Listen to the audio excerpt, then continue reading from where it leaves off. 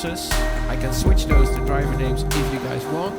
The driver names are underneath the screen as well. Let's have a little look at some of these cars. That yellow is a little hard to read. The position.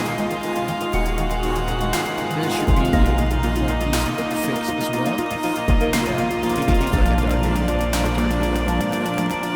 So the donations now on screen as well as the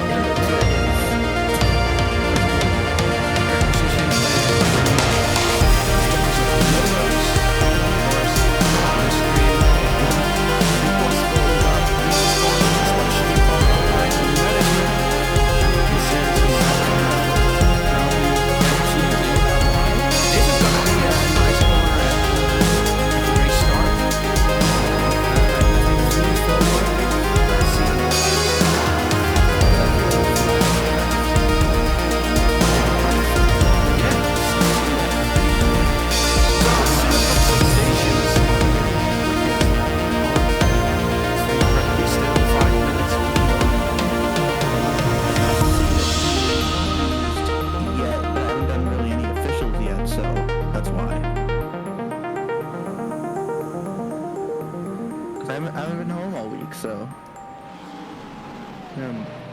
in the one thing that I will not be able to do for you guys is I cannot bring you all the way to the checkered flag this time, as I have to leave the stream at around 4 o'clock Eastern, and I will have a replacement, someone new on this broadcast with us. Absolutely. Yeah, and you've worked with him before, I think? Yeah, me and him are great friends. So that should be fun to get us to the checkered flag the last few hours. He has a lot of energy. I told him not to swear. Yeah, that's a no-go. All right, so Yeah. a little bit of a message from Race Control. The 23 car, SGS Racing, they have a teammate that didn't make the full 25 valid laps. So this has to be a solo race for Oliver. Whenever the other driver joins and gets on track, it will be an immediate disqualification. Oh, that's a little wide from Ollie. Absolutely is. We have the Viraco Esports Team White LMP2 car. As some of you know, or may not know, I happen to know a couple of the guys on SJS. So whenever I can, I'm normally in there just talking to them, 'cause they're really great guys over there. It's all they have a couple real race car drivers over there, 2 of them, I believe. One of them is in Formula 4, or one of the similar series over here in America, which is really cool. I'm figuring out if I can change that number a little bit.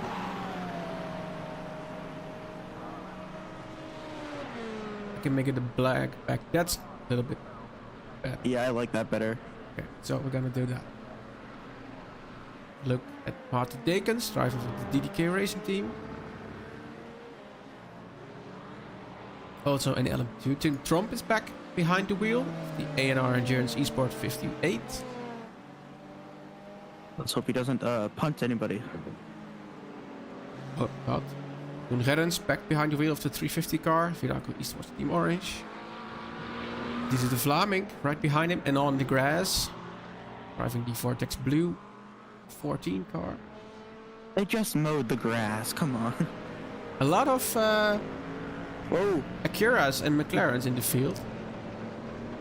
Let's have a little... As you know, I am very much a McLaren supporter. We also have the possibility to just look at a single class, which should come in handy during qualifying. Which I do really like. So, a single BMW and a Ford, and pretty much the rest is McLaren or Acuras. We have GT4s as well, which are almost all Mercs. And then there's Oliver in the Aston. Currently only the Flawless Racing team on track, the rest in pit lane.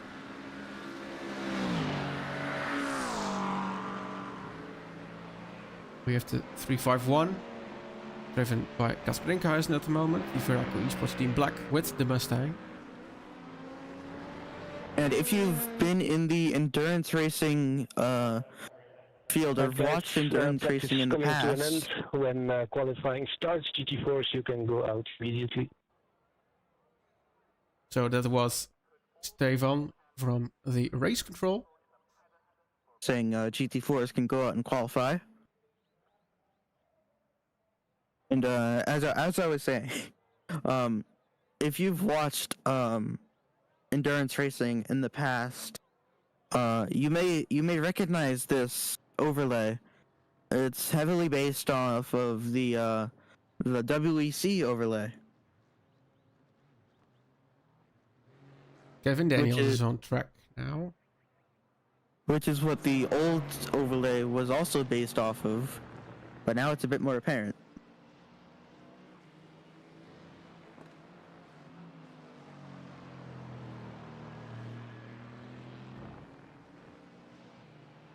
Almost up there to 3,000, so we're getting there. So Van Dijk, and is also the qualification overlay working. Glad that it worked out. And then I believe it should show the time as it goes. Yeah, and then the sectors change to purple and green and whatnot. Yeah. Which is a nice addition. Yeah, absolutely. I think maybe the track up also. Believe once they're on their laps after their out lap, it will work. It's been a long time since I've used this specific overlay, but I have used it in the past, and I really liked it. In the past, I used it and I had no money, so my subscription only lasted a month and 14 days.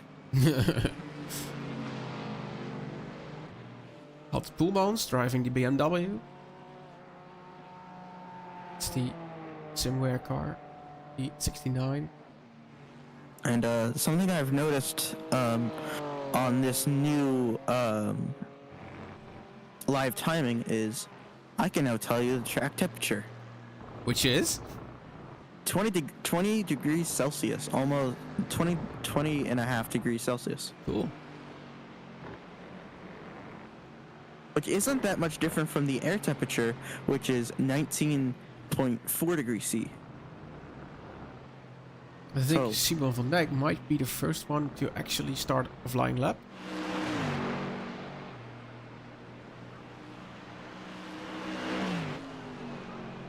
Kevin Daniels is. There you go. And this track is a more recent purchase for me. I bought it only a couple months ago, whereas some of the other tracks I've had for at least a year. I think it's nice to have the outlaps not displayed. I like that too. So Kevin Daniels, what you see now is what he's currently doing. Simon van Dijk as well. Dante Olivia is opening strong. Purple sector for him.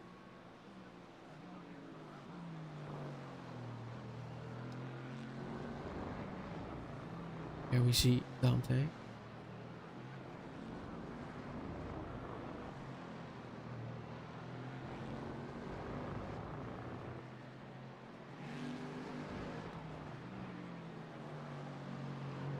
Currently, I think Daniel's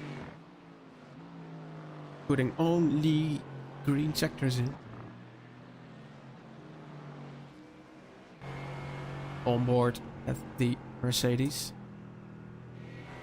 So it's GT4 qualifying for 15 minutes, then GT3 qualifying for 15 minutes, and then LMP2 qualifying to get us to the end of the session. Or, you guessed it, 15 minutes.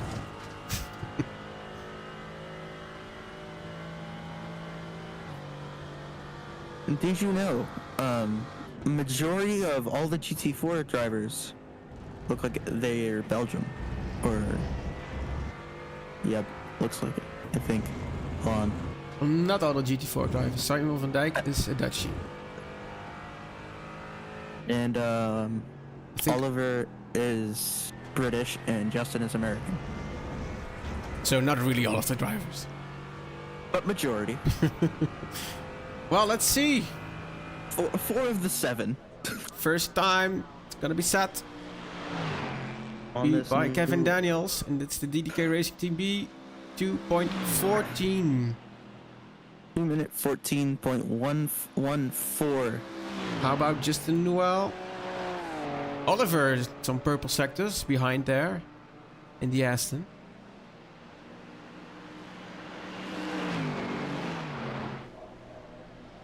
And then, let's see where SJS can go. Oliver gets a 2:15.6. And Justin has a 2:15.2.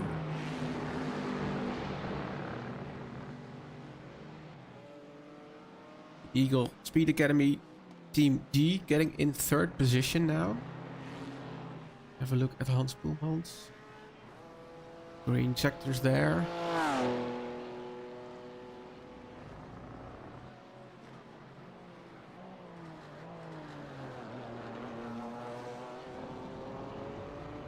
He didn't have a time on the board as of yet. One of the only BMWs. Actually, the only BMW, I believe. Has no time on the board, like you said. Oliver goes into the pits.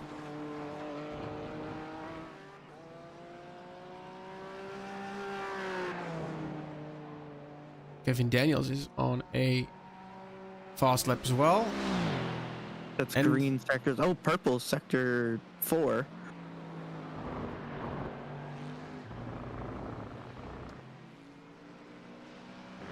He's trying to improve his pole lap. Thanks, Stefan, for the comment. Stream looking great. I have my fingers crossed. It all works out today. Me too. Is it gonna be an improvement for the DDK Racing Team B? It looks like it might be.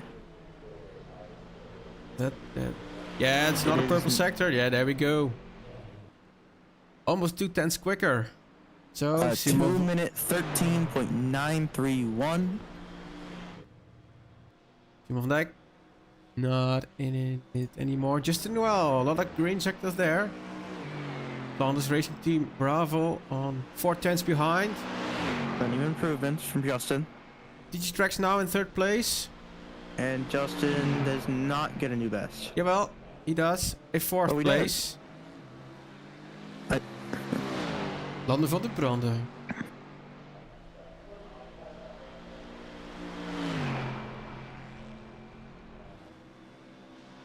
In 4th position now. Head over to Dante Olivia. Currently in 2nd position.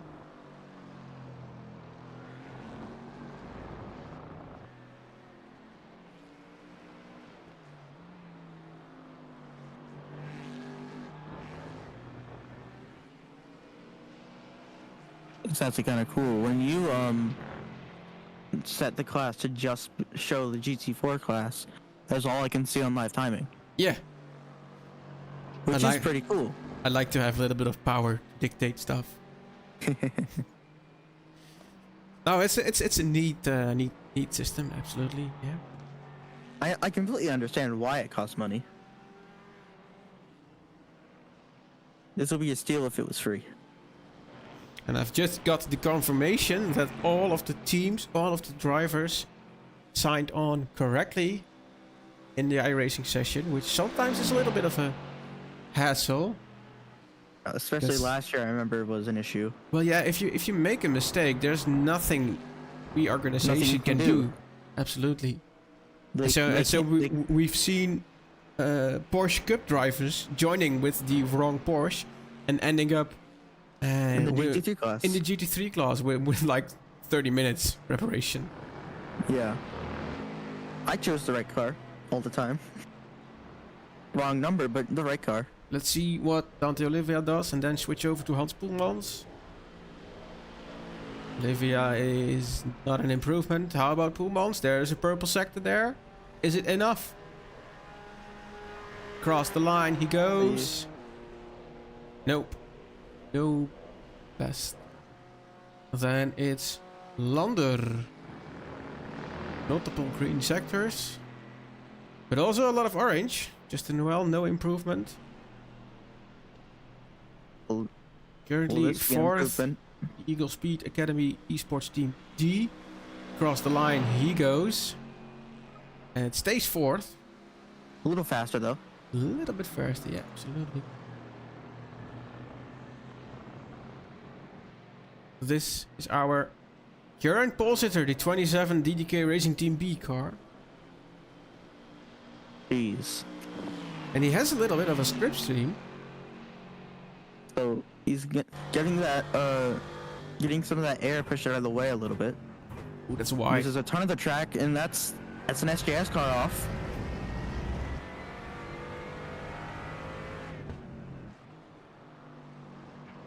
That might have been Oliver, I think. There was a green first sector. Meanwhile, I think Lander is on a better lap as well. It was Oliver that went off track.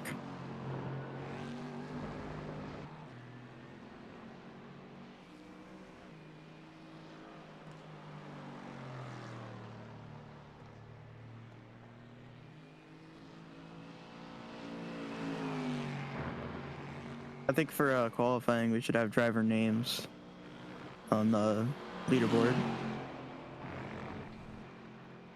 That's fine. That's just what, yeah.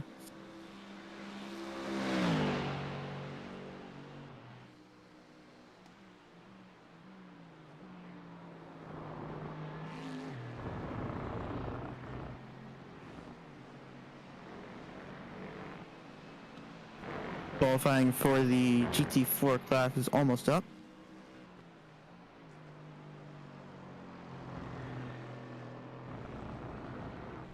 Using all the track and even a little more.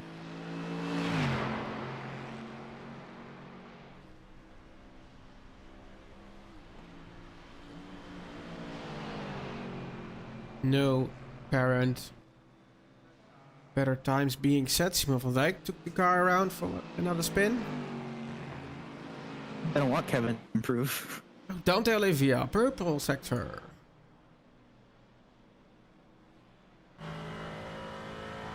Does he go wide there as well? Second sector is not so good.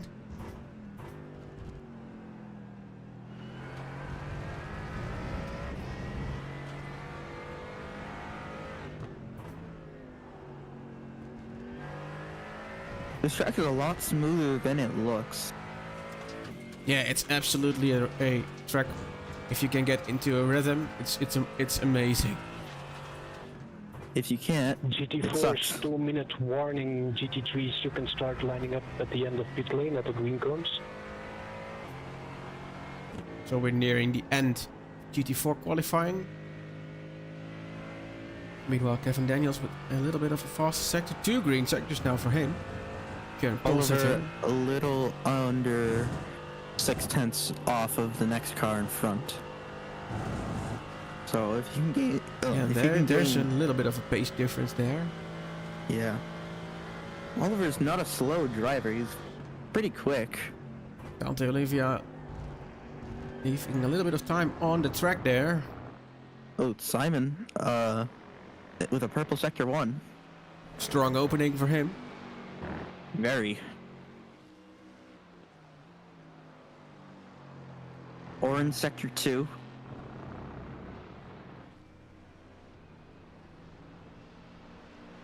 The track temp has gone up a little bit. It's now 21 degrees Celsius. First up, Dante Olivia. It's a green sector at the end there, but no improvement. Yeah, there is an improvement. 3/10 from the leader now. Up. Let's have a look at Daniels himself. He gonna improve his time? They really don't want him. Everyone doesn't want an improvement from him.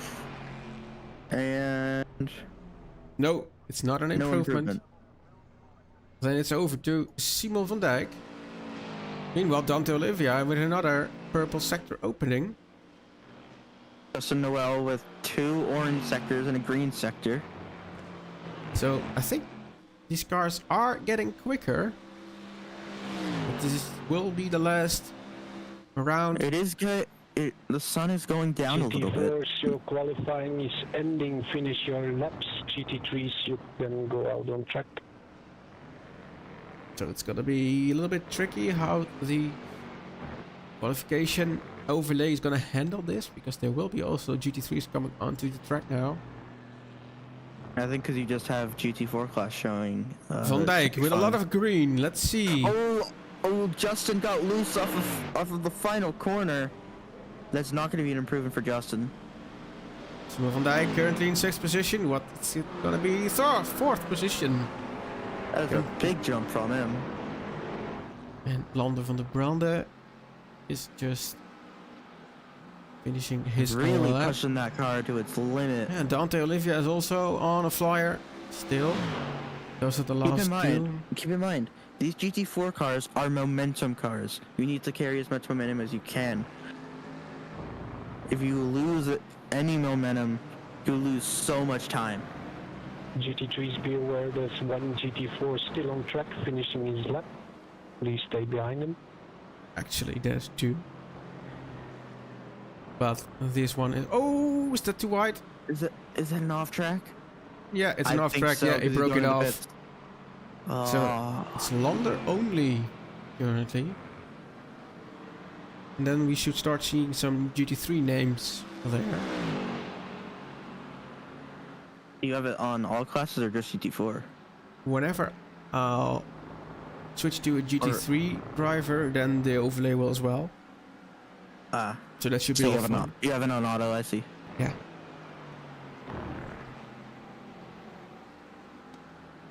Looking very good for Lander in the 777. Yeah, he's gonna break it off as well. Got really loose there. So that means Kevin Daniels in the DDK car is quickest. Once again. Once again, absolutely. Followed by Dom. I believe that's 3 poles in a row. Now let's head over to GT3. This is Bart Schwat. A lot more diversity in nationalities here. I see Dutch, I see Belgium, I see American. Just from a quick glance.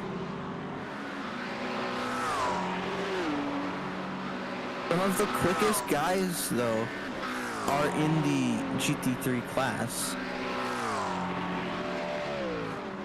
I see. So I think Melvin has a nice toe, because he opens quickest. 2 purple sectors in a row.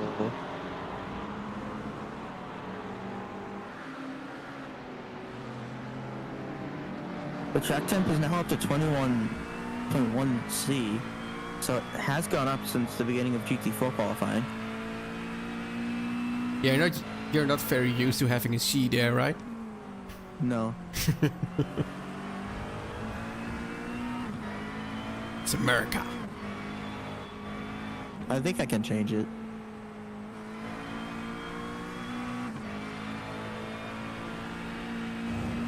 Chris Lauwers posting purple sectors as well. Oh, I can't change it. You're in control of that. That's what we like. Brendan Hirsch just went off track. I think we might switch over to Chris, because he's posting great lap times as well. Driving the SimCity racing car. I think he'll be the first one to actually... Yeah, there we go. On the track map to be seen on the back straight now. Start-finish straight, actually. A little loose there. First up, Chris. Followed by Diede, Vlaming, and then Melvin. Race opens in 2:02. which is pretty quick to start out with. There you go, all the times. I believe in practice we saw 59. Meanwhile, Angelo Lawrence is also quick. On to the finish line, there we go. What is one major thing you would like to see redone on iRacing? Phew. I know what I like added in iRacing, and that's the choose code.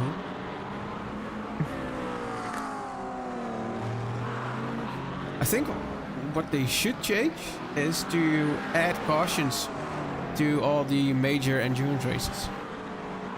I think they are working on that actually, so... Yeah. But you want it now. Melvin, 2 purple sectors. Still in the draft. I think for me, the big thing I want changed on iRacing is because I started with a Assetto Corsa, which has amazing sound quality. What I really want to see change is I want to hear more high definition, high quality exterior shots to sound a little bit more closer to reality. Yeah. I can see where you're coming from. But it's not on my priority list, but it is something I would like updated. So the 202866 still stands. Chris Lowers for SimCity Racing. We're looking at Melvin. A couple of purple sectors. Chris Lowers is on a improvement as well. 2.8 is gonna be a 2.73. That's gonna be a tough lap to beat. How about Melvin? Still in P4. Yeah, that's gonna be tough to beat indeed. R.O.I jumped to 4th position. Whoa. That was a bit of a tricky move there. Yes, it was. Schoonakers joins 4th position. Both R.O.I esports drivers. So the Aston Martin Valkyrie, what do you think for the new GTP? There's the track scars off. Yeah, I don't really think they needed another GTP. I think iRacing needs to get it right and then add more. I personally think once they've edited the tire grip levels. I haven't been able to try those yet. But I will try those soon. But I think if and when iRacing does eventually add the Aston Martin Valkyrie, I want them to get that V12 right. Yeah. Because it's a 6.6 liter V12. I know they got the Cadillac right, and everybody loved it. So if they can get that Valkyrie right with that V12 and just make it sound amazing, people are gonna love iRacing again, especially running in the GTPs. Schoonakers is on an improvement from 5th position on.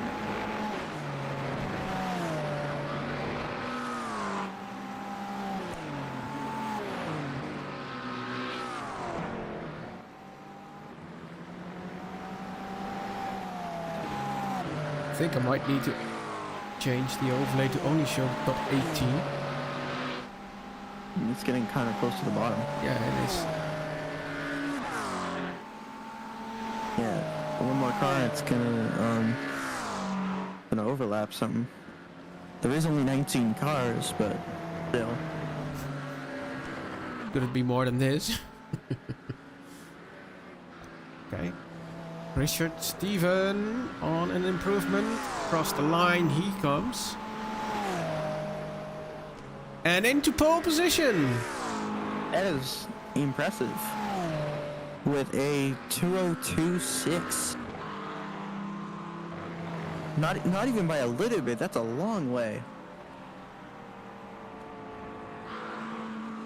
We said the 202.7 would be hard to beat. Oh. 202.6, that's going to be even harder to beat. Hermans up to 11th position now with the 203.3.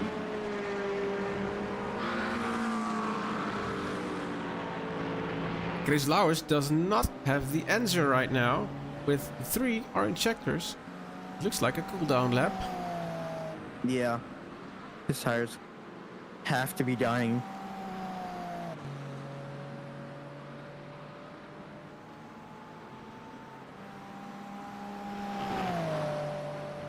Brendan Hirsch currently in 19th. He's gotta do something if he doesn't want to be dead last. There is a purple sector there for Chris Lauwers.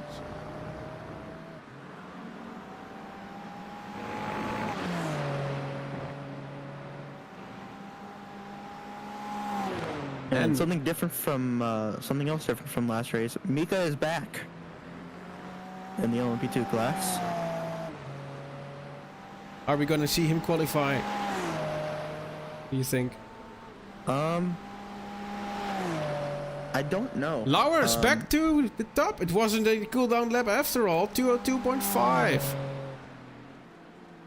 The battle for pole position, 1/10 at a time. Fairly, and then Steven is on purple as well again. There goes Fairly. Here is Steven. Fairly up to P4 now. No, Steven breaks it off. Koen van der Woestijnen on a personal improvement.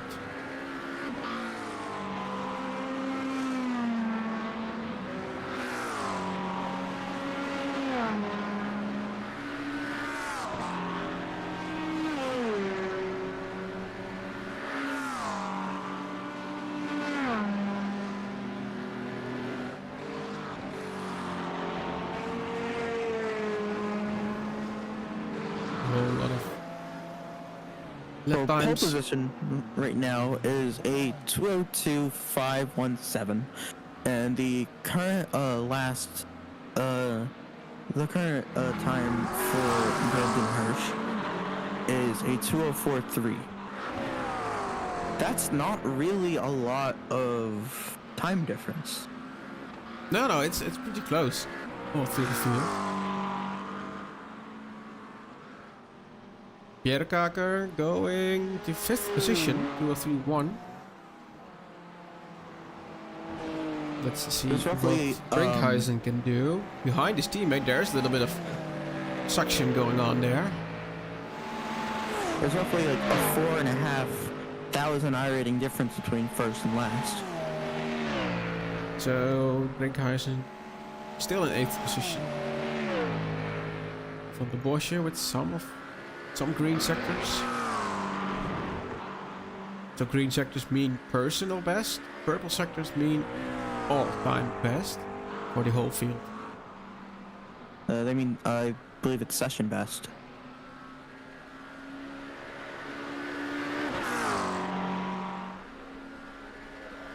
Yeah, but for all drivers, that's the point I was making. Yeah. Bosch now in 17th position. Here's Koen. Track temps went up by half a degree. I'm sorry, GT3s, you have 1 minute and a half remaining. LMP2s, 90 seconds left in GT3 quality. You can start lining up at the green zones and the pit lane. Leer Snyder in the suction. Jumping He up forgot. to P10.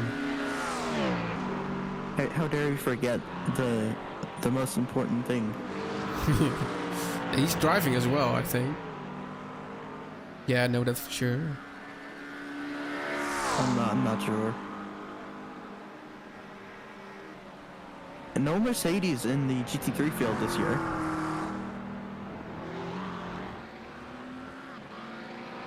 And there's a lot more McLarens than there were last year. Surrenders.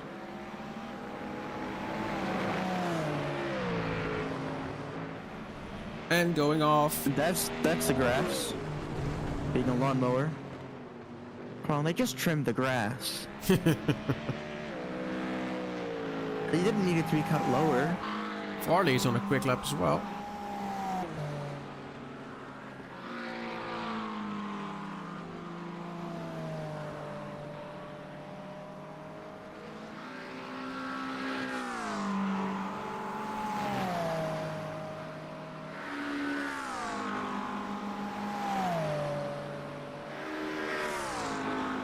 I love this camera view right here. Yeah, from behind the wall.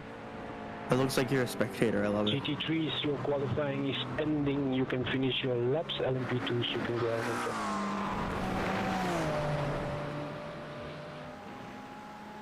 If I go to an endurance race this year, which I should be able to, I will take plenty of pictures.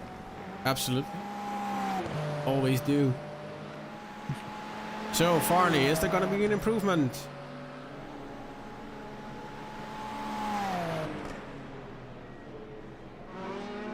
It is not an improvement for Farley. Still in 4th position.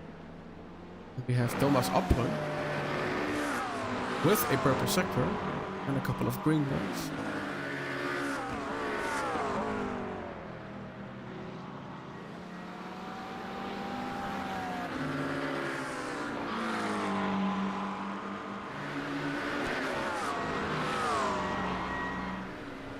Still plenty of cars out on track.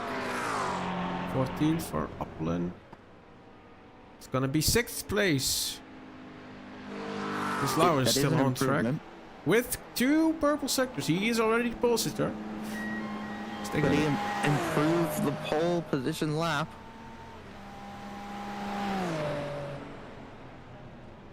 He did not. Just. Almost. Here are our LMP2 drivers. Because Cas Brinkhuizen is not doing an improvement, and Thomas Appelen isn't either. And it is not Mika doing the qualifying lap.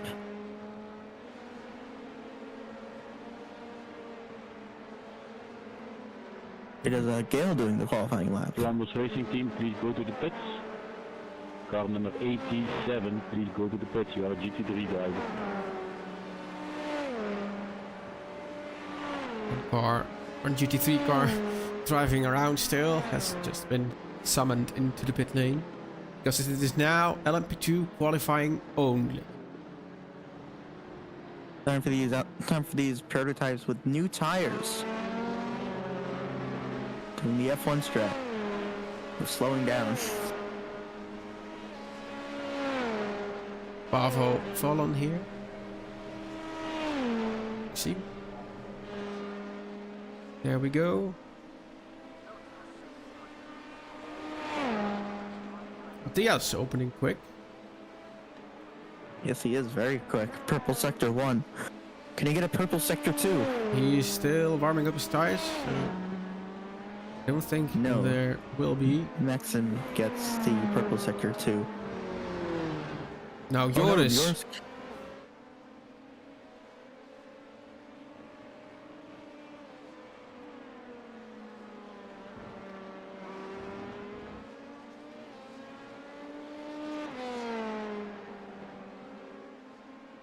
Maxim gets purple sector 3 for now. I think those 3 cars are going to be very fun to watch. That was a really bright tire barrier.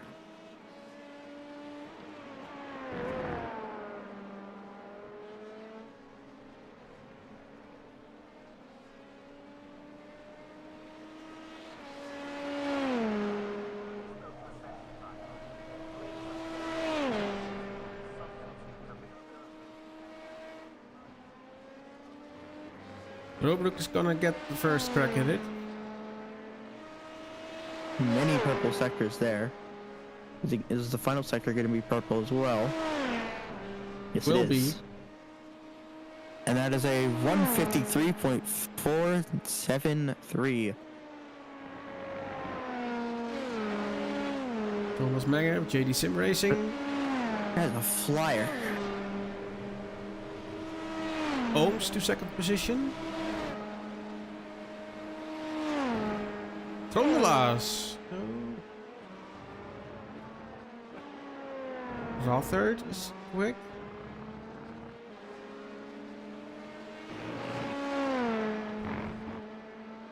Roy Maas in 6th position.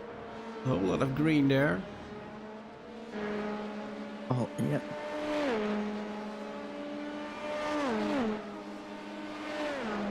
Evo. Some purple sectors. But taken away by Koen Klopman. This one to watch as well, Koen. My purple sectors.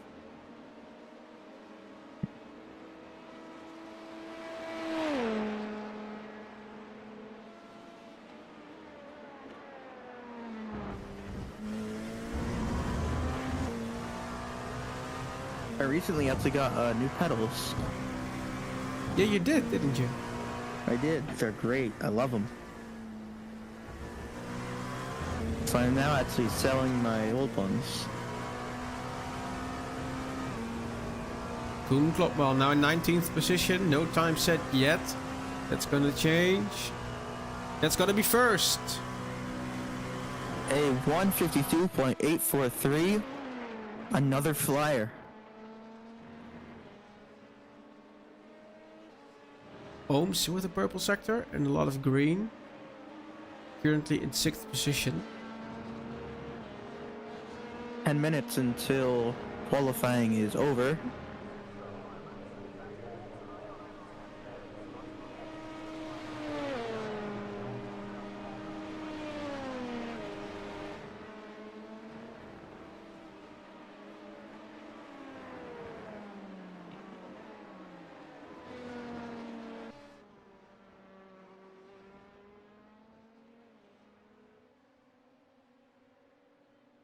What's happened? A lot of people into the pit lane. Tim Trump, quick lap. Just bumped himself up to P6. Rondelaars. About to get a better lap from 18th to P12. I have a question about qualifying actually. Tell me. Can you switch drivers in qualifying? Or is it against the rules? No, both drivers can have a crack at it. It's just the quickest time, that's what predicts your qualifying position. Thomas Menger, all green for him. Currently 8th position.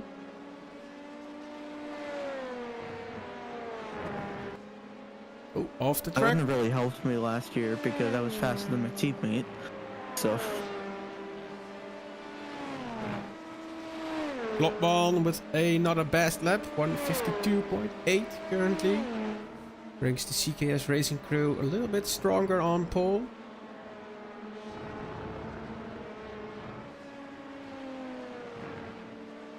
this new lighting engine really likes reflections. Yeah, absolutely does.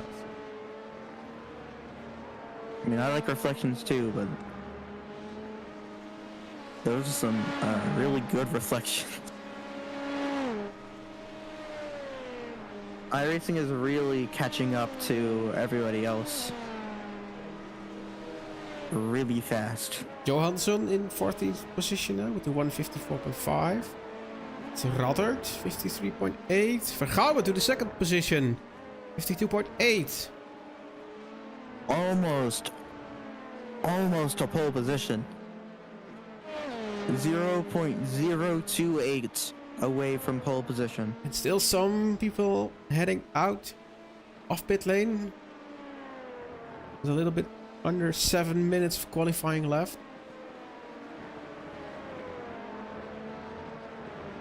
I think a car that would fit into the D-class rating is, I think, the JSP4, also known as the LP4 car. Yeah. That would really fit into the D-class, because you actually have to wait till C-class to start driving prototypes.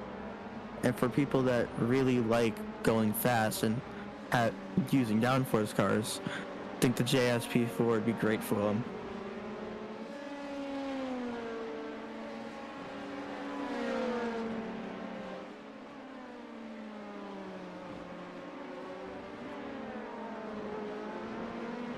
All right.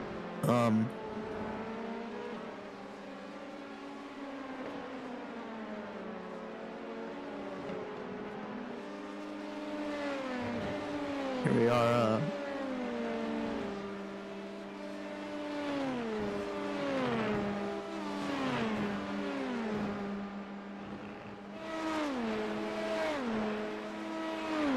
And remember, whenever you feel like donating, you can always scan the QR code, which I believe leads you to the correct link this time, to the 2025 page, and you can donate to this wonderful cause, to this Make-A-Wish Foundation. 5 minutes left in qualifying here at Road America. These guys looking really racy here during qualifying. That's not going to be good for the lap times or tires.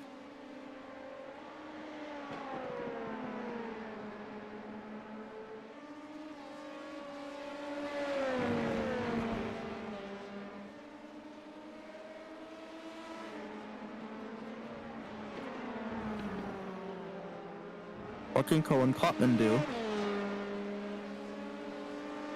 He's on the lap. What can he do for his pole time?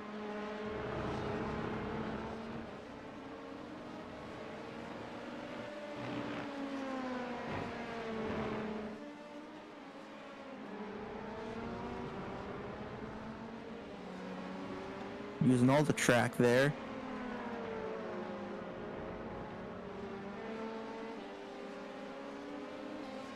As you see, getting out of the way for, I believe that's Tim Trump.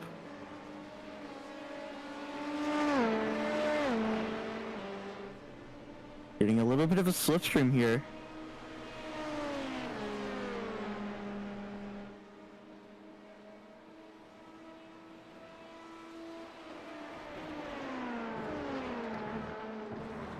Oh! Off into the tire barrier, into the gravel, into turn 1. Who was that? That was, Joris.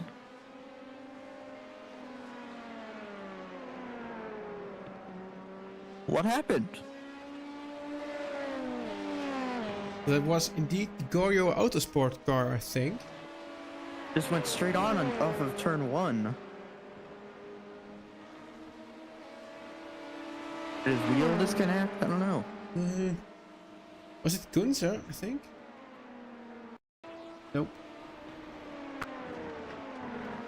No.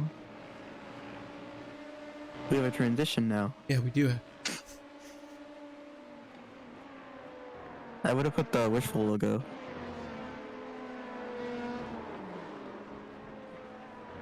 That wasn't... We didn't see that, but now we did. Good save. Klop on a flyer once more. It was turn 1, I know that.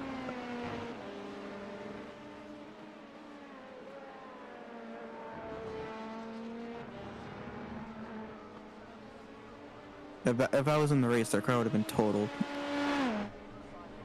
Is it gonna be an improvement for Klopman? Can he get pole back? He can! By quite a little bit, actually. A 152.496. A little bit over the 10th quicker.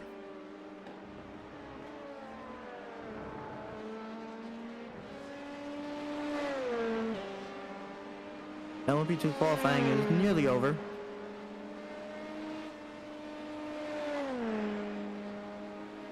Yeah, once the timer runs out, people who are still on a lap are able to finish it. They have 2 minutes time to finish all their laps. But they won't need all those 2 minutes. No, with a lap time of 1:52. Should be fine. We're looking at the number 59 car, Patrick Rather behind the wheel. Currently in 10th position. Over the hill he That temp goes. has gone up quite a bit, actually. Now it's 22.2. Yeah, given the fact that we're starting in the morning in sim time, it's gonna Gonna climb, of course. Go way up. 20 seconds until qualifying is over.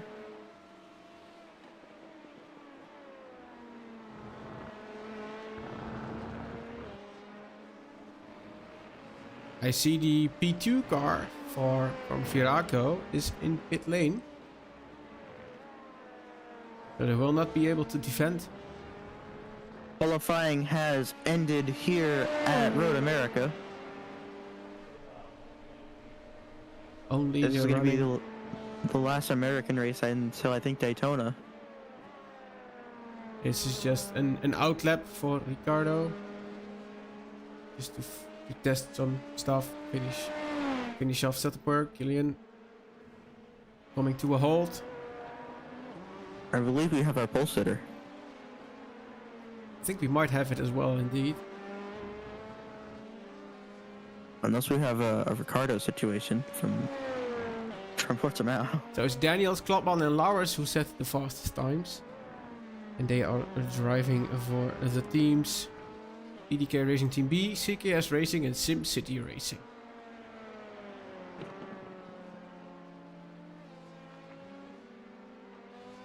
Then the next interesting bit, overlay stream wise, it's gonna be start grid.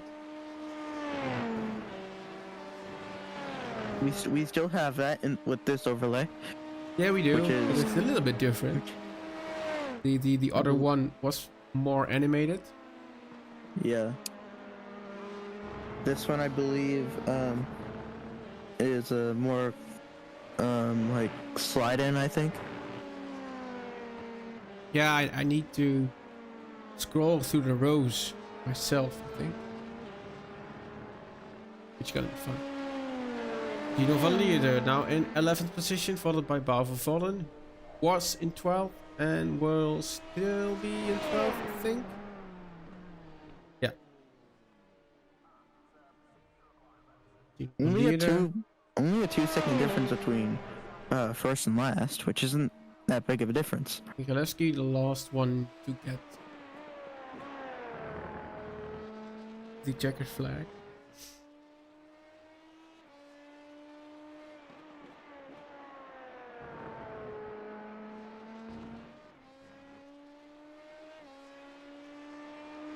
And the cool thing about this overlay is it also presents laps. Like if you do a lapped race, it presents that as well.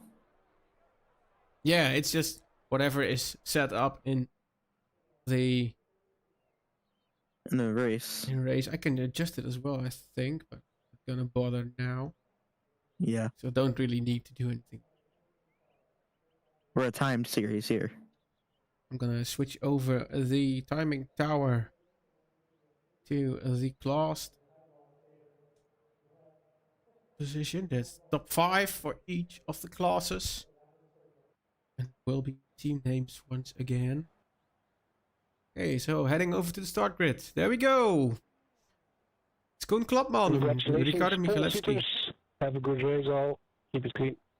Matthias Kreutzner and Arend Vergouw on row 2. And the third row is Gilles Philippaerts and Joris Ooms, followed by Tim Trump and Kilian Klaas. Then we have Patrick Rathert and Ivo van der Linde. That's a little bit too much. A little bit fast. A little bit fast, yeah. Pavel Valen and Gino van Lierde. And Thomas Menger, followed by Roy Maas. Stefan and Grondelaars. It's Lawrence de Vlieger, Gail Nacero. In 19th position, Erik Johansson. Then first of the GT3s, Chris Lauwers, Richard Steven, Angelo Lauwersen, Andrew Fairley and Jasper Schoonakers, Thomas Appelen and Magnus Bjerkaker. That's gonna be fun. Kenny Hermans and Diede de Vlaming. And then Dries Rohart, Cas Brinkhuizen, Steven de Leersner and Melvin Heyen. Kevin Dekkers and Bart Scholaat are the next. Then it's Thomas Renders and Thomas van der Bosch. Both Thomases there together. Koen van Woestijnen and Brendan Hirsch. Followed by the GT4 class. Kevin Daniels on pole, followed by Dante Olivia. And then it's Hans Poelmans and Simon van Dijk. Lande van der Brande and Justin Noel. Then on last place, Oliver Noden-Meyer. 45 cars have gridded. It's gonna be absolutely amazing, this race. A long one here at Road America. 6 hours. Yeah, the first few laps is gonna be a little bit tricky. Because we do seem to have the known problem for us. This season. It wasn't a thing last season. It was just this season.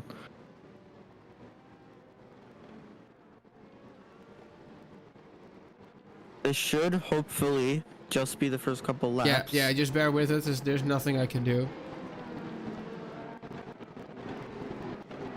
Because I know you're not upgrading to a 5090.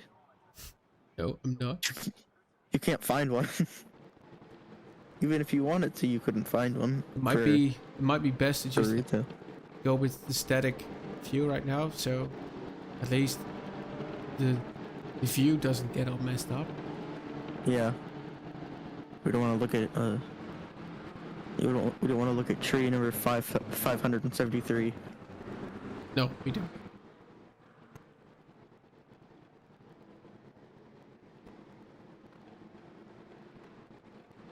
And you may see the LMP2 cars weaving in and out. This is because of the new tire model for them.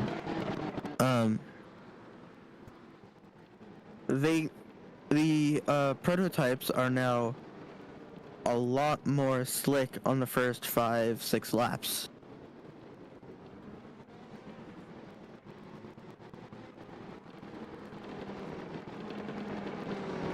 And they have to get their tires up to temps before the race starts, or else they're going to be slower than the GT3s on the first corner.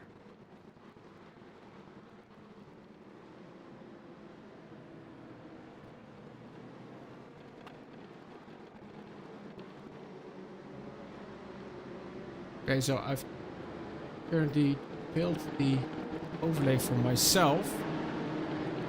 But not us. But not for the stream. It looks to be a little bit better. Just Oh, for yeah, the beginning of the race, actually. Yeah. Seems to be better. Way better. You know, They're not blinking. no, and once the field is gonna be a little bit spread out, it should be fine. Yeah.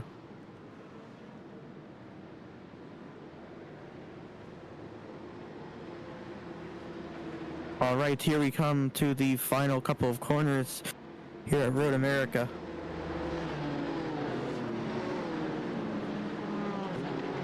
The QR code is still on screen. If you feel the need to donate, which you really should.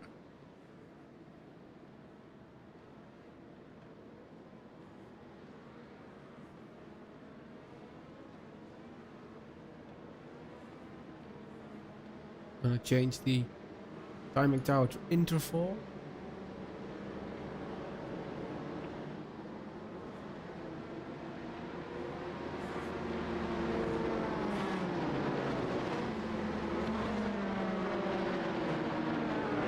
This is a cool little view. Yeah, it is.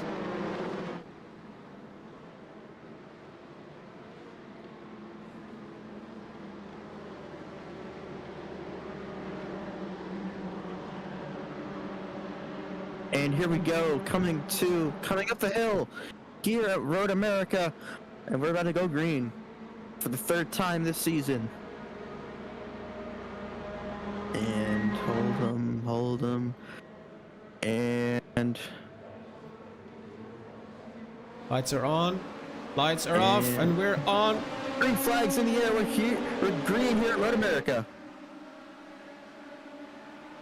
LMP2 start all underway. Looks all fine Will there and be any dandy. spins? There is GT3 start. No any spins that I'm aware of. Heading over to GT4 start. A little bit of blinking there. It's only one car. So it might just be them. Safety car deployed, please. Safety yellow car is flag. deployed. There's an LMP2 car crashed. I believe that's Tim Trump. That is the first time this season that the safety car has been released. Yeah, gonna have a look at the replay right now. Tim Trump has crashed. And here is how it happened. And oh, gets loose. And then And gets he gets tapped. turned. It's the 58 car that gets tapped. There we all go. That wasn't a bad crash. Simware car, the Rear wing 123. gone.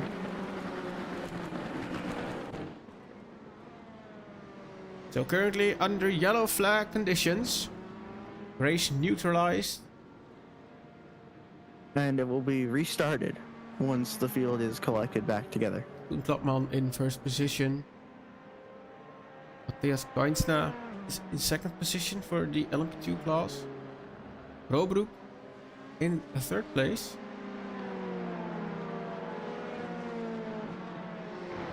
I can go ahead and enable the driver info box again.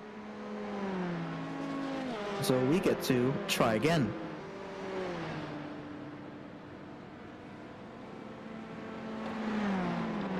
I told you it was going to be an issue with the cold tires. Absolutely, it was. We're still used to the old tire model where you can basically do a slower push lap. This is the moment where race control given the green yellow flag and we see everybody slow down.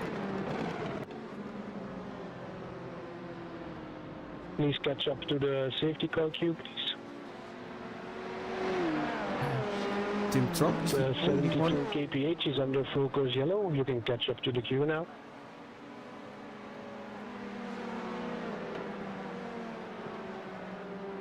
So the lead pack is being told to catch up to the pace car. Koen Klopman has got the pace car already. There is the rest of the pack coming up as well. Now I've seen oval races where normally in the oval races we say, hey, safety car's here. But they can't do that here because voice chat is turned off. Yeah, absolutely. Only race control that you hear on the voice. I know there's some leagues where you'll Safety car is hear a now bunch in of people turn four. talking. But not this one.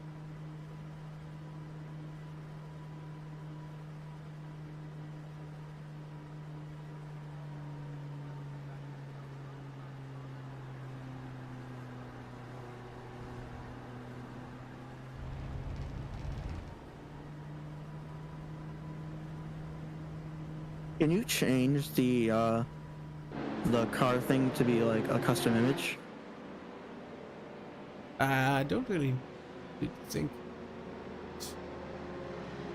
Because I know it used to be logos that was in that corner. Be careful. Yeah, it used to be team logos as well. I can put an image up, but the drivers have to enter that into their app Manually. manually. And people like to be funny. Yeah, which I told in the drivers briefing as well that's the reason that we didn't do it. Yeah, I heard that. Chris Lau is still way on his own as GT3 leader.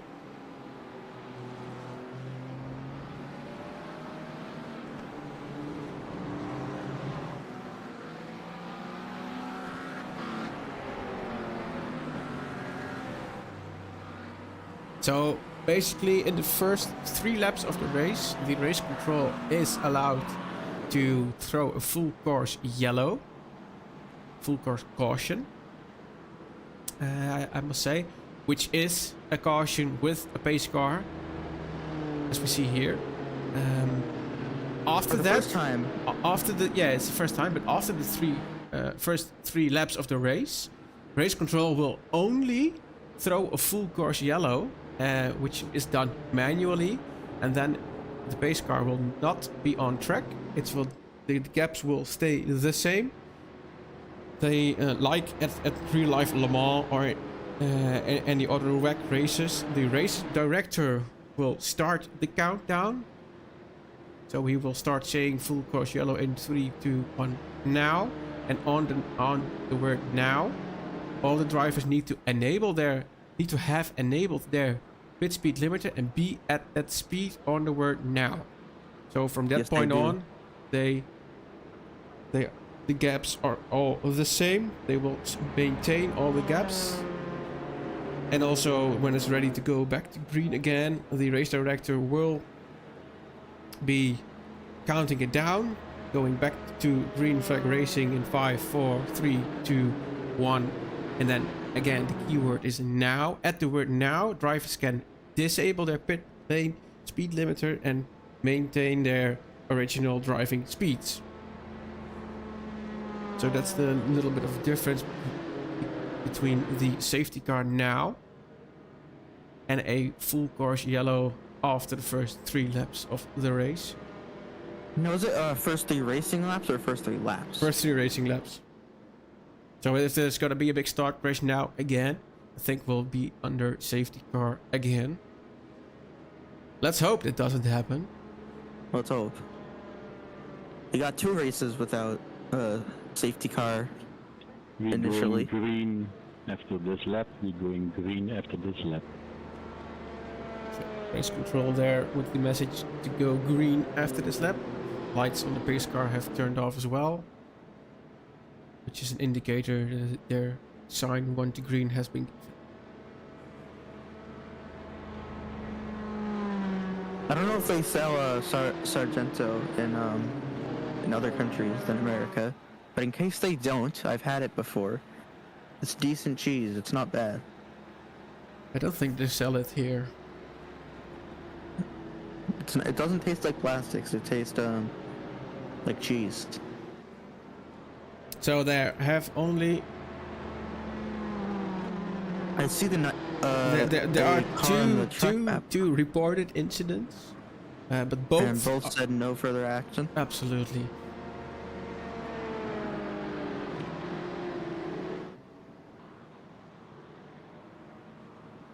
As we see many LMP2s, except for the 2 car of Colin Clotton weaving. I don't know what that's about. He's taking the Kimi Räikkönen style of not warming up his tires. There's of course a little bit of an advantage driving away first.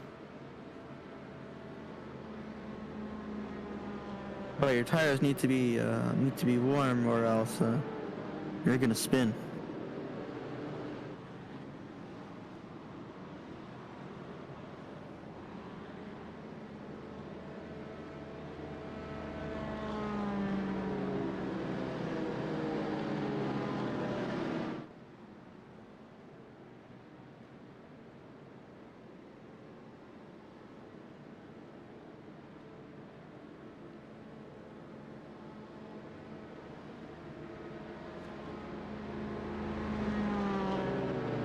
So this is the EP2 field, GT3 field stacked up again. I haven't seen much blinking recently. Oh, changed.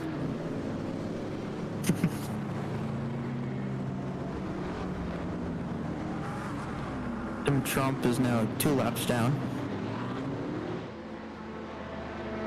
Yeah, he's heavily damaged. And still... he is driving again at the back of the field there. And you're getting faster pairs in the series, except for in the 8-hour at the Nürburgring. You get 1, because I think it's because it's 8 hours, and a lot can happen in 8 hours. And we're about to go back green. Here we go up the hill.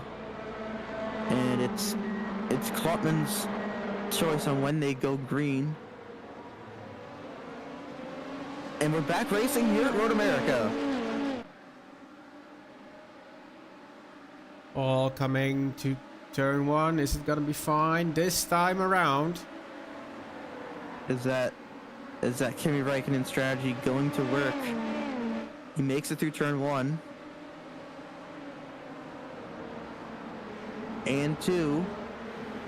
There come the LMP3 drivers as well. Chris Lauer's still at front. GT3. GT3, sorry.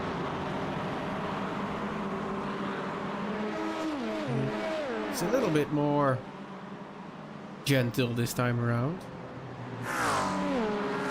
They gotta know what to expect. Oh, there's a shot. Down the Matthias. inside, side by side.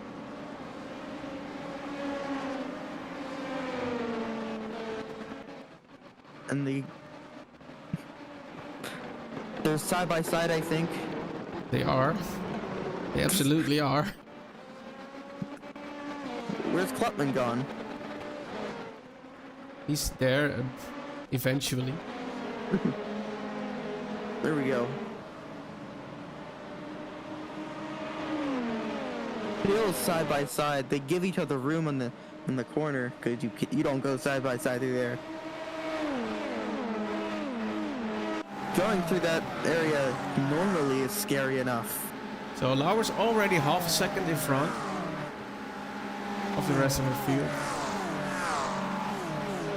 We have Oliver Nolan crashed. Let's see if we can fetch that. This is in the replay. Oh, it's his teammate.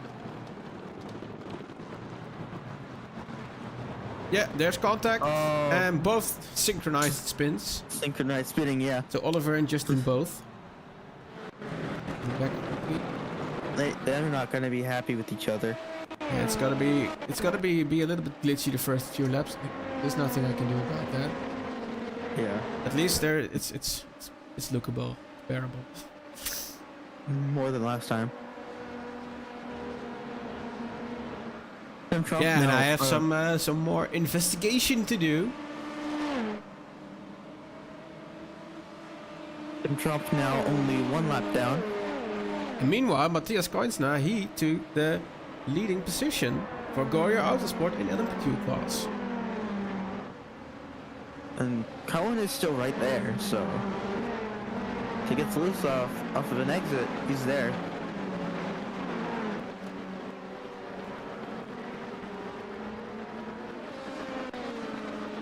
Every now and then,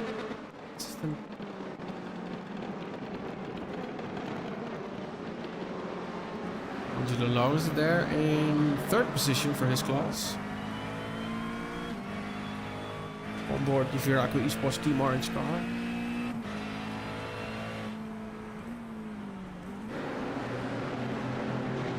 But under pressure by the guy behind it is Andrew Farley. Here he is. I know you guys love your history lessons.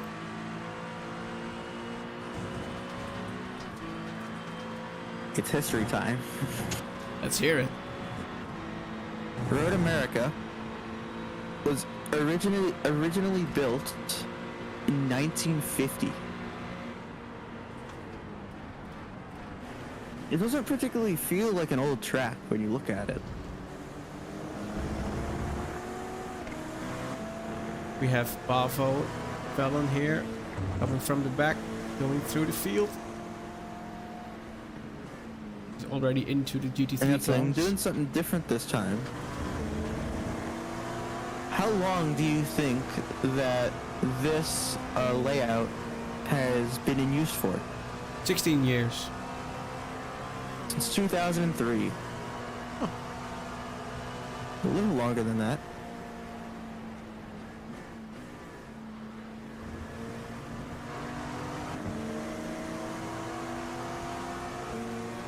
It is a little bit of a traffic-wise tricky layout this here at Road America.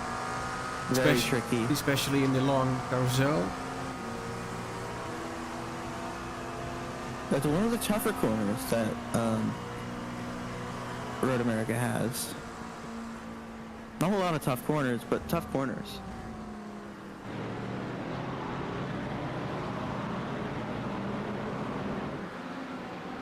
So 3 more GT3s go for Pavo, and he's free from traffic for a while. For now. Roy Maas is there as well. Here he comes.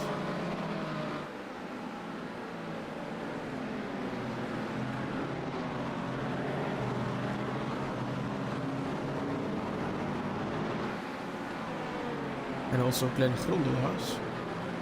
Little way down the road still. DigiTrack's 18.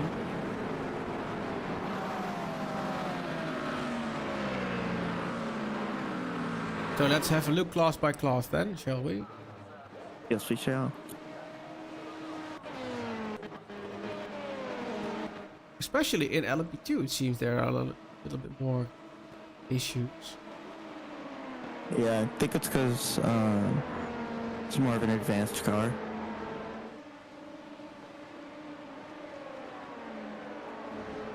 The blast there in the 77 car.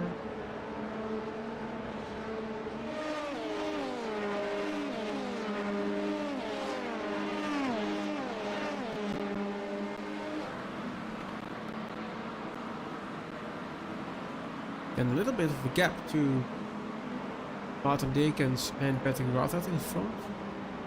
But there's a little bit of a fight going on there between the 88 and the 420 car. Oh, actually, I'm wrong. This specific layout has been in use since 1955. That's a lot longer. Yeah. The only thing that has really changed was the MotoGP chicane. That was added in 2003.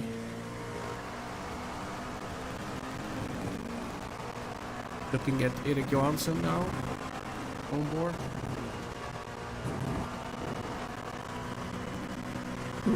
In 1950 to 1952, it was a lot more technical than it is today. Is that? In 1952, it was actually longer. It was 5.3 miles, or for everyone else, 8.529 kilometers. And nowadays, it is 6.5 kilometers. That is a good bit shorter, though.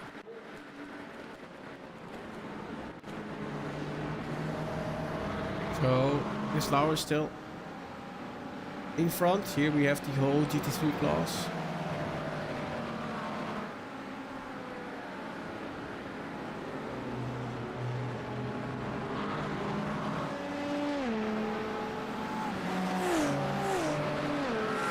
It's a little bit cloudy on the track, so new lighting system looking good. I love it. Still in LMP2. Track is getting hotter. Went up 3 degrees from GT4 qualifying. That's not like, that's like plenty of temperature. Cause if this was American temperature, that's nothing. But this is everywhere else temperature. So that's not nothing.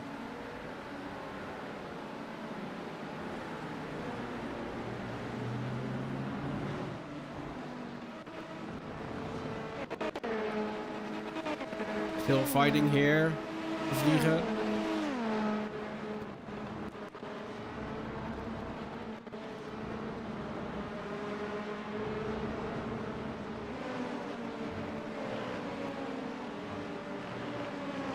Owen Klopman currently has the best lap of the race in LMP2 class.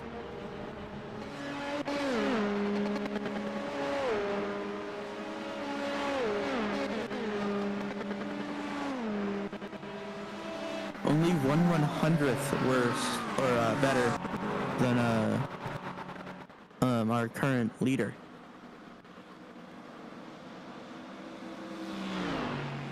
GT4 has already 2.4 seconds lead. Behind there's a little bit of fight going on between the Dante Olivia, 69 Simber, Three-way and battle for second. oh no, Four-way battle for second.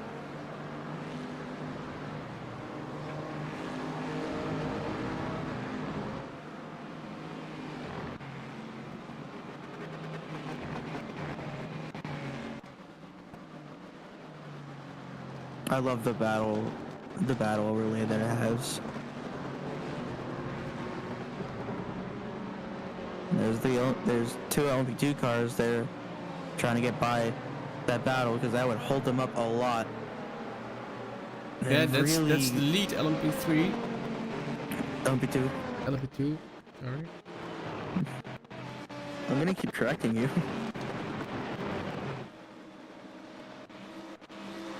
So let's head on board with the LMP2. Because the track map tells us that GT3s are not very far away. From about half a lap away from LMP2.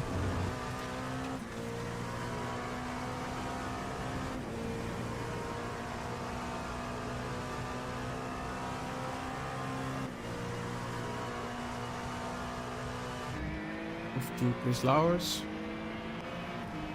which is being attacked by Richard Stevens from Simatox Sensations. And I believe the GT3s have not been hit with the new tire model. Also, Aaron Gouwe went off track. Let's have a look at that. If the system manages to survive. Hello, tree.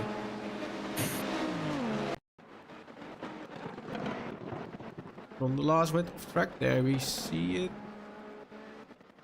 Little bit off track.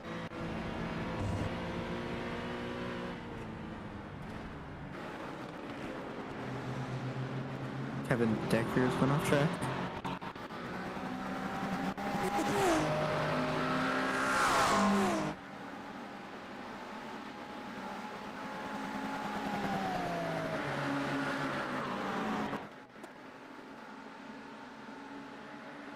No current, no more reports have come in recently. It's a nice fight here in GT3. Yes, it is.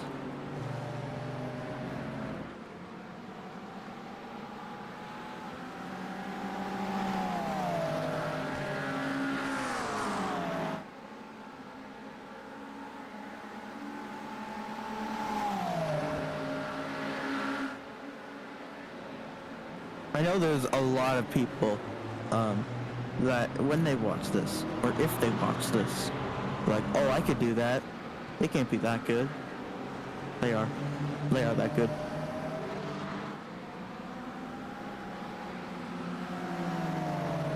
And I'm not just saying that to praise these drivers.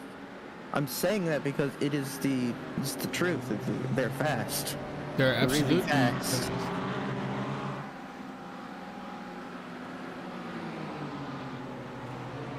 They're not top 1%, but they're really fast.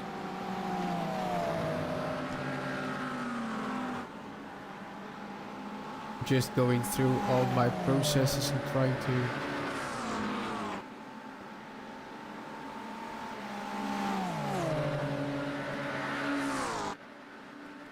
shut down as much as I don't need. Yeah.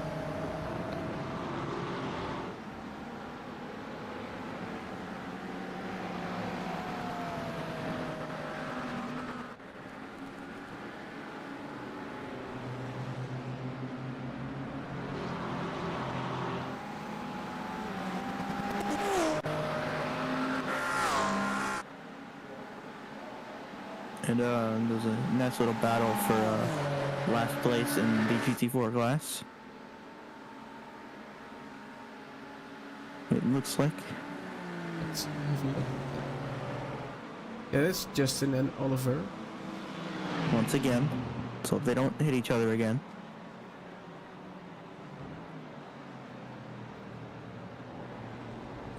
Getting closer and closer. On board with Justin Noel. Yeah, with Oliver.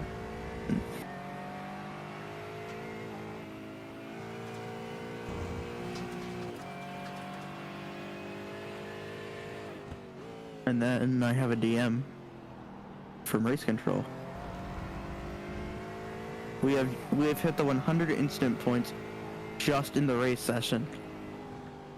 That's a lot. I've done more.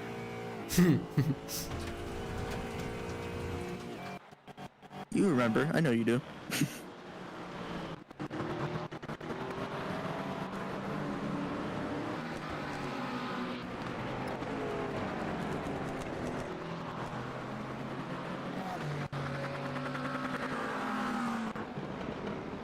Our leading LMP3. There's gonna be a lot of dirt in that corner going up the hill.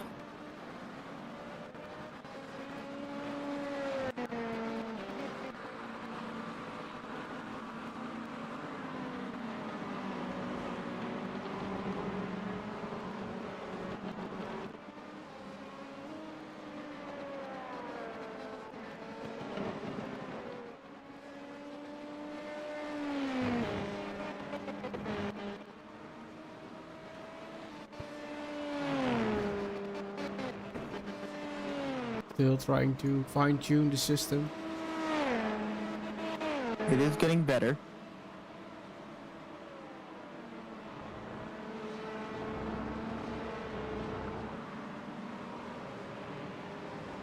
As the clouds go away, track is getting hotter and hotter. And this track isn't particularly easy to pass on. No, it's not. So we will see a lot of battles here.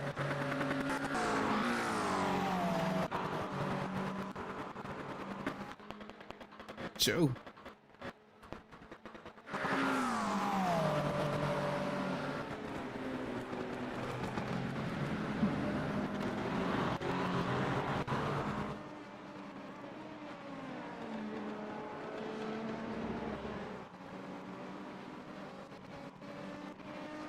The gap is pretty stable for the first two cars in the LMP2 class.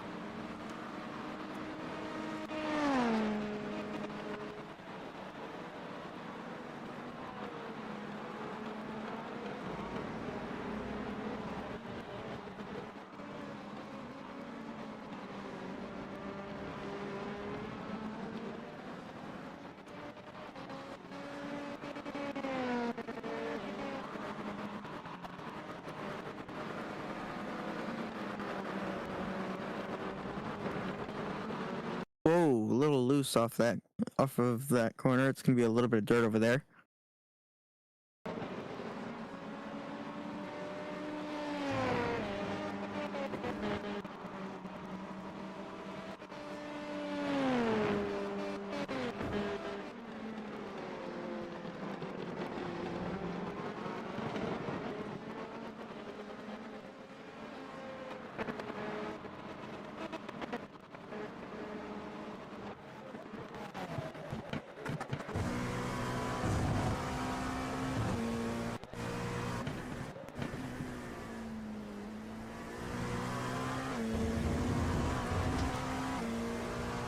So now coming up to the GT3 field. Yes, they are.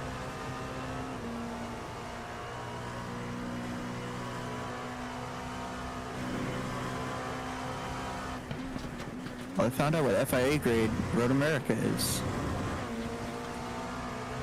Well, It's a grade 2 track. it's the first GT3 down. And because it's a grade 2 track, people that say, oh, F1 should race here, they can't. It'd be cool to see for an exhibition race, but they can't.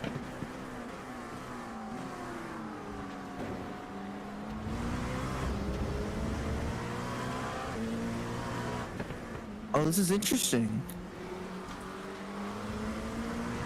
Mascots raced here in 1956. Oh, contact with the leader. All worked out. Mascot raced here in 1956. And then they stopped going there until 2021 and 22. And then went to Chicago. Klopman is gaining.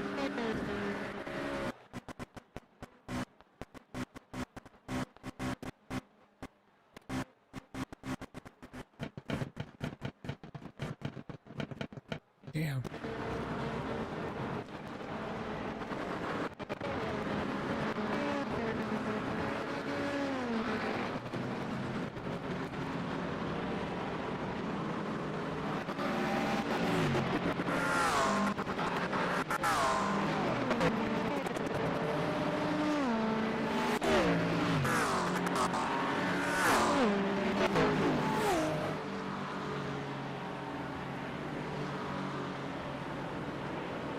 I found the lap record for the only car.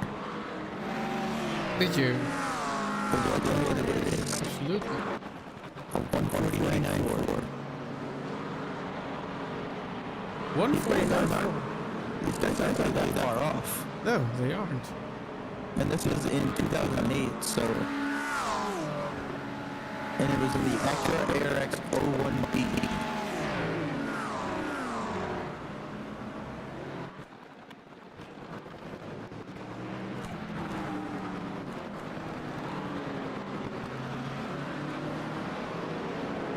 What is the slowest lap that's been run here? Officially. An IMSA supercar from 1991 ran a lap of a 257.2. It was a 911 turbo. It was the 1991 Nissan Grand Prix of Road America.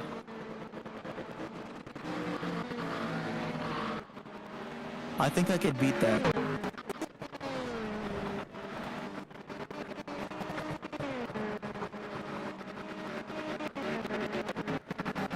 A NASCAR Cup car beat that.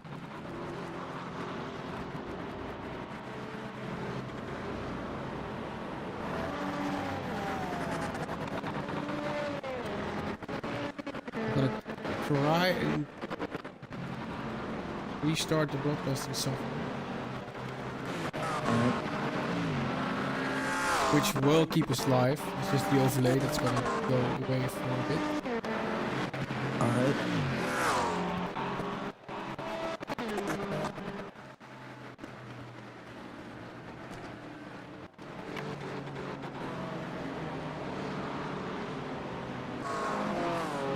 Yeah, that seems to do it.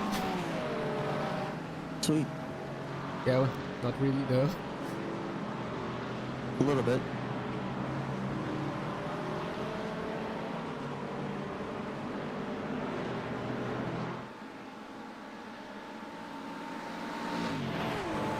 The fastest time ever run at Road America is a 1 minute 41.874.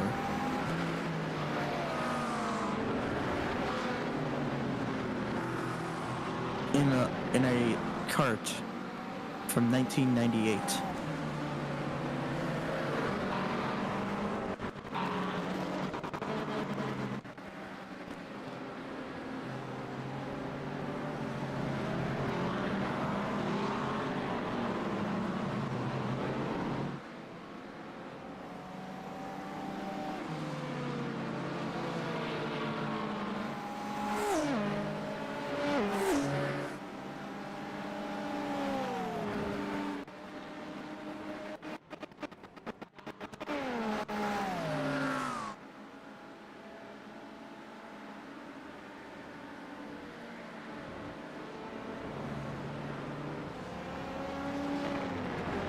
Block 1, still trying to get closer. See the gap there. I was on a call with Oliver earlier today, and he's like, "Why did you stop racing and go into the broadcast booth?" I said, Well, "Because I don't meet the iRacing requirement." And they invited me to it, so why not? You guys invited me back, so I came back. yeah, it was also already nice to have you. Yeah.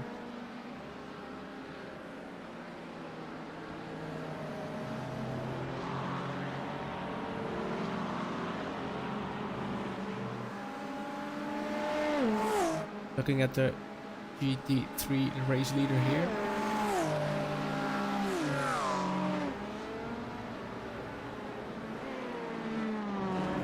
So the official lap record of Road America. Van Dijk had something going on. Actually, before I tell you, what do you think the official Oh, there is a qualifying lap- big moment here. Wait. That is a big moment. That's the R.O.I GT4.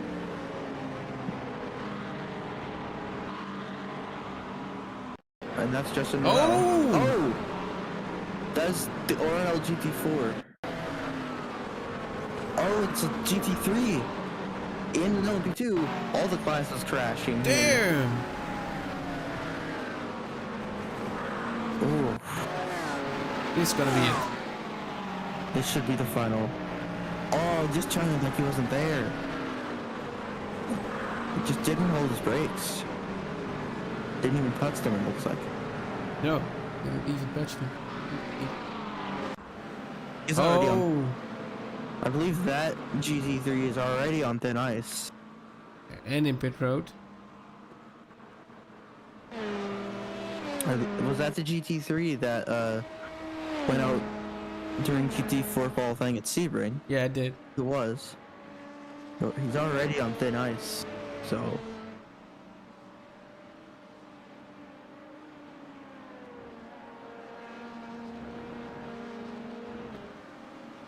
what do you think the official lap record at Road America is? I have no idea, mate. I'll give you this. It's quicker than a 1 minute 40. I think 35? 1:39.866. Yeah. It's a bit quicker than the guys here that are racing these cars.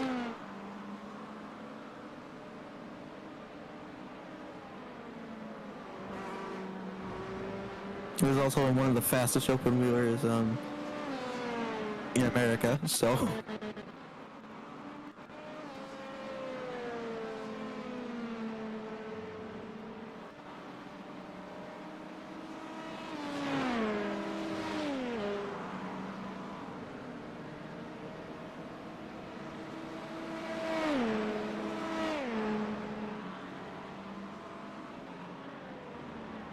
People, drivers like Nigel Mansell, Jacques Villeneuve, Juan Pablo Montoya, people like those have raced these cars and won.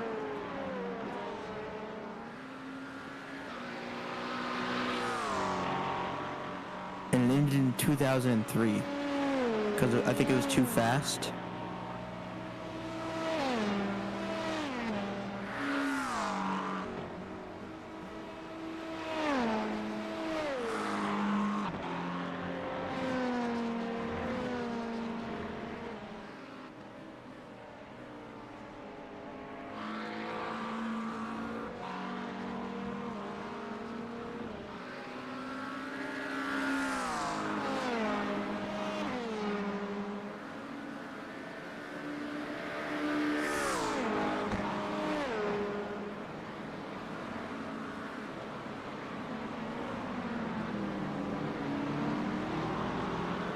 Let's find some fun facts about our LMP2 class.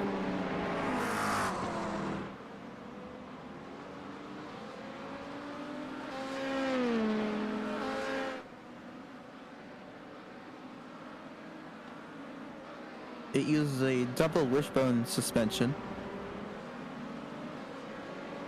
for the front and rear.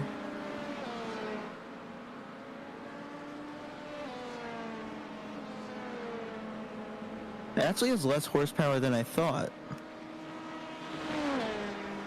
It has 603 horsepower, or 450 kilowatts.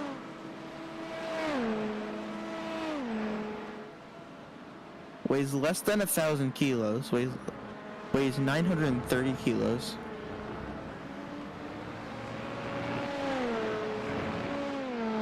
Uses carbon ceramic brakes.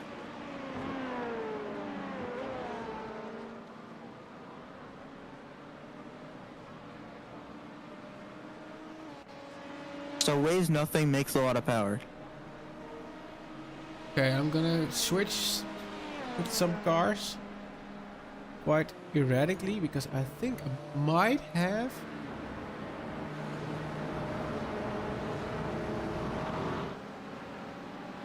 Whatever what? I might have found the culprit.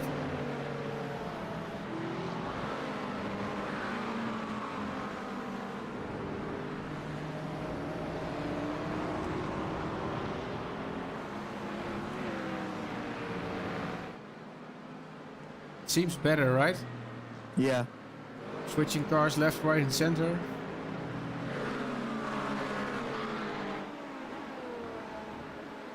The CPU usage is down. But that doesn't make sense. It should go up. Well, I've had this thing linked to me from Ricardo. Maxime Roblox's teammate, actually, this guy. And what it does, my CPU has a number of cores. Yeah. I think 12. And iRacing uses core 0 to 3, I think, default. And I just thought of it, that he mentioned that, and I see all the other overlay stuff and is also running CPU core 0 to something else. So I'm now trying to, piece by piece, free up those cores so that iRacing has more power. room to just run. And that's, I think that's doing the trick. I am still working on it. I think in the INI files you can make it use more cores. I think you do. You can. My god, that's a lot of incidents. 200 incidents. And we have 2 penalties.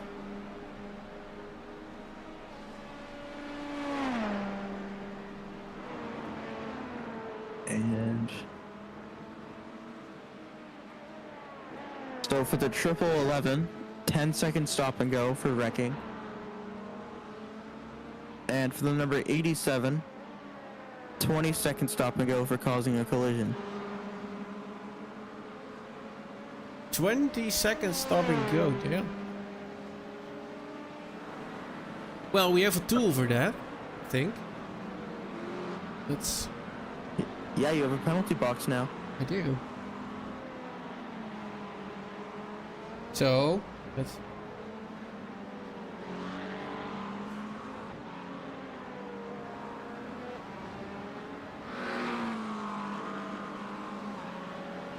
Car number 1111.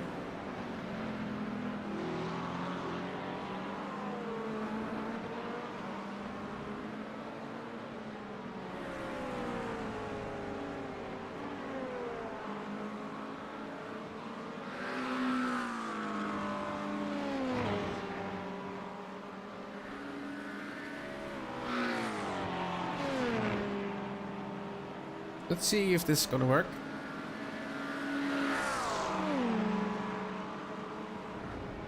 Well, not really.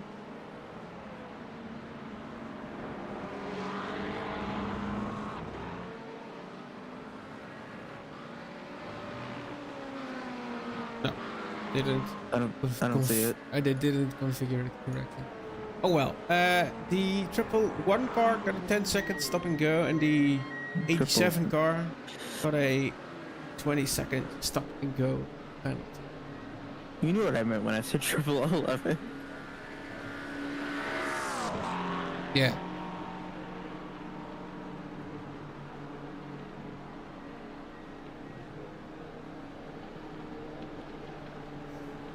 So I'm now taking the liberty to reinstate the HUD. There we go. For myself, which I do need to then immediately set the CPU infinity and very quickly.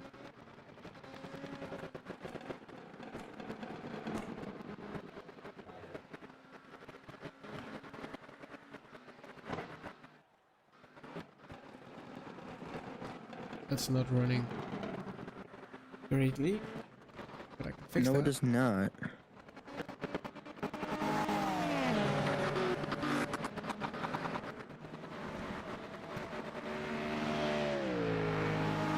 Is working better? Yeah, killed the overlay from my screen again. Colin Klotman back to the lead in the LMP2 class.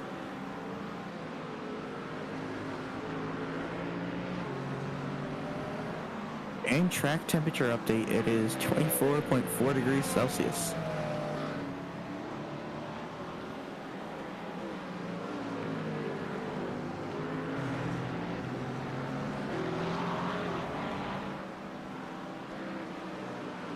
Which in American units is 75.9 degrees Fahrenheit. Which is a nice spring day.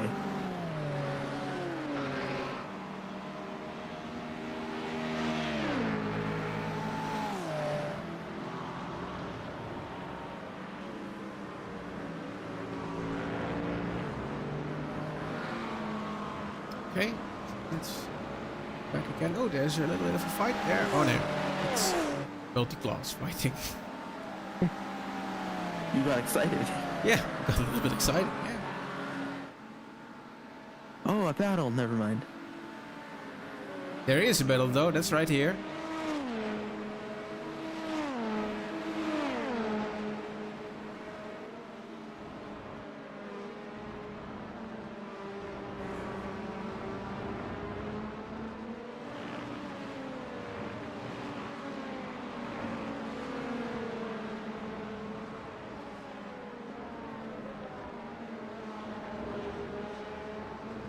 I remember you sent me the code that you used for this, and you said it was roughly 21 lines of code. Yeah, it's over 60 now. I looked at your 21 lines of code. It's not really 21 lines of code, it's more like 3 or 4. Yeah, it's 3 or 4 components that are set in the code.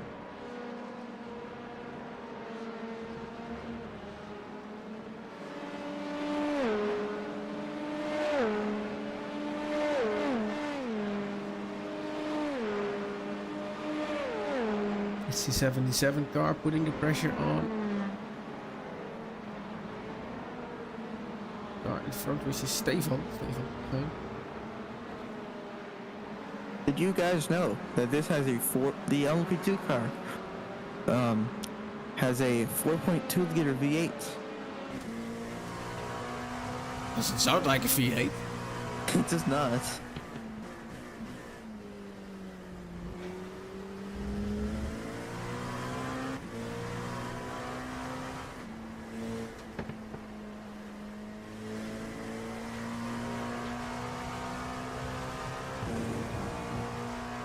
Now let's see where the engine manufacturer is from. Oh, they actually supported Jordan, the F1 team, when that was still a thing. It's the Lara, right? Yeah. Delara makes the car. Gisbin Technology made the motor.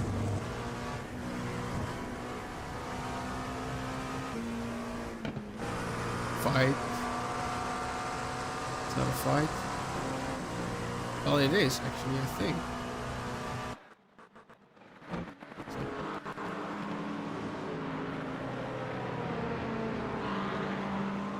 There is a fight between these two cars here. Dear God, this is cursed. I'm gonna send you what I found.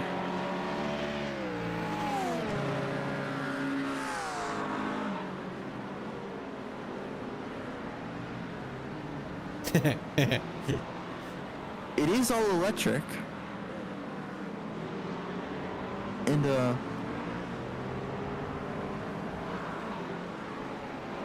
ooh. Ooh, that's a lot of money. $7.2 million to make that thing. I don't know what to call that.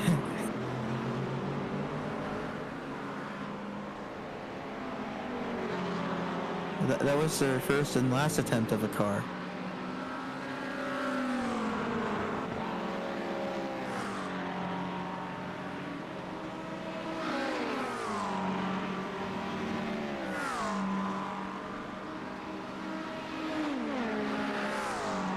Richard Steven. Battle for P2. Let's show the battle box action. Yes, we have it. It registered as a battle for first in class, which actually is. So we have a real fight on our hands, Danny. Yay! A battle. Only took them 52 minutes. Not like the Sebring one, which took 5 minutes.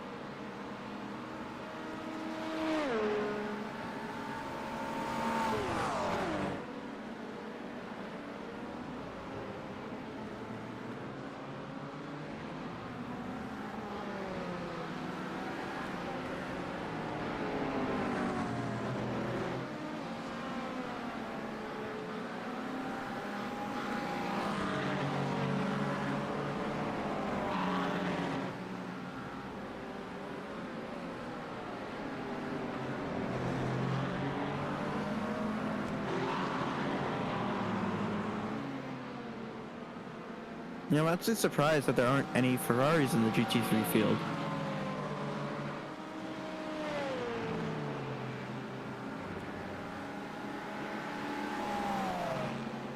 Yeah, I understood the Ferrari is a kind of well, very all-round popular GT3, car. yeah. And it's used for the Ferrari Challenge in Class D, which I still run to this day.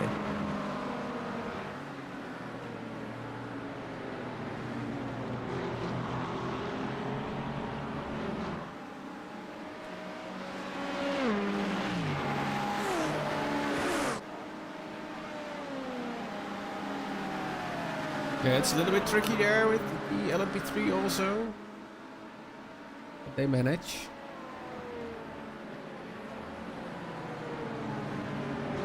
Man. It's always so close. There's never a break when there's a battle.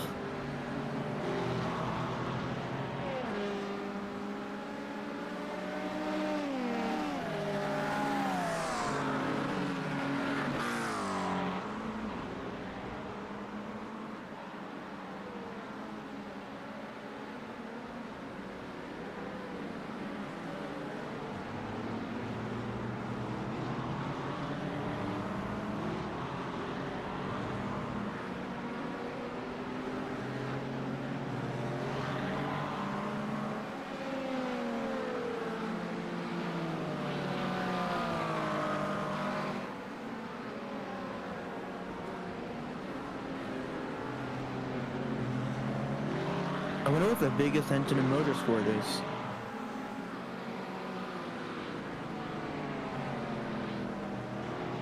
What do you think it is? Sorry? What do you think the biggest engine in motorsport is? The biggest engine. Well, I don't really know. Martin Dakens, together with GT4, GT3 as well. And Under Pressure from Thomas Menger. There we go. That's a very heavy engine. 637 pounds for a 13.2 liter engine, and it's a V12.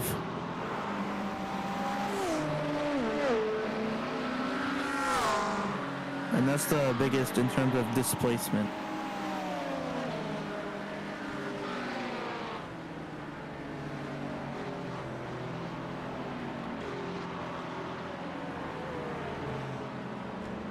That's a lot.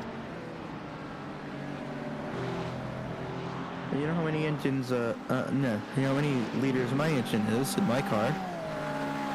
You have a car? I do. What is it? I have a Honda Accord.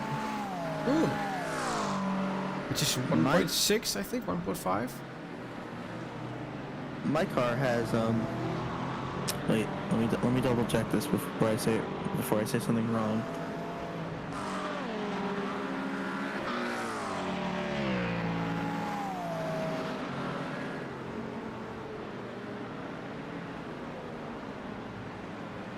They'll fight in front of GT3. I have a 3.5 liter V6. Cool.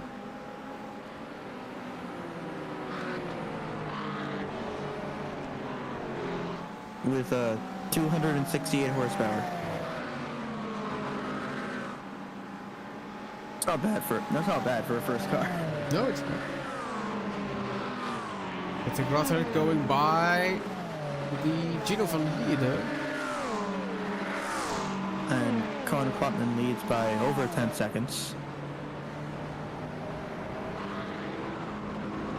Meanwhile, Kilian Klaas, Devald still at it. Tim Trump still only one lap down.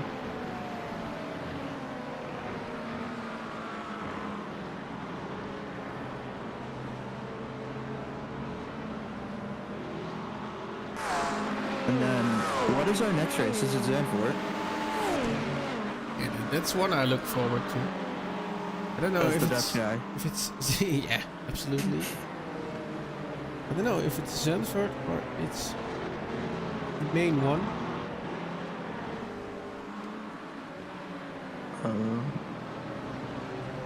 And we may have Kim Hunter in for Zandvoort in the main event.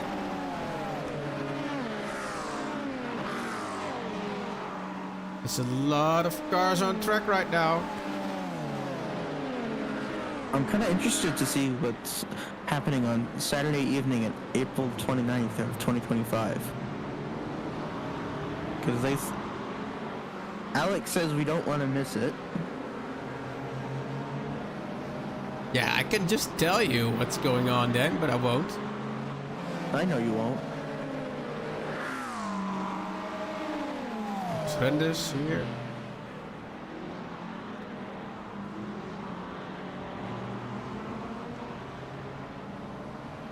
Brinkhuizen made a pause. That's in the pit lane. By going out. That's one downside to this. It's you never know what's going on, and it does have a replay bar at the top, but you don't see our overlay. Ja, Jonathan van Garen zit in de pit lane. Wout Goossens went off track. Oh, there's contact. Big contact. Manages to keep it out of the wall though. Very, very, very impressive. Then back on track goes.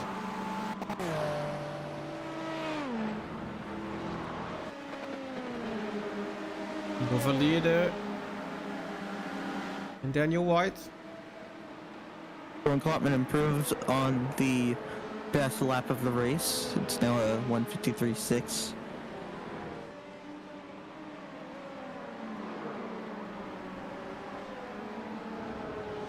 So that's also why Koen Klopman is now firmly into the lead, because the 111 car has had that penalty.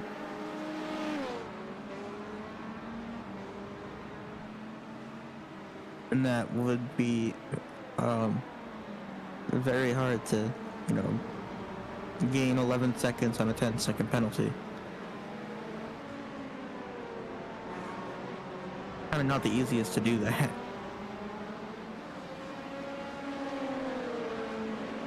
Looks like a lot of dirt coming out, a lot of gravel.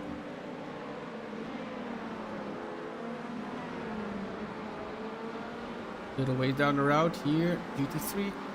Fight for the lead. There has been a fight for the lead. Quite a few laps now.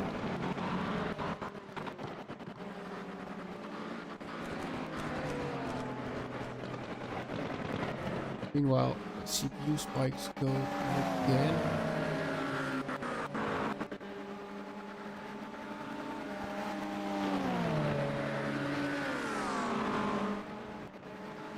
I'm just checking the schedule. Let me find it again.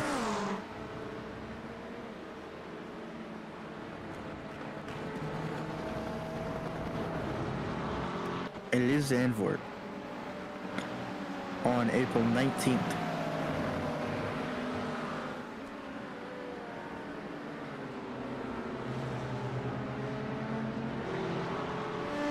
Whoa!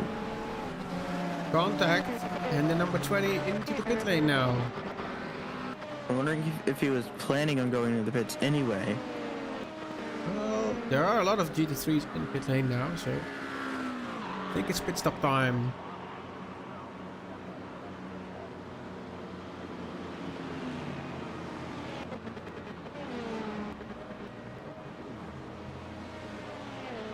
And is the Nürburgring going to go into the night, or does it start in the night? I don't think it is.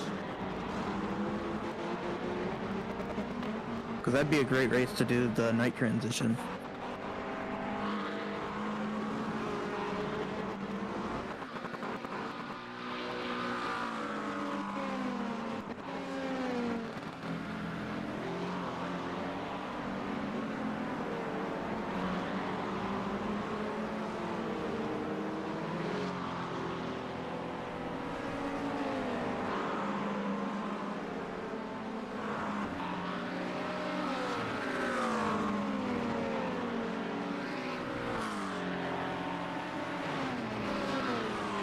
A whopping 14 seconds almost to second place in the LMP2 class, compared to 0.3 seconds in GT3.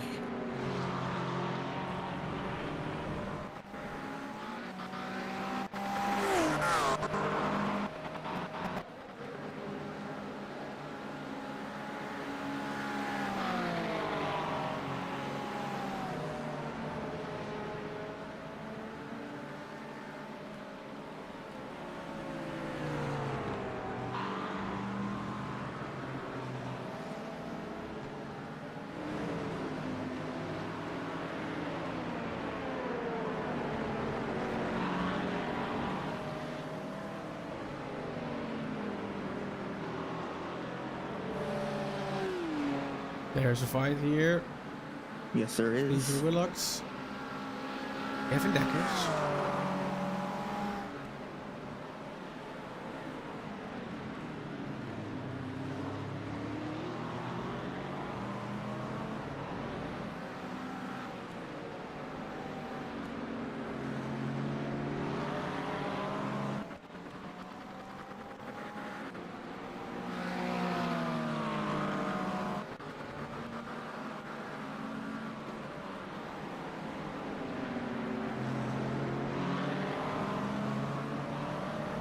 I'm surprised we haven't had any driving interviews yet. A lot less than last year. Indeed, yes.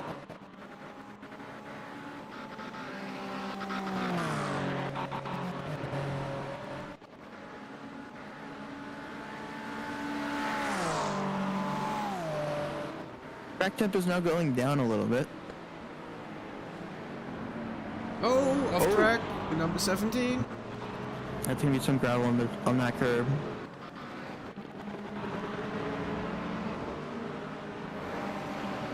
A lot of gravel there. It's raining gravel. See guys, you got your rain. It's not water rain, but it's rain.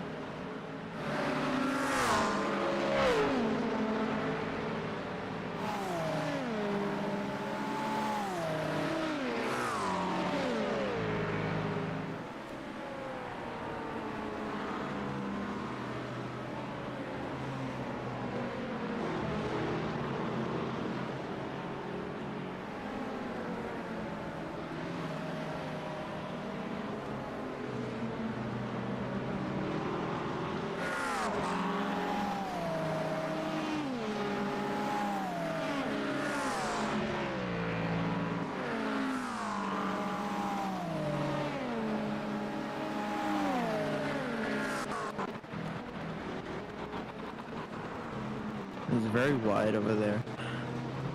Only just now did I learn you could go that wide on that corner. Without issues, yeah. Yeah. I thought it was the curb.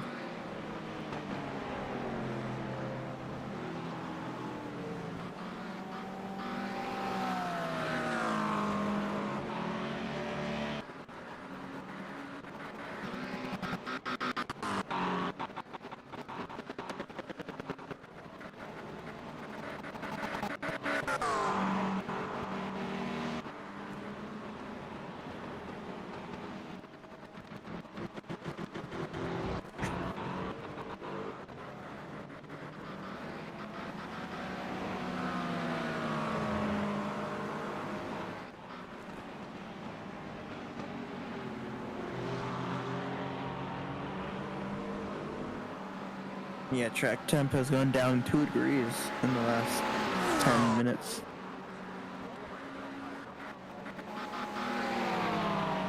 So those clouds are definitely doing something.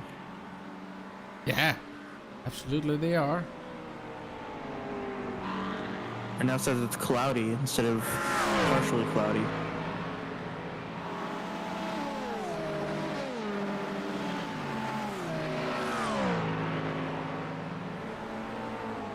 $300 incident points. Within That is so many incidents. in the first hour. First hour and 8 minutes.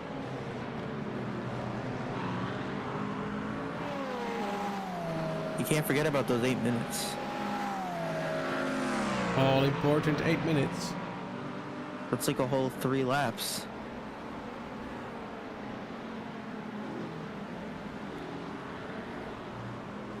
Thomas Megger now in pit lane. Yeah.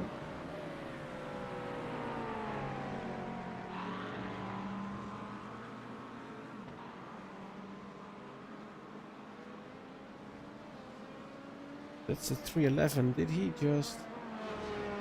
Yeah, there Did he was get a drive-through? drive-through penalty for the 311. It's one of the first times we've seen that in a while.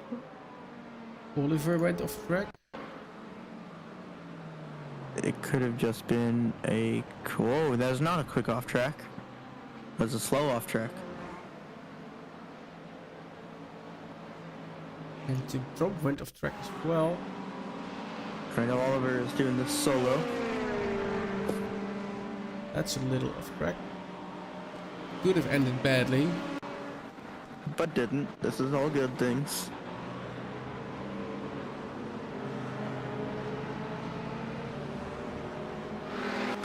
Track temp is going up again.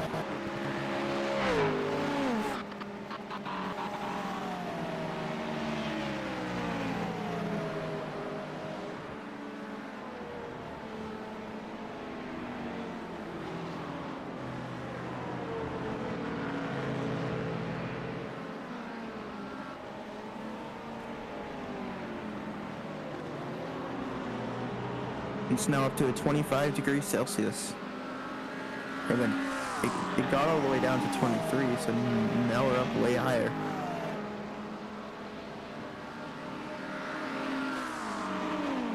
And I just know that it's gonna get way hotter later. It will.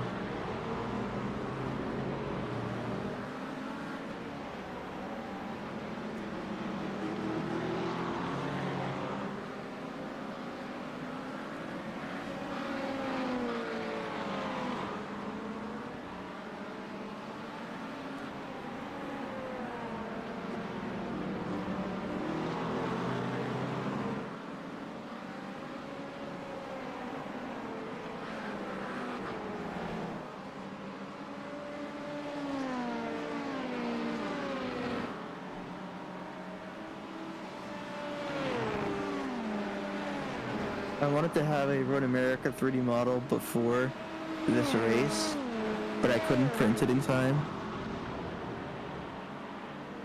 Which is a little bit of a shame, but I should have it next week. Battle between Vardy and Brinkhuizen. At the end, I'm just gonna have all 6, I believe all 6 3 models of every track. So I'll have Spa, Sebring, Road America, Zandvoort, the Nürburgring, and Daytona all on my desk.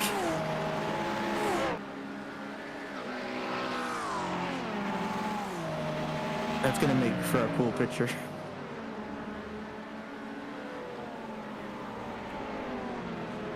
And some good desk ornaments. Absolute.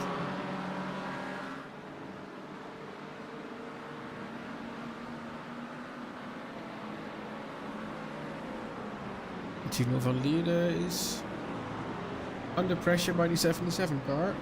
Kilian Klaas is behind the wheel there. On the defensive line. The very defensive line.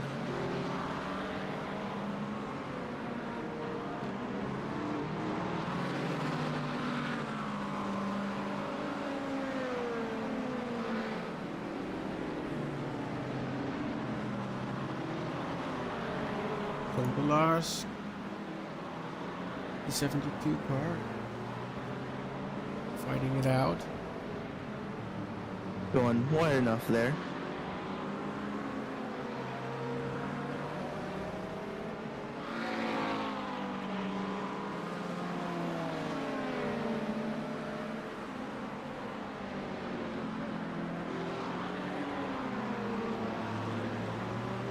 Need to get past the Viraco GT3 Acura there. Gets a little bit stuck in the carousel, yeah. Yeah, he's just waiting, and now he goes. Gonna have a look at Kilian Klaas again. On the roll bar.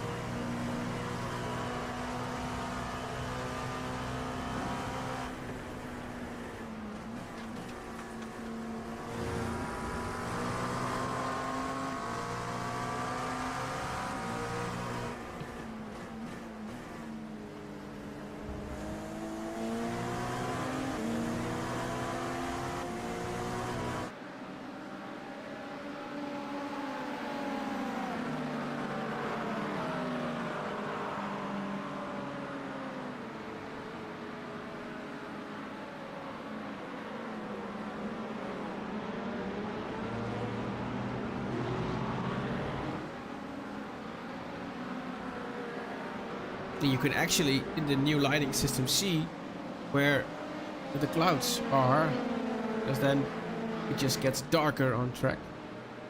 It does, and I love that.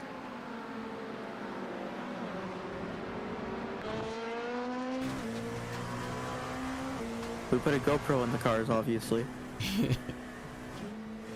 You can't see them because we made them invisible, but we put GoPros on the car.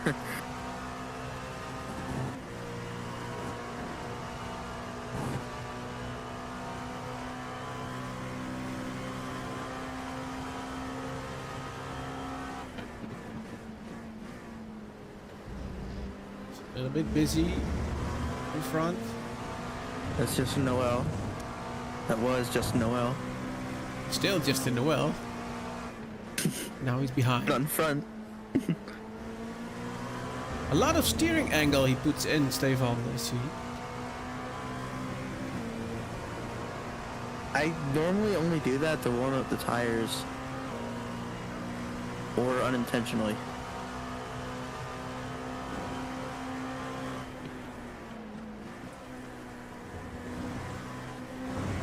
This is a three-way battle now for 8th position in class, as stating by the battle box There's on an the apex right-hand there, side. Stefan. Yeah. Maybe there's a little bit of a downforce issue there. Driving behind two cars, it's gonna be different. Oh yeah, it's always different when you're behind 3 cars in a downforce car. Or when you're the 3rd car and you're in a downforce car.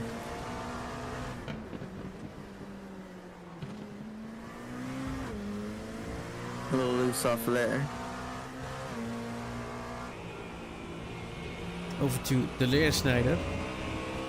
Your favorite GT3. Yeah, absolutely.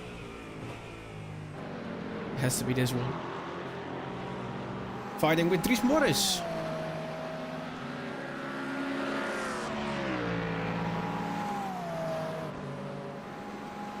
I get to see that GT3 in person this year. At the Watkins Glen 6 Hours. Don't make me jealous. Another close fight on track is with Patrick Rothard. While Kurt Verstraeten is entering pit lane. The hard part is actually finding a hotel.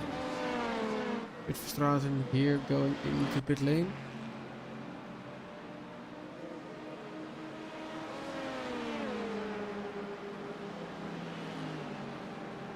There is no outstanding penalty for the 88. So it might just be a stop. I think so, yeah. Could be a driver swap, though. There are gonna be some new tires on there. And it's a driver And here's swap. the driver swap. Kurt Verstraeten and Jeffrey Roulans behind the wheel now.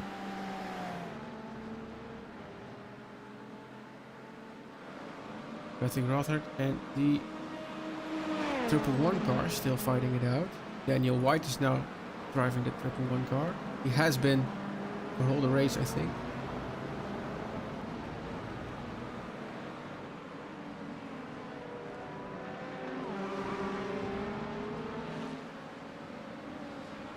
Let's take a look at GT4 as well.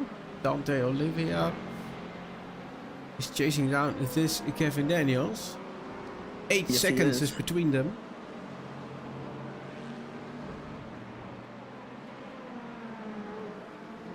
Here we have Dante.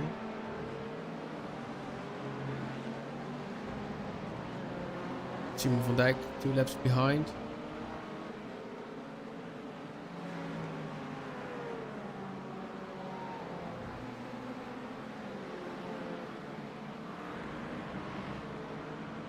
So 1 lap behind the GT4 leader at this time. I actually got in touch with SJS and I found out why they choose the number 68. Tell me. It's not because 69 was already taken. But it's because the owner of SJS, Sebring, he got assigned a random number because all his numbers that he wanted were taken, and he's just Oh, the used that GT4 slams the gap. hard in the wall. Does he? No, hold those brakes, hold the brakes, hold the brakes, hold the No, brakes. no, no, no, hold the no, no, no, brakes. no. Well, we're talking about the SGS crew. And it's the number 68 as well.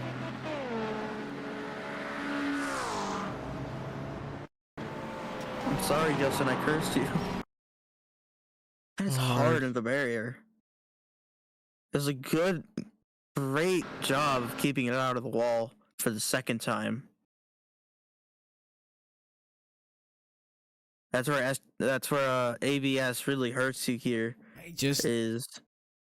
There was no space there. There was a GT3 on the inside.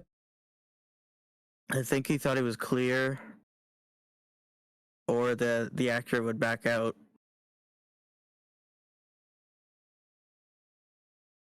And then during this secondary contact and then spinning out on the track again.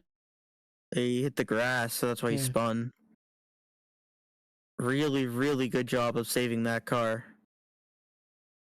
He's on the brakes, on the brakes, on the brakes. Yeah, just trying to stay out of the wall at all costs. And he's in the middle of the track, which is really scary for you.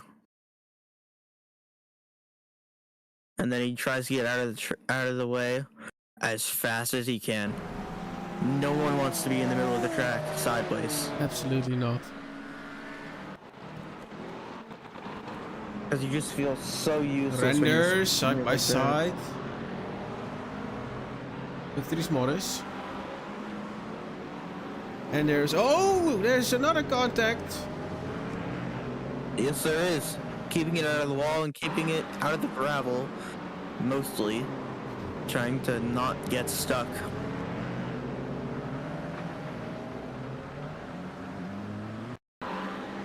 It's just contact with the LMP2 there.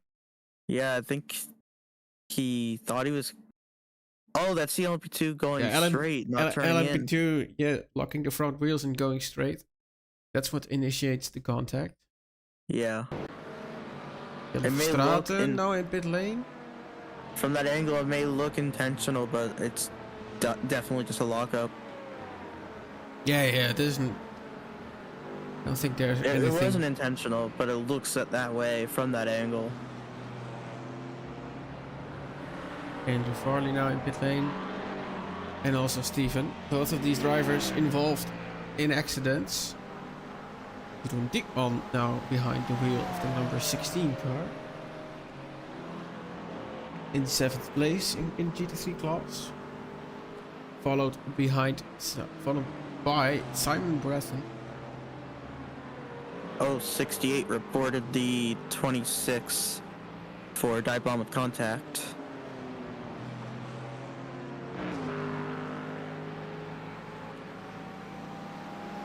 The one we caught on camera. Yeah, the 311 JD Sim Racing car has gotten 2 drive-through penalties.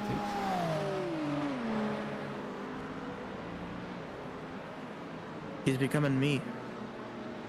With all the drive-throughs. Yeah, race control is quite busy tonight. A bit more busy than there used to be, but I mean that's their job here.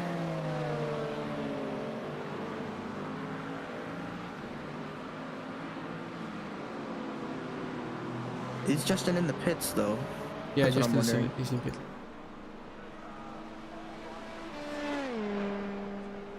Raz Harper now behind the wheel of the Strecken 26 car. I have a feeling they're gonna rule in favor of the 26. That's how I saw it. It was either they're ruling in favor of the 26 or it's just gonna be a racing incident. That's what I'm thinking. It's a racing incident. Tony van der Linde coming into pit lane. Is there going to be a driver change? Yes. Yes, it is. Matthew Molenaar is behind the wheel now.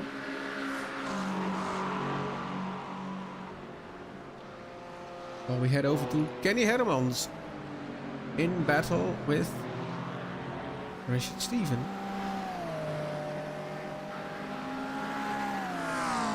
And there is the 311 car coming up from behind.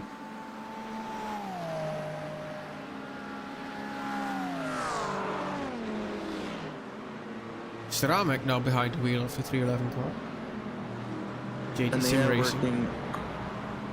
20-second stop and go for the number 26. Which was the Acura. Yes, it was. Stop and go has now been taken, I think. Or was this just the repairs? And do the DDK Racing Team G has to come back into the pit lane in the next 3 laps. That is then. Erik I don't think Johansson. they can serve it under a pit stop. 61 took the pole. Koen Klopman left pit lane. There we go. So it's another stint for him. Oh, they highlighted all the ones that have been served green and the ones that haven't orange. That's actually really useful. Yeah. So LMP2 pit stop time. A lot of cars are now into pit lane.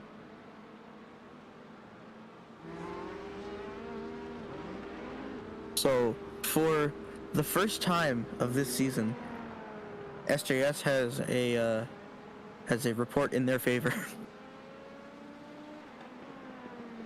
Every other time they've reported, it was always back to them.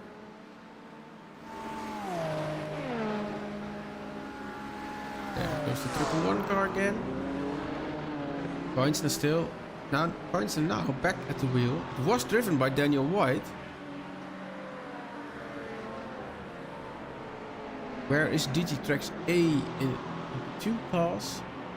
No further action for pushing off the track. Let's have a for look the 350 at the overall class. in LP2. GT Tracks Team A in 15th position.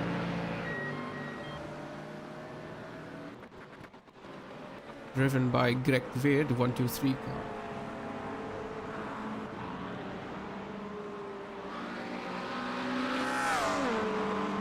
It is now the spring for me, so it's getting nicer out. Days are longer.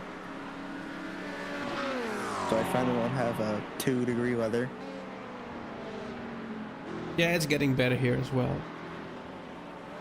And that's not Celsius, that's Fahrenheit.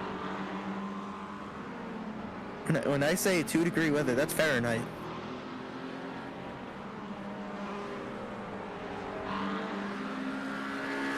You already my witness. Yeah. Arnavas now in pit lane. 349. I sent it to you following up with the message, I'm cold. Yeah, you did. Just I'm cold, nothing else. Philippaerts. Ooh, is that an off track? I think it was. Yeah, he spun. And he's around. Back on track. Philippaerts. Self spin. Pushing too hard. And waiting Rear for got out of him. Rear stepped out.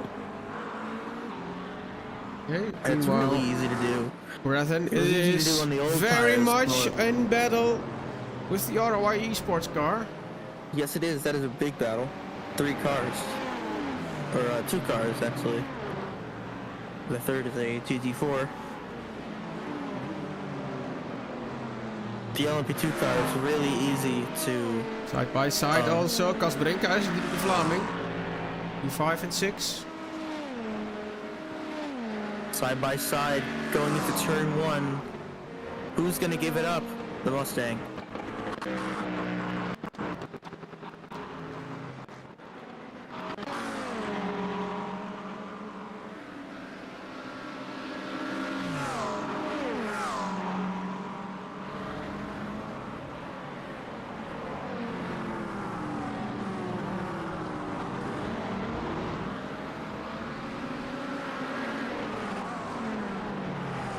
Lots of cars there on the track. And then it's the 88 accused of causing a collision. And that's an Eagle team. Oh, there is the 83 car, Ivo van der Linden, going off. A good rejoin from him.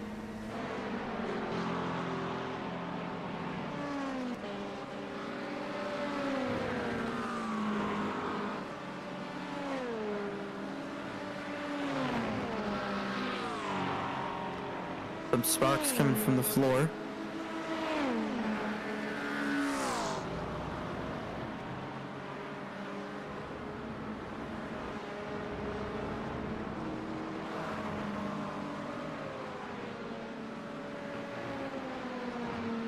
Brinkhuizen still in battle.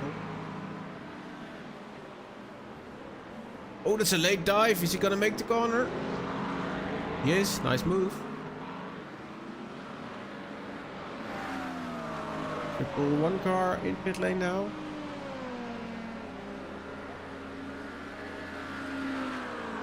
They are indeed in pit lane.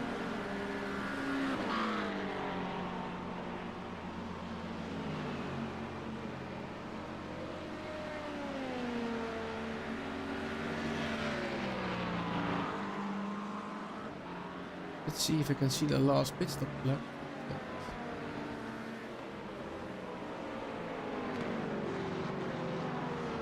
That was a drive-through, wasn't it?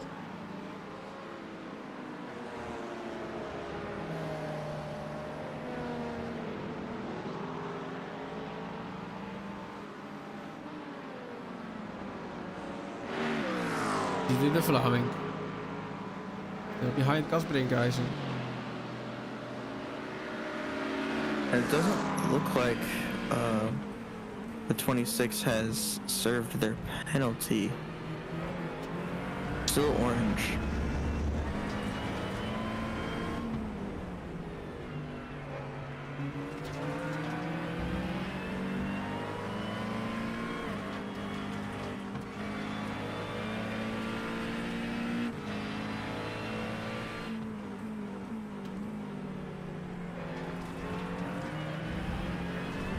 Looks like they're working on the 88's penalty.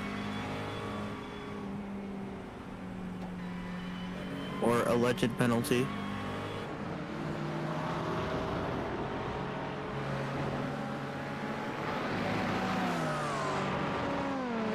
So the SimCity Racing crew is now 3.4 seconds from P2.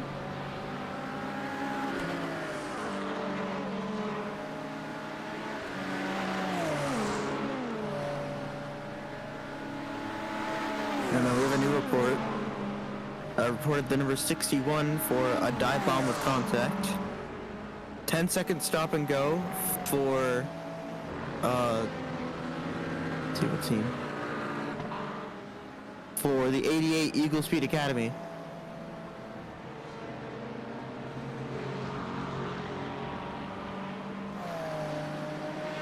I have some intel from Justin with the SJS team on what happened with his incident. Alex Bayens versus Ivo van der Linde. Go ahead, Danny. And he said there was no way he was getting alongside me before the turn, so I took a normal line.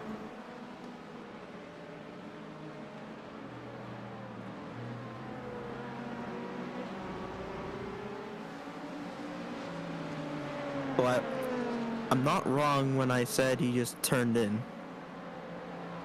No, you were absolutely right.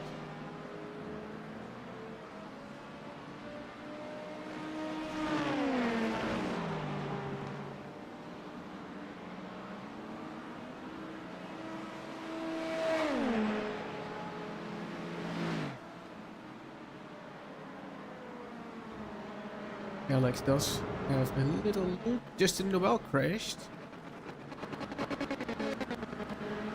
Again? And then jumped to pit lane. Oh, that's a big one. Oh, hard. And the engine is up front. Yeah, I would have jumped to the pits too. Into pit lane now. Is he out? I don't think so, right?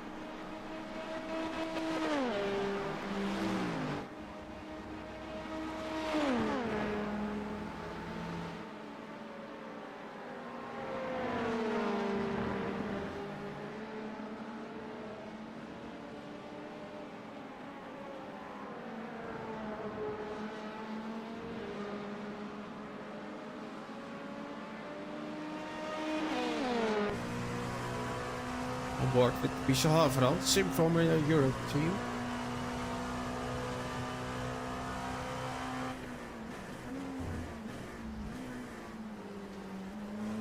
Trying to get a better exit there.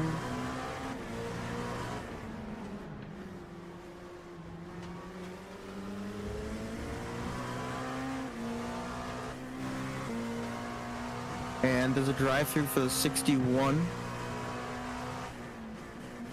Not served.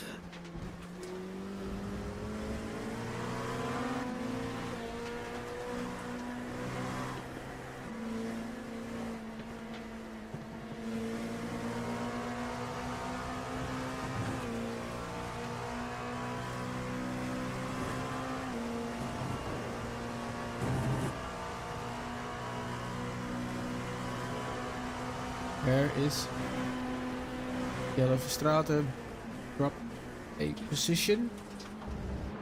Haverand got 8th there.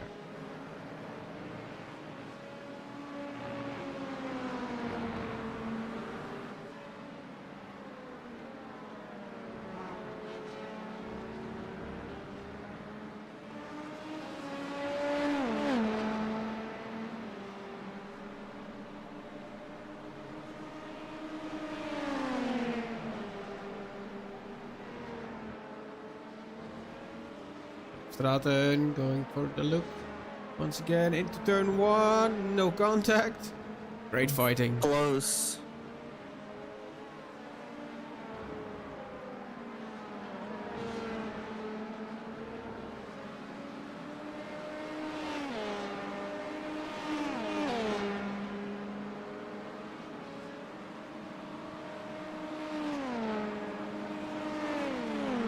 only 7-ish seconds to second place in the LMP2 class.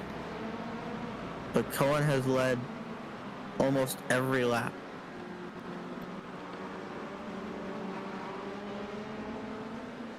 Let's have a look at Ken.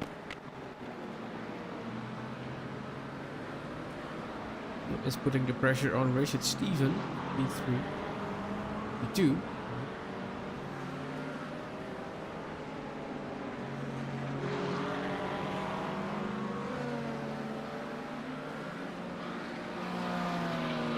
Very close.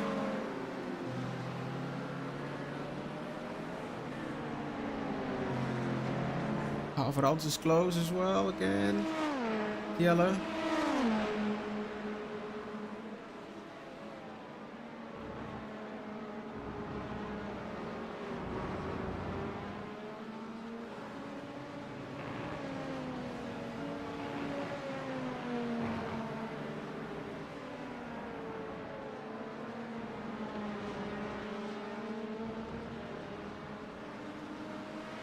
Started back in front.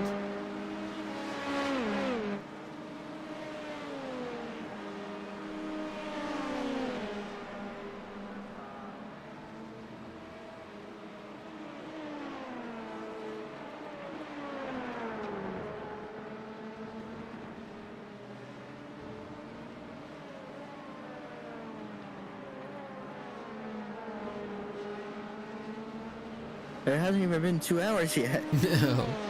Jeroen Diekman. Almost side by side. Kevin Dekkers. Chris Harper is 4 seconds back. This race is more on the calmer side Yeah. compared to the other two. Yeah, we had Sebring, which was an absolute madhouse.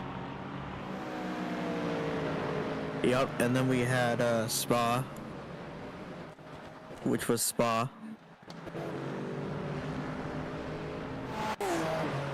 Very interesting.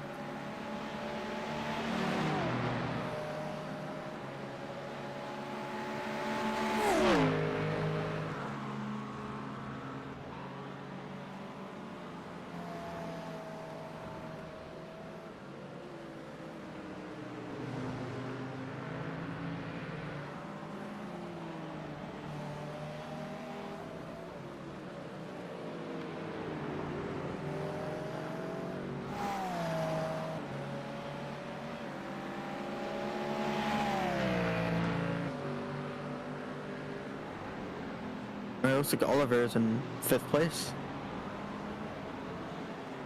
Flashing with his lights. Steven de Leersnijder on the inside and switch back from Thomas Renders. Oh, the squeeze! Renders is back in front. I thought they were gonna hit each other.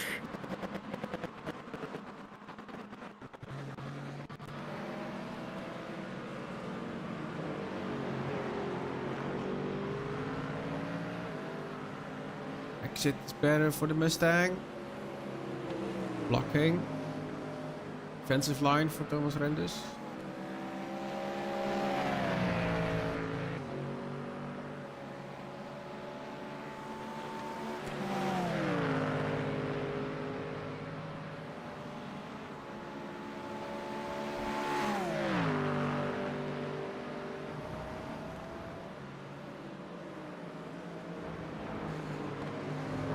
Meanwhile also Richard Steven. Under pressure from Kenny Hermans.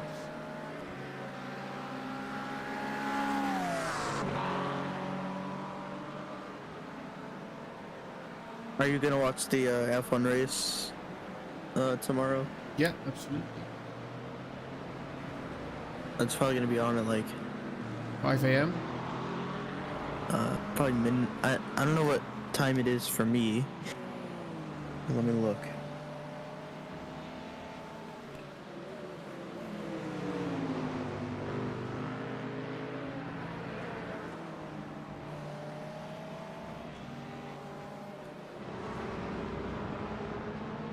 I like who's starting on pole. Do you know?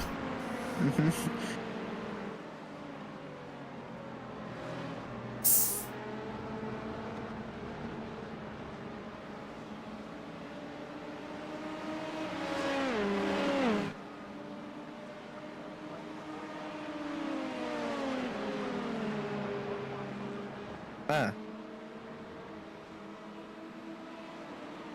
That's kind of early in the day. 12 a.m. Well, that's fine for you. That's midnight. Poon. Getting through some GT3 traffic.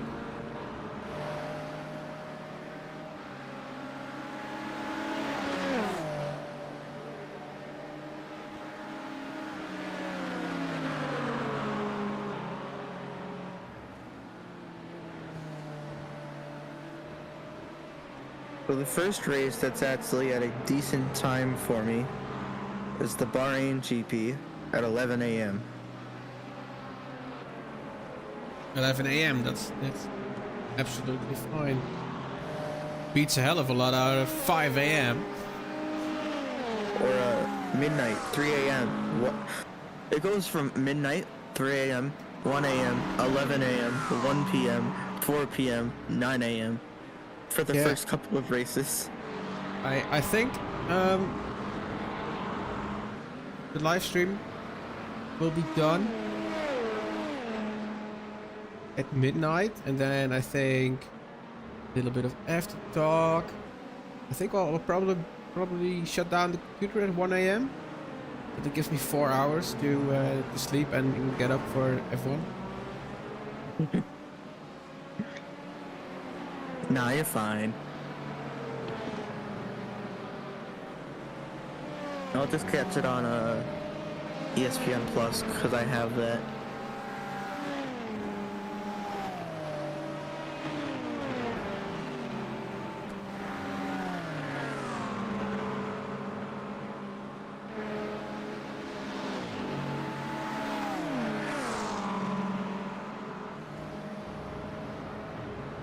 Hello, and Yordi is going to make himself a snack.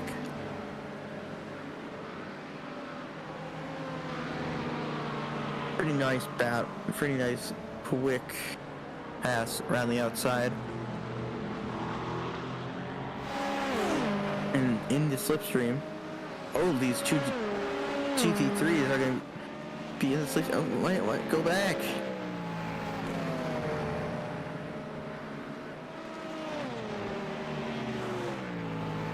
And then just a note that, oh, the 68's on the grass.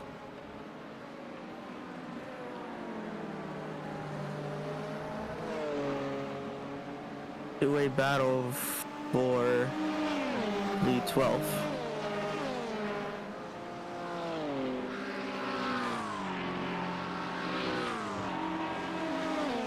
And here we go. Two LMP2s chasing each other.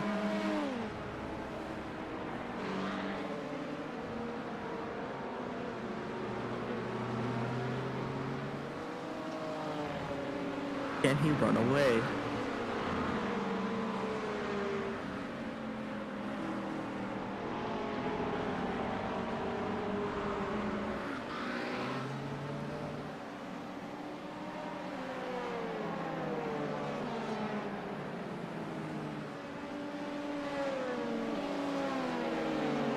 And two LMP2s just fly by the BMW GT4.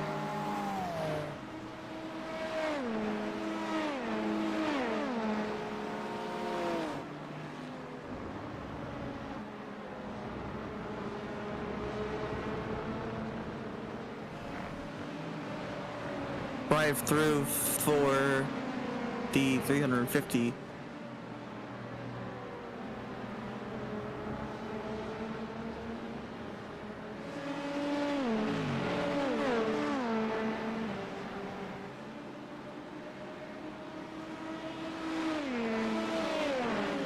Battle for... Is there a battle here? They're going to be side by side at the turn 1.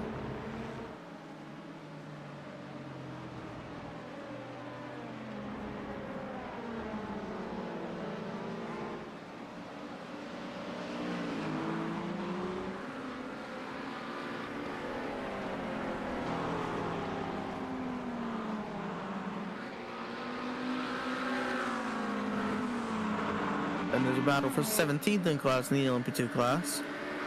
2 teammates.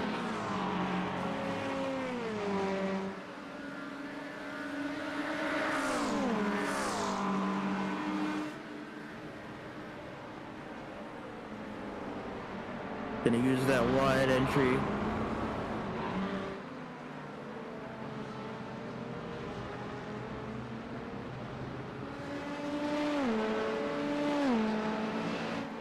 Here's where all the battles are.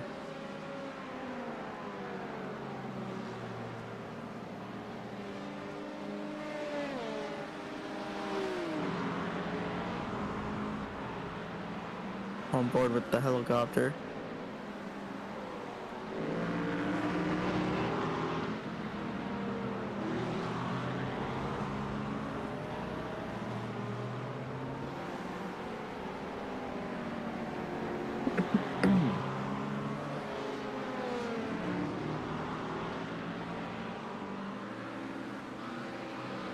LMP2's doing their pass through of the GT3 field.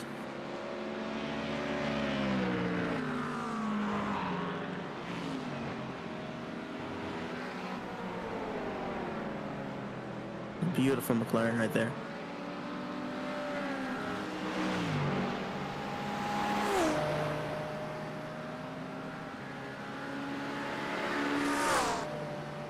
Very close to that GT4 was the McLaren.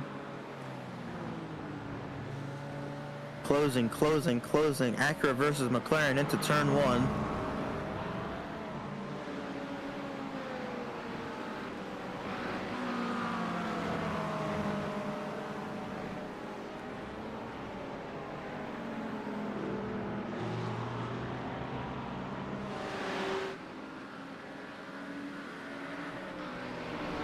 Drive-through for the number 66 Eagle Speed Academy car.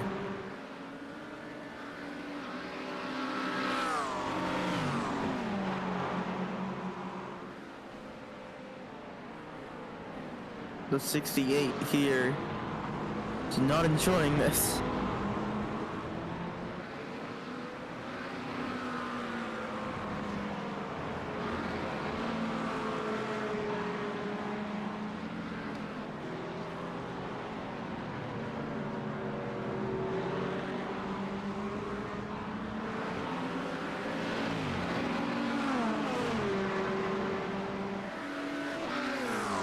There's Thumb and Mika side by side.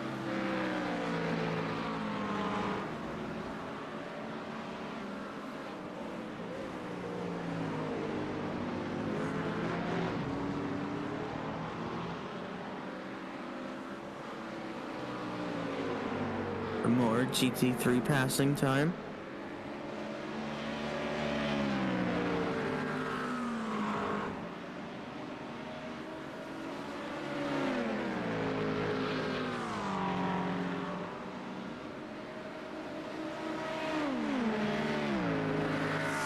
Those LMP2s look so small compared to the Mustang.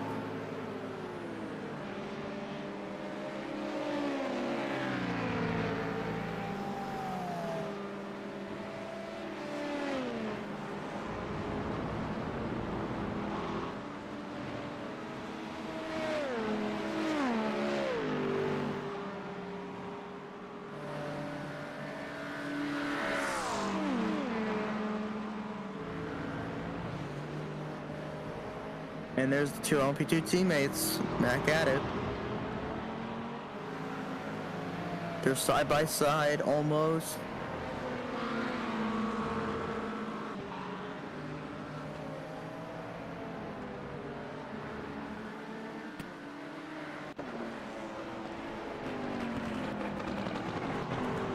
We have almost reached the 2-hour mark.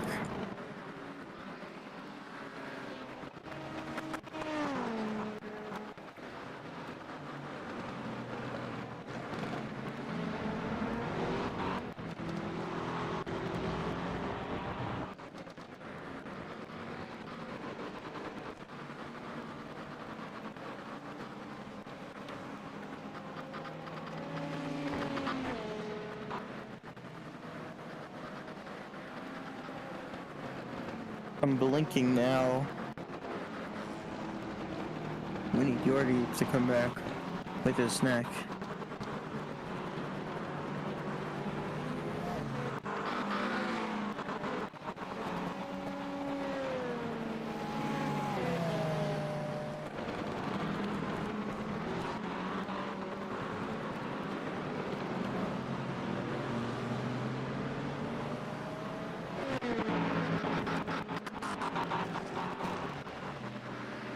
There we go, there's Patrick in the red team.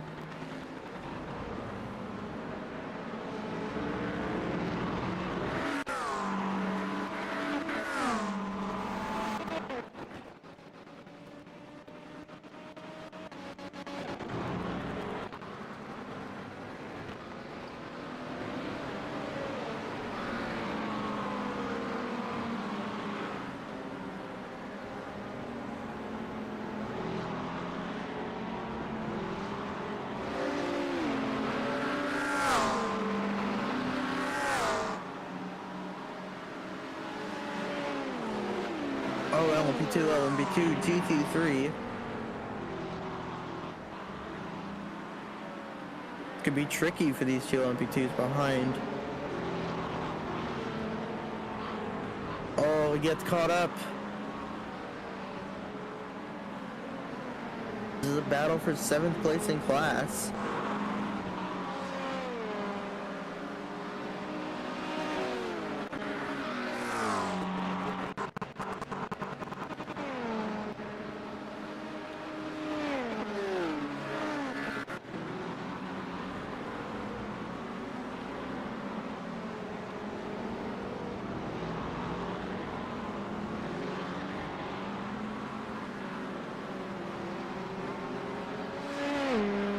Oh, spin!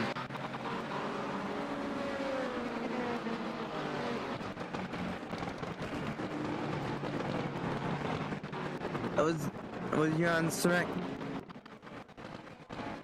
That was Jan, who spun round.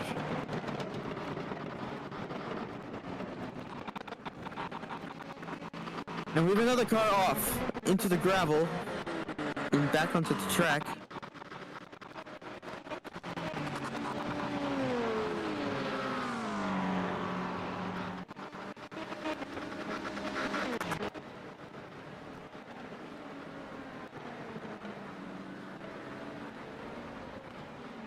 Owen Klotman went off track for a little bit. And for a little bit of a detour.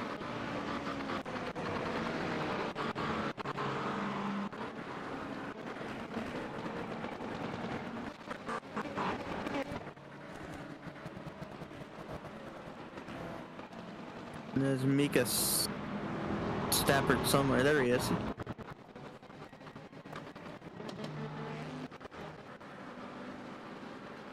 He's there somewhere.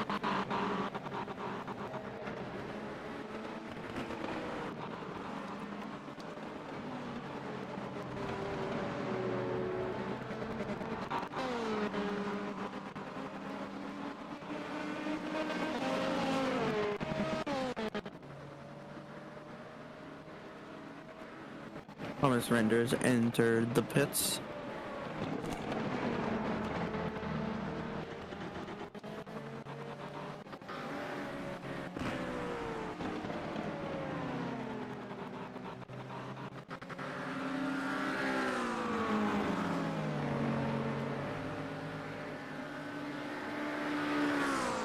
Jeremy DeWoover has left the pits after nearly a minute in there.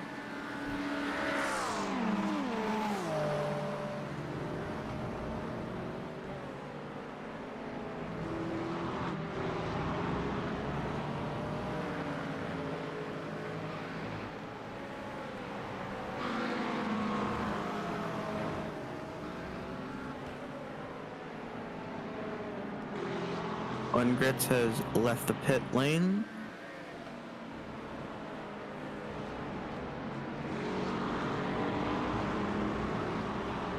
Looks like it is pit stop time almost, I think.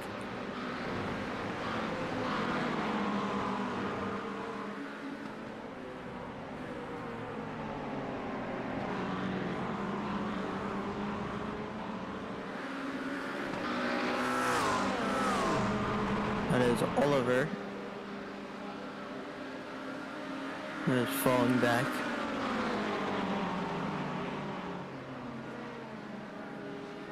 Oliver is 1 minute and 28 seconds behind the next GT4 car.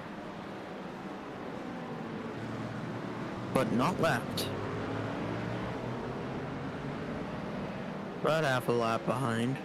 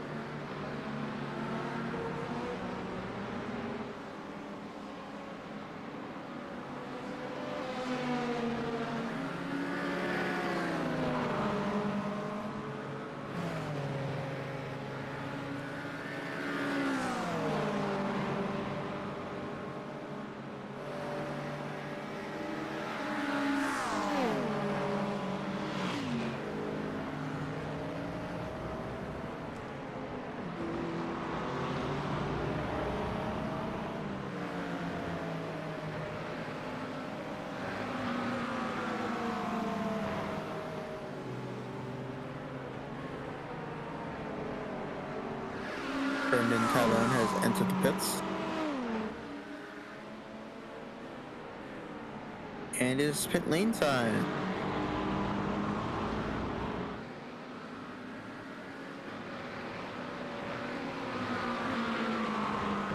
Already come back. How long does it take for you to make a snack?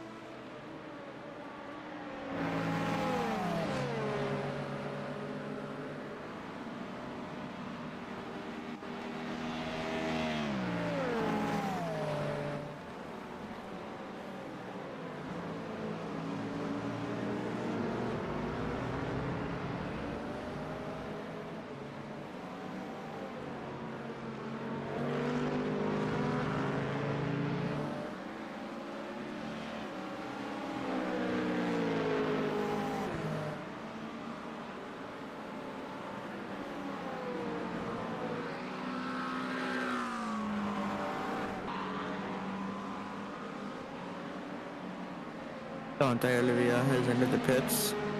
Chris has exited the pits after nearly a minute and a half.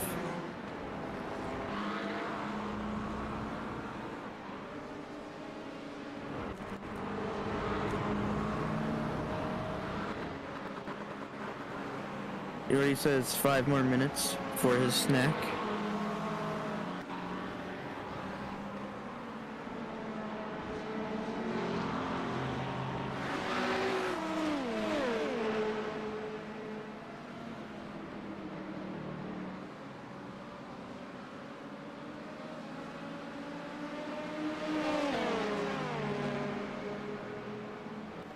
Someone has passed Bomber for position 24.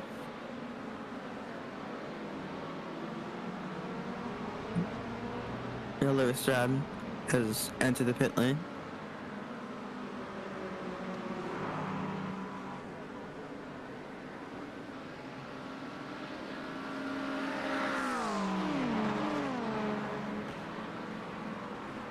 And down the inside goes the LMP2 there. And he's gonna go again.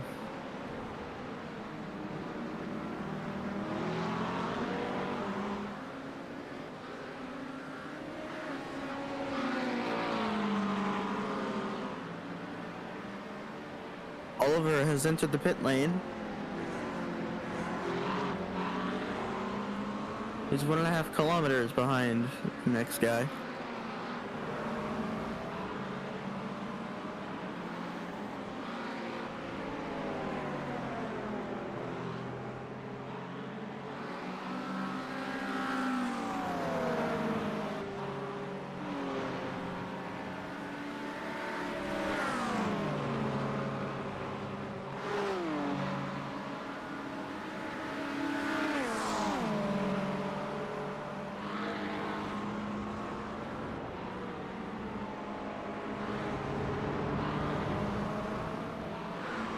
some gravel in the air.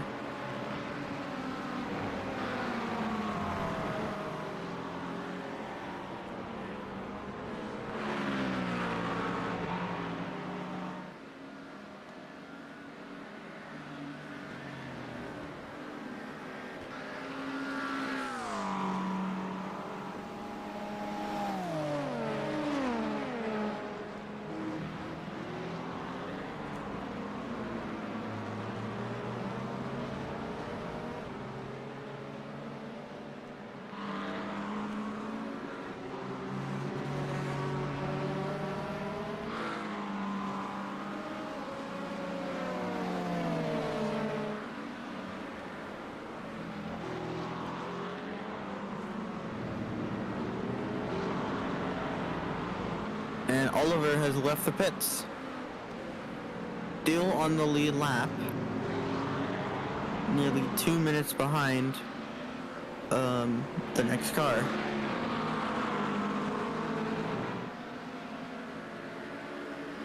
Oliver has to be really close to being lapped by now.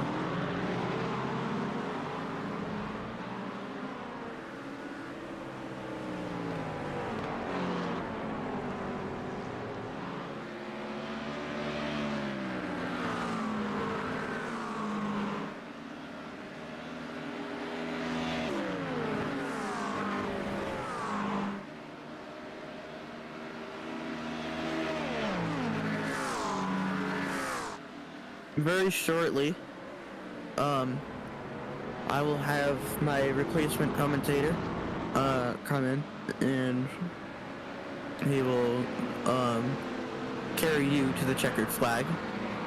It's in, I believe, 15-20 minutes he will come in.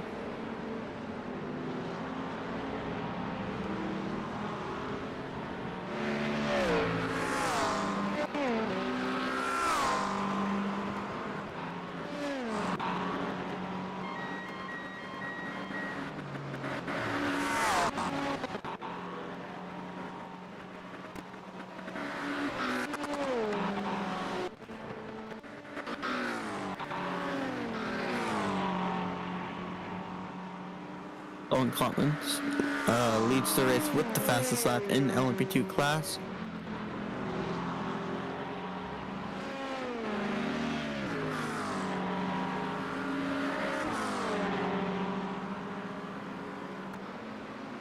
And Oliver is now 1 lap behind in the GT4 class.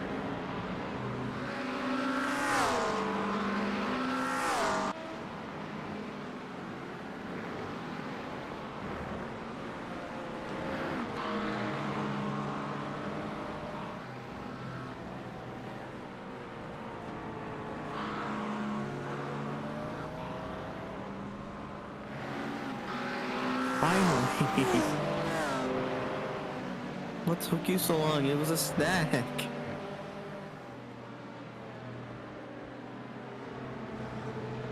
What kind of snack did you make?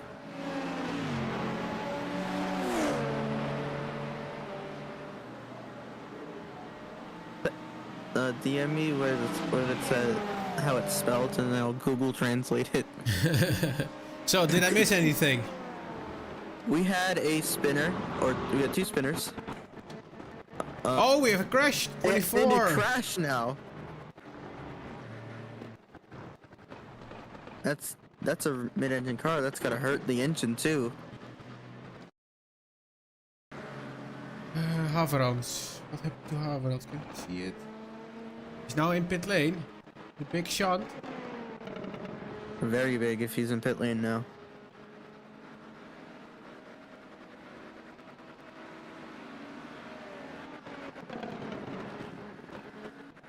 Let's see if I can. And A whole lot of people in. Again. pretty soon, Gage should be joining us for the broadcast, and he'll take us to the checkered flag with you. I'll try to stay on as long as I can, but I am going out of state. Which doesn't sound like much, but When I'm talking to a European, it's much. Yeah.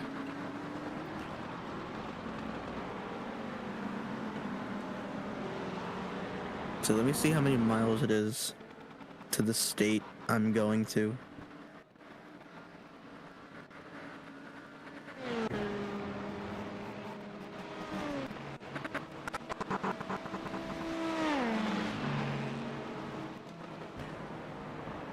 Well, it's not even that bad of a drive.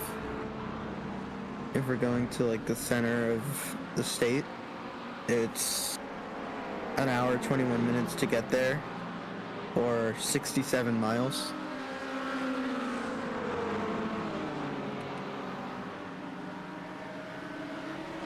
Which isn't that bad considering I'm contact driving. with the Virago Esports. Kept it on track. Dat was cool gerrit. That's impressive.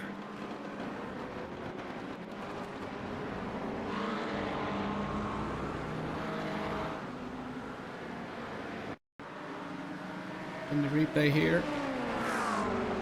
It's the same corner again. We've seen this happen quite a few times Before. now. Yeah. Survive. So he lost the position, but he still maintains driving speeds, luckily.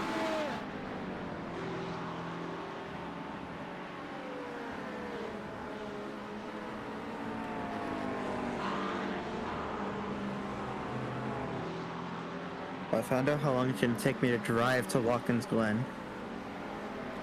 Well, 6 hours and 14 minutes. Chris Verstein is having a fight on his hands, battling the Jeremy de Boever. Number 14 car, which is Vortex Blue.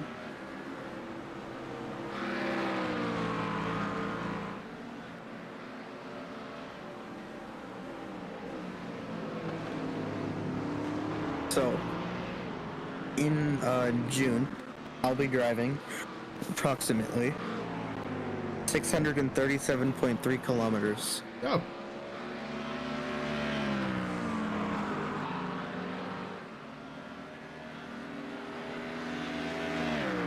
Or if I want the no toll booth route,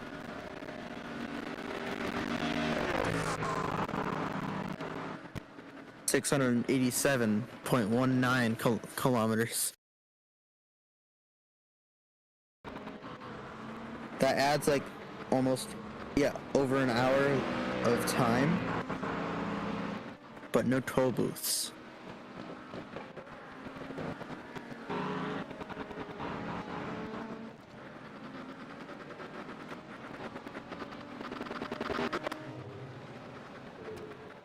This doesn't seem to get any better now, does it? Well, it's getting worse.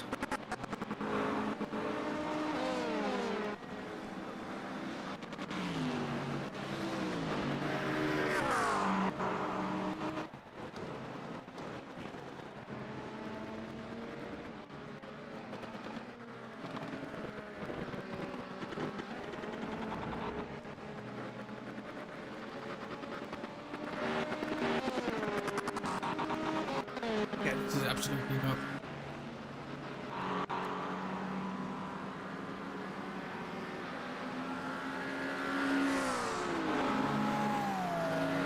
So yeah, for the Watkins Glen trip that I'm doing, it's just get to a highway and drive on a highway for 5 hours. Very, very exciting trip of driving 70 miles an hour the entire time.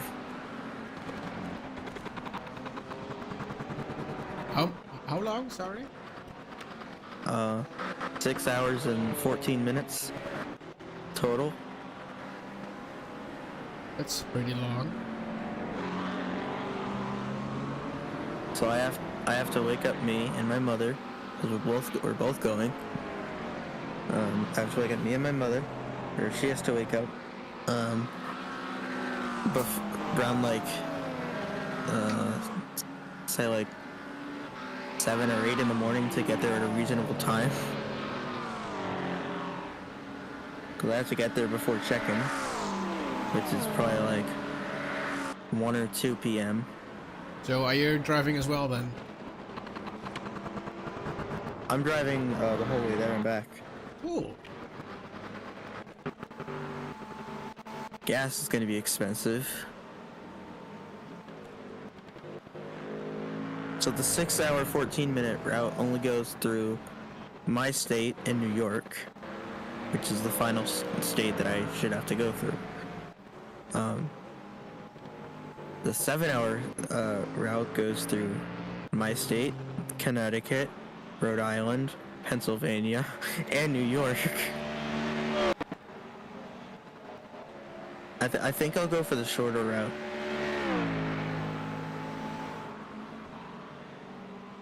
Yeah, I think you should so too. Yeah, absolutely. But the longer route has no toll booths. Oh, there is. Seemed like there's someone off. It's not.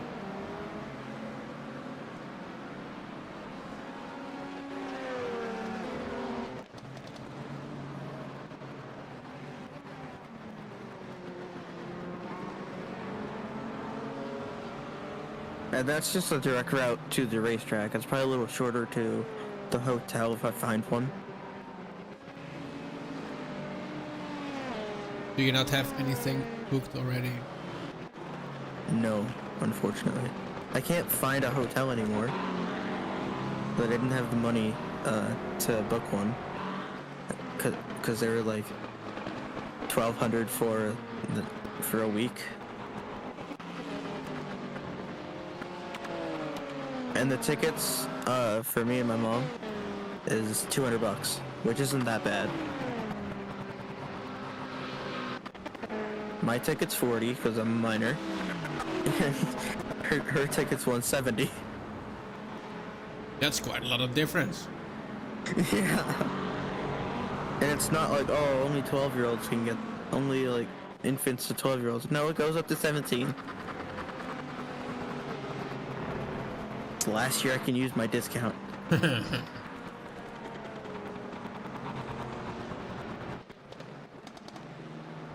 Cutting it close. And then to make you even more jealous, in July, less than a month later, I get to do the Daytona NASCAR experience. Which means I get to drive a very detuned cup car. Are you really? From I think Gen 5 or 6. That's really something quite special then. It is. And my mom doesn't want to see me drive that fast. But I think she needs to close her eyes then.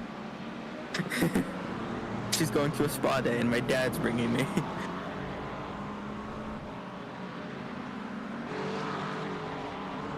If they let me, I'm gonna use my GoPro and film it. Film my point of view. So every NASCAR driver in iRacing can say, oh, you didn't do this right, you didn't do this right, you didn't do this right. Yeah, it's always nice to have a bunch of people tell you why you didn't do something right. After I drove it.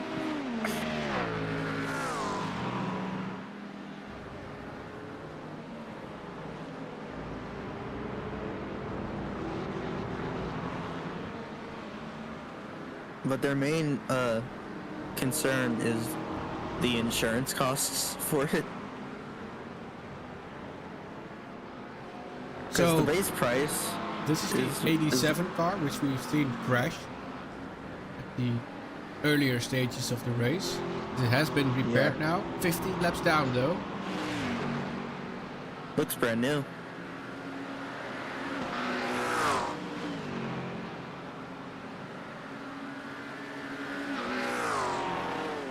Lost 12 positions during that.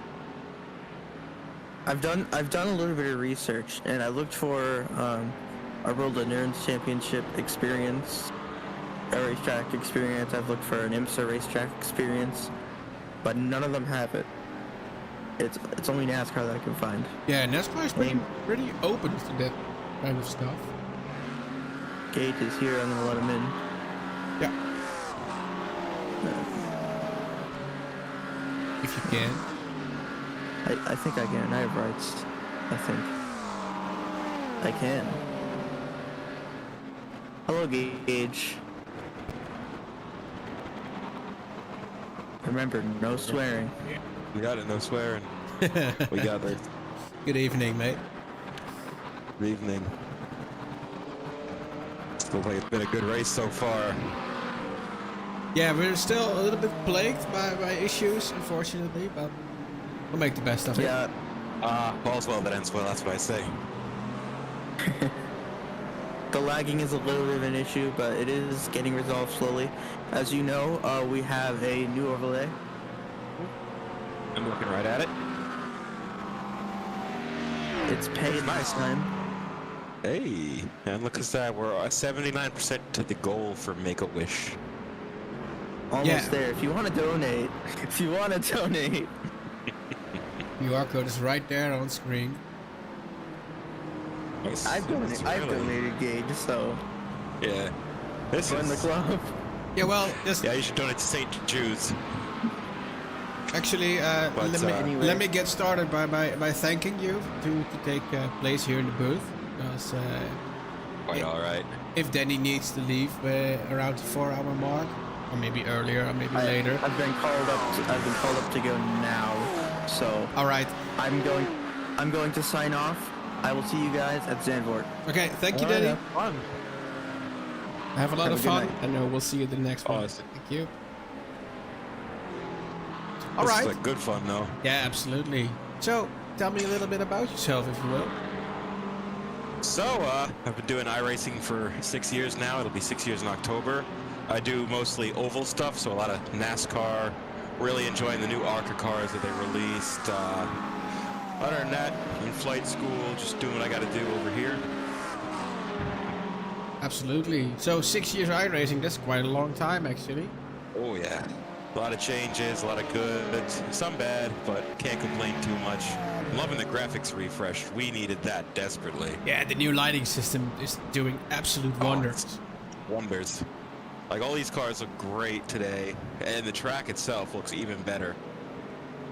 Yeah, and now that it's partly cloudy on the track, you can really start seeing the difference. Oh yeah, and you can also start seeing the spec maps on certain cars. For example, you can see there's that silver BMW just out of shot. He is a really nice looking spec map. Let's see. I think it was the What could be this one? No, that's a Merc. yeah, one of these. This one is a nice spec map too. You can really see that chrome effect on the front end though. Ah, Those reflections really are just perfect. I did that livery, mate. Oh, it looks really good. I'll say 10 out of 10. No, it's fun. But you're absolutely correct. You can definitely see the spec maps better, which also comes at a disadvantage for some liveries because the spec map is not really correct. I haven't seen any today though. I have also seen my Trading Paints Pro, the Paint Builder stuff. They merged two of the layers, so people that use Paint Builder Pro for trading paints, make sure you go in and check all your liveries and make sure everything's ordered as it should be. They merged the logos and the shapes together. Yeah, that tends to mix up a bit. So Oh, yeah, I had to. LMP1 of LMP2 leader is already in a position lapping other LMP2s. Just 2 hours into the race already, the pace is blistering.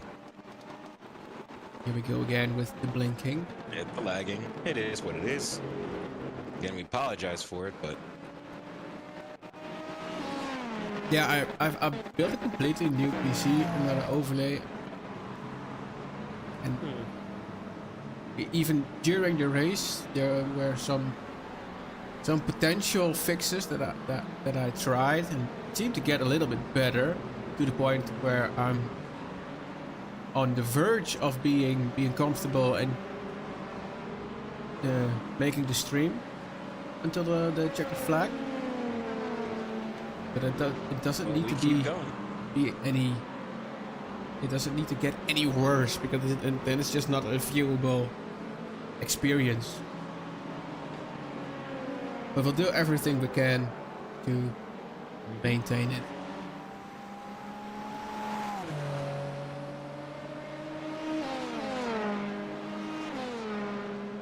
Jeremy the Mover still in traffic there. The hairballs. We've seen him very get rare you see accurate. Yeah. Notice on the service you don't see a lot of accurate, so it's good to see one having a relatively good run right now, all things considered. Yeah, I think it's mostly Acuras and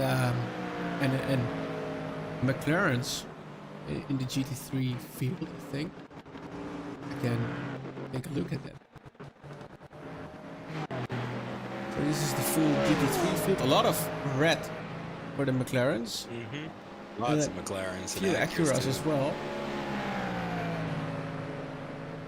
I think we got one Corvette, it looks like. Is that the Corvette symbol? Yeah, it's Corvette one. symbol. The Eagle Speed Academy Team B. Yeah. And then one Ford, two Fords. Viraco Esports Team Black and the Eagle Speed Academy duo team, driving with two drivers.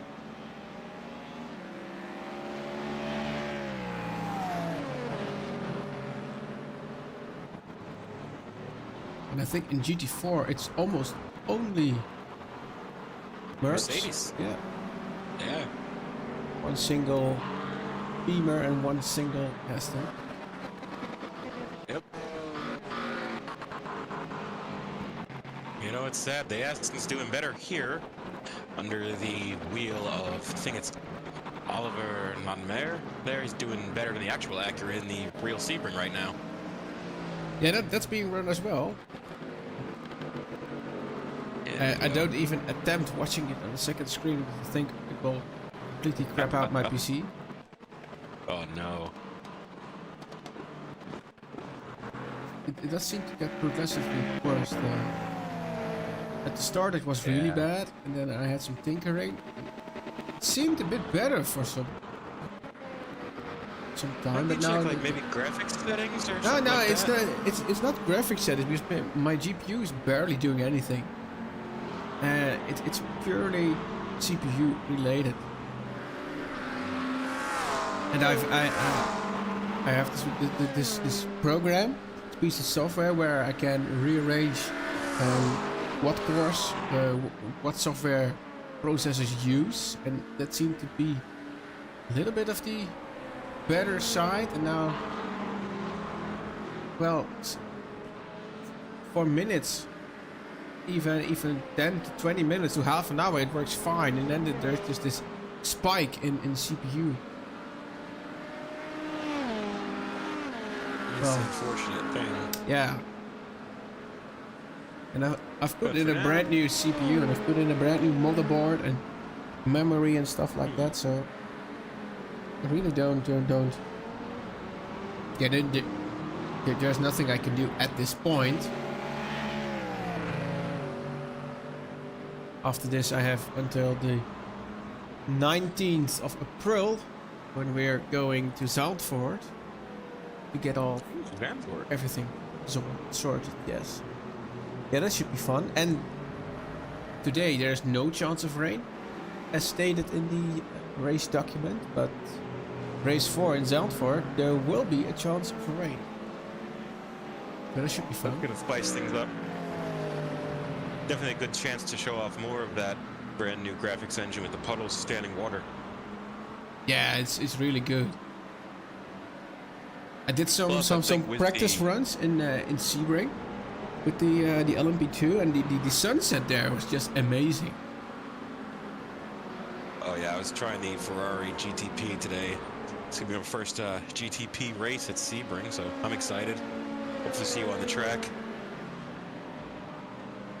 Yeah, the Ferrari GTP is kind of a tricky one on the braking. Oh yeah, I'll say that. It's the brakes, they feel different to anything I've ever driven, and that's coming from an oval guy and, you know, a GT3 driver now. So to hop into a GTP or really any prototype car, if you're going from a GT, is just such another level of required skills. You got to be better on braking. You got to be better at, you know, going through corners, hitting your apexes. As the what is that? LMP2 goes to the inside of the Mustang and the Acura. Speaking of, yeah, the GT3 is a fight for position for P10 in the race.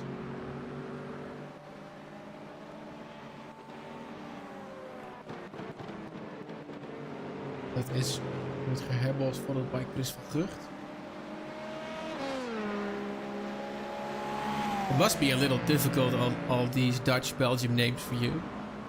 oh yes, I gotta say that's one thing. It's one of the reasons why I'm not really saying too many names. I can see the names, but I don't want to step on anybody's toes. You know, especially here in America, we have different pronunciations and different ways of saying syllables and whatnot. So Yeah, well, Danny has been calling Koen Cohen for the foreseeable races, but that's really not an issue.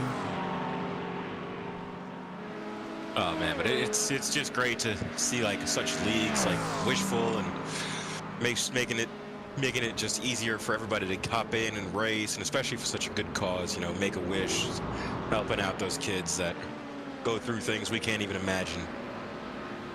Yeah, absolutely. It's what always appeals to me is that these guys on the track are just doing what they like, just doing their hobby, having fun, and at the same time we're raising money for such a good cause. Oh yeah, so it's a double whammy of goodness. We got guys just really just having a ton of fun, and the whole team building atmosphere of endurance racing in general. Obviously, you got to get to know people, trust people, and they all come together, raise money, make a wish. Couldn't think for something better. Absolutely. A bit Oh, of that lighting is... yeah, it's good. It really is good. It's a 420 Look with at that. Galen Nocero.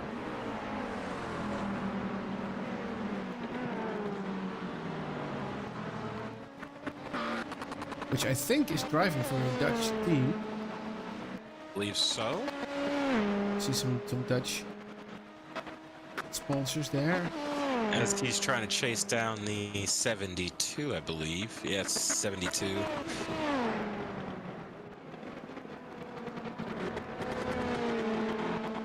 Which is 420 Pulse Motorsports.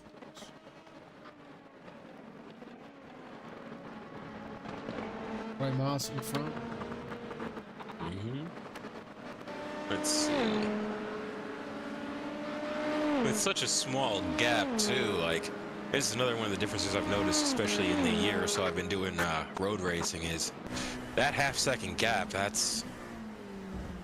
is still well within dive bomb distance, and you see just the difference when they close in under braking versus R.O.I when he gets on the gas. He's able to squirt just enough in front of Galen.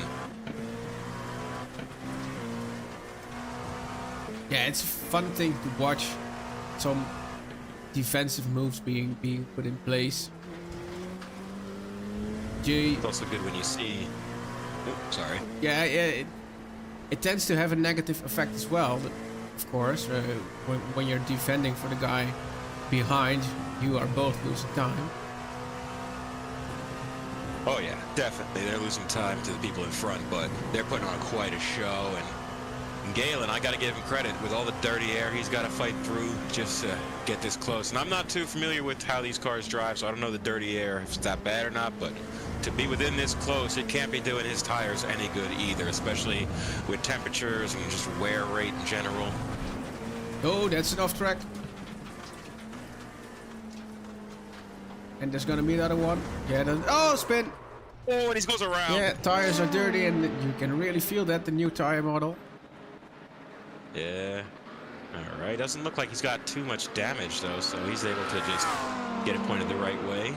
Also not into pit lane, so I think it's good enough to continue. Trying to scrub off the tires a little bit. Just a little bit. He's still got plenty of time back to Gilles.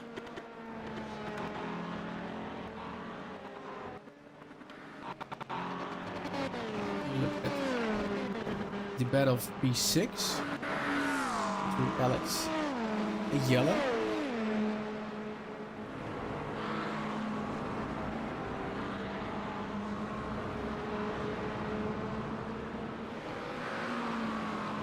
And they're approaching where, slowly, rapidly approaching where the other car went off, so maybe we'll see some of iRacing's new debris physics on the track.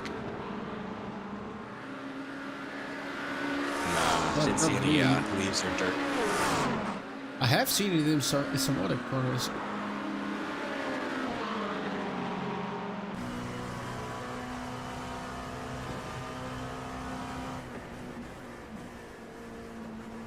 Also, with this new lighting system, I was driving a league race on Tuesday, I think, and my window got dirty, like it did here, and then I tried to wipe it clean, and there were just stripes being smeared on the glass.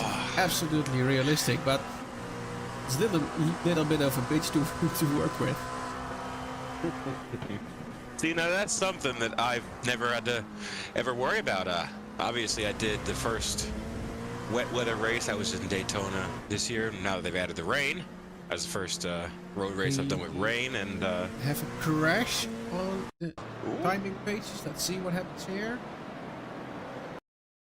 Ooh, in the slow motion, the LMP and the GT3 there. Let's see. Oh. Jan Schramek should have crashed, which is the 311 car. The LMP2 on the inside. There will be a little bit of contact, yeah. Oh, yeah. And spin around. Yellow Verstraeten behind. Nowhere to go. Manages to escape it. No damage. Oh, it's GT3. Oh, that's a weird position to be in. Oh, man. That's not a good place. Whew. But thankfully, got away with it. Made it through.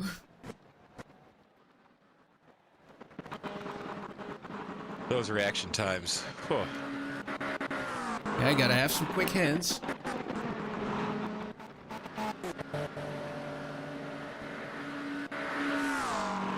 Not just quick hands, you gotta have the presence of mind to see that contact at the apex and expect somebody to go around.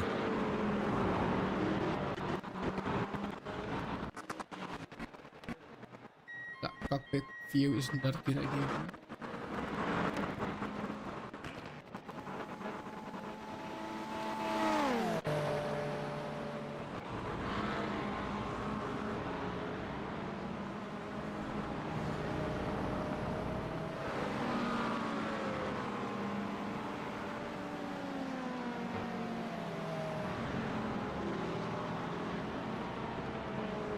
Just trying to fine-tune the system a little bit more.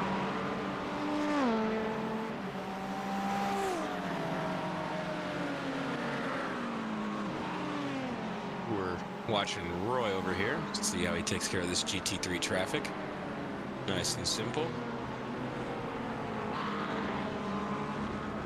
What really makes the difference between a good prototype driver and an okay one is the ability to manage and know where to go in and out of the GT traffic. Oh, absolutely. And loses.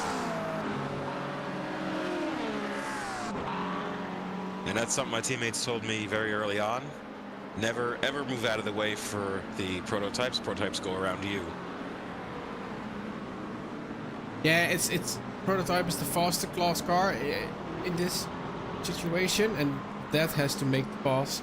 And that has to get past cleanly and safely.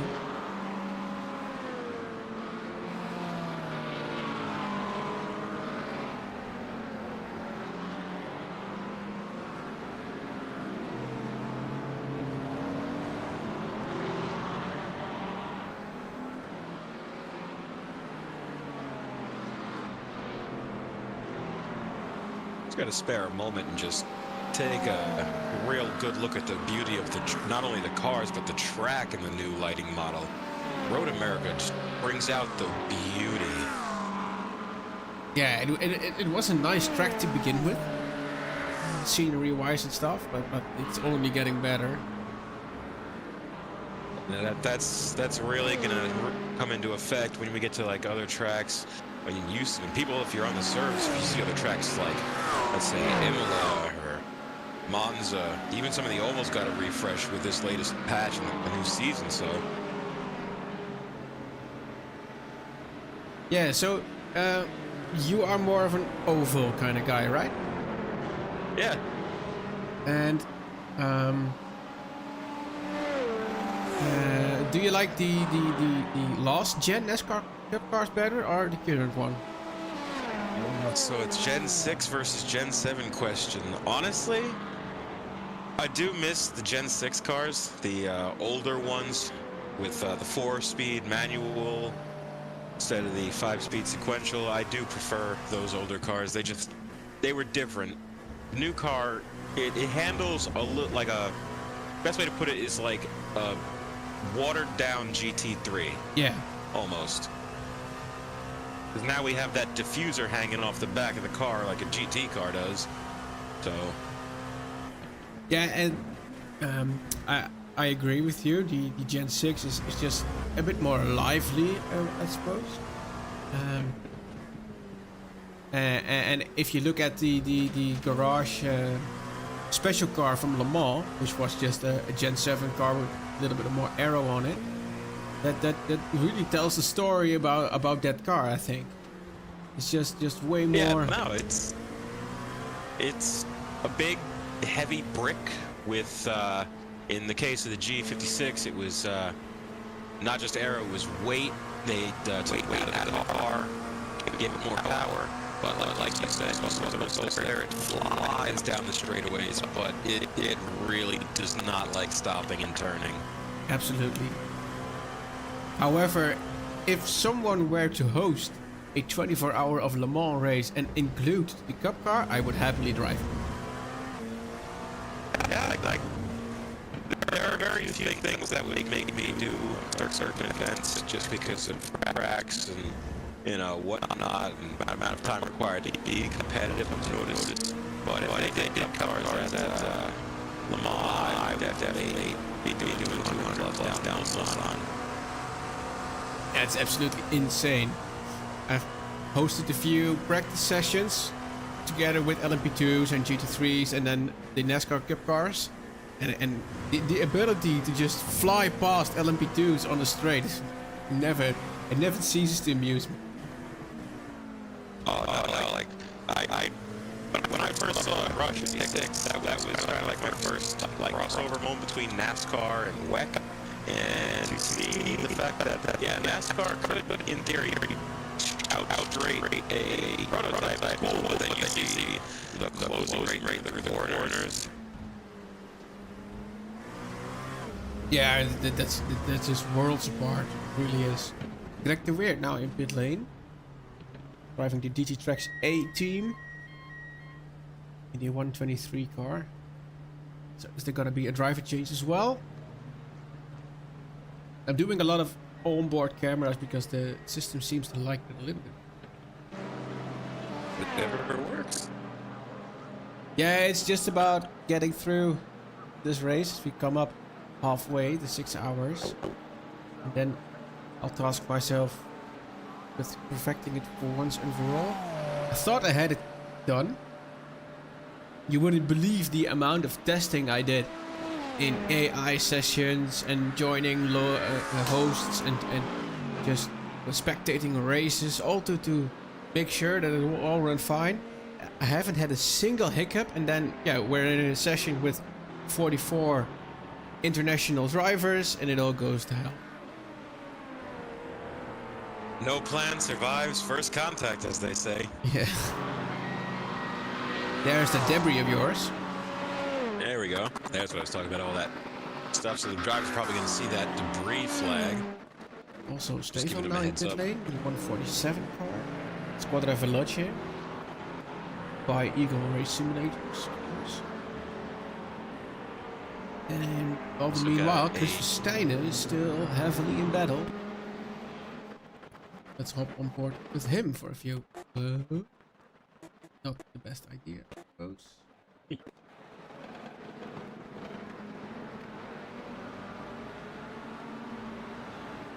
The CPU spikes, I just cannot. I have debugging software open right now. Whenever this happens, I can have a look at, see what it might trigger.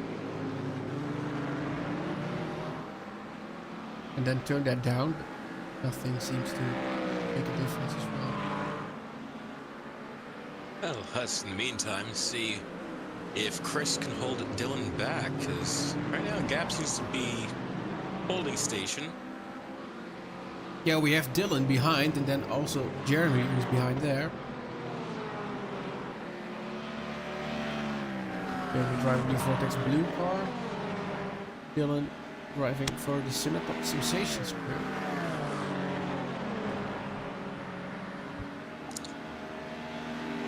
See, for me, what really makes this good racing is the fact that the GT3s seem to be less affected by the dirty air, because you have the Mustang in the front, then you got the Acura, and the McLaren is still able to keep up and even challenge, especially into the braking zones.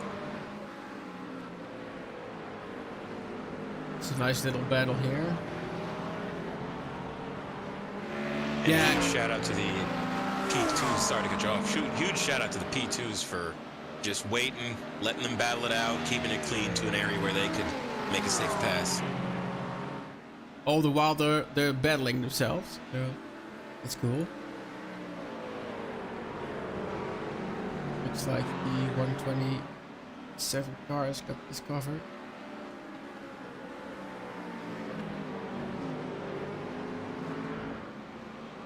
Almost using that GT3 as a pick, though.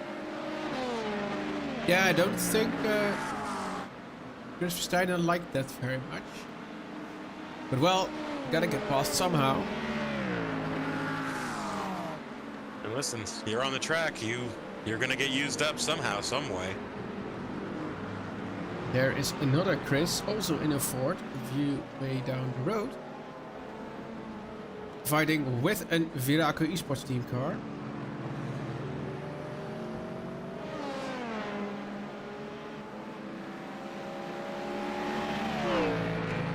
One goes one way, one goes the other way, and the gap remains the same. If not, I think it might have gained just a little bit.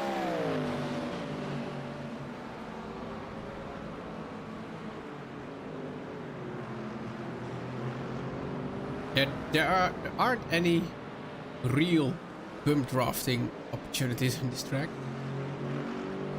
No, and not at all. We have another crash. I see Lucas Romano. Let's have a look. Try and see where this is from. It's a 311 car. We have seen many incidents with the 311 car today. And this is contact again with the 32 car. Spins him around. And carries on.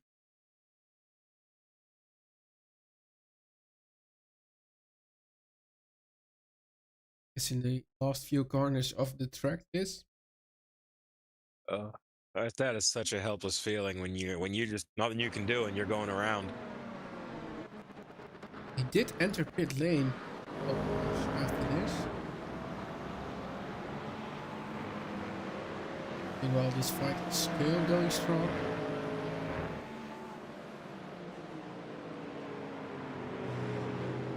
Hop on board for a bit with Chris.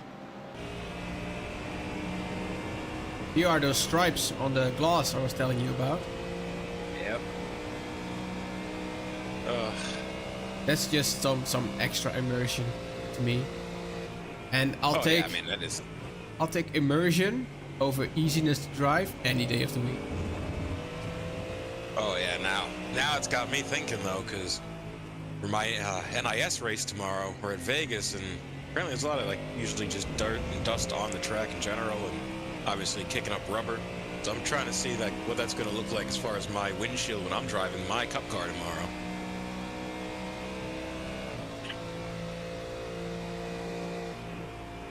Yeah, we have a NASCAR league as well, which covers the whole year. It's run on Monday night, so we're gonna go to Las Vegas as well Monday. Oh, that's gonna be fun. One of my favorite tracks on the Cup circuit. High speeds.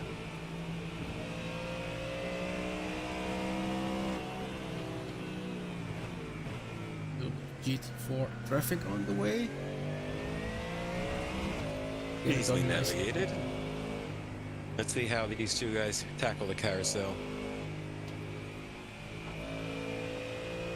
Yeah, it seems like when there's 10 different drivers, there's also 10 slightly different lines through the carousel.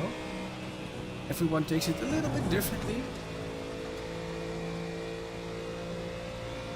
I know personally I like to when we'd visit here for NIS, I would take it slower in to go faster out. That was just the way I liked it. Yeah, I tend to do the opposite actually. Go a little bit faster in and run a little bit wide and then set yourself up for the exit.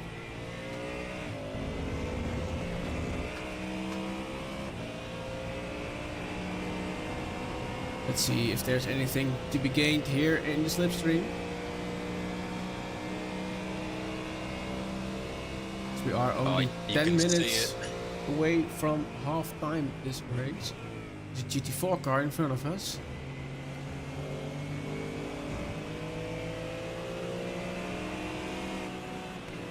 And they both make it by with relative little incident there. B behind. It's a 111 car driven one of the Goya Autosports drivers, which I think is Daniel White. This guy.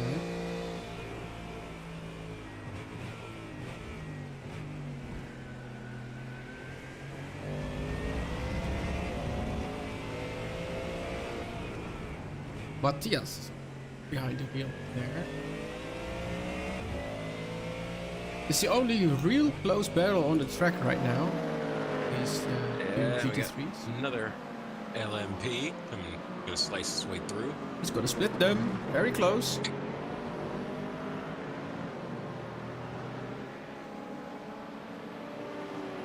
No, good luck, Danny, on your 2-hour road trip. Very much so. Good luck. Yeah, I was a little bit surprised because Danny's like 16, 17 years old and he's talking about driving a car. That's just that's not easy to comprehend for me as a European. Yeah, no, we usually over here we get our licenses around, we get our I should say our permits around that age. So, you know, we drive with a fully licensed driver and, you know, probably gonna go out with family. And I know personally I got my same thing, permit at 16, was driving from then on. Yeah, I think feels... here in the Netherlands you can do the exam at 16, I think, or 17, and pit stop time, and then drive until you're 18 with a parent or something like that. Yeah, I remember that when I was watching F1. Mr. Verstappen was driving race cars before he could even drive the road car. Yeah. That stat confused me because, like you said, as an American, I just like, oh, you drive when you're 16. That's usually when you get your permit and start actually driving. Which one of these two GT3s has the fastest pit stop time? Gucht is still in the air. Hairball's on the ground. Both on the ground now. No driver changes for these two.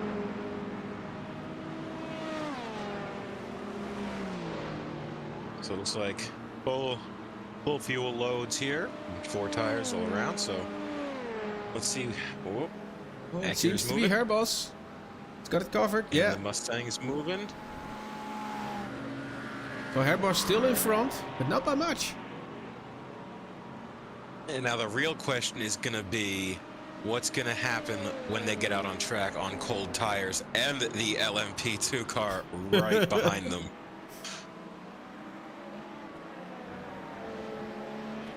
right on Oh my on the goodness. line. The LMP2 is a, well, not teammate, community mate. Lots of debris. And someone's kicking up a lot of rubble. Yeah, and also the sun is Someone on the bearing strip. down on them.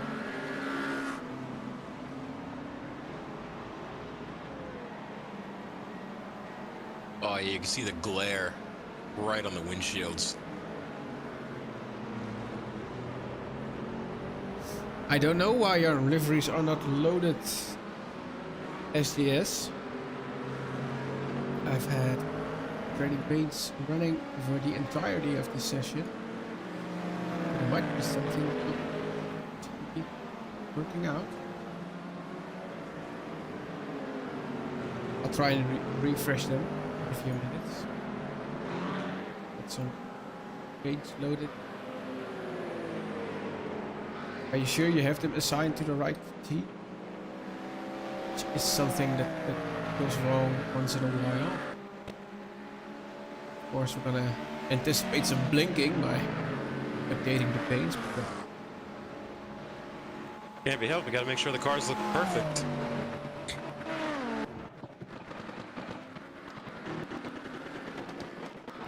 I think that this shows how on edge my system is right now. Because just rerunning trading paints it's gonna screw it over.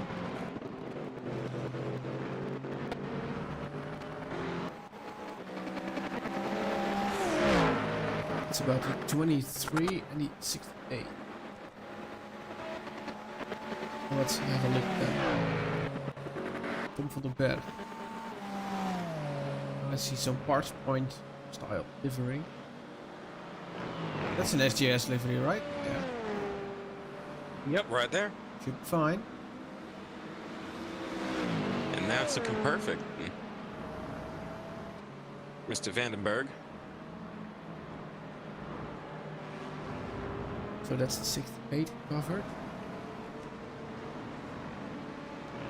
Look at Oliver in the Aston 23. That's a Fanatec livery. And Trading Paint says there are no more files to download, so I bet you there's something wrong there. On one of the ends.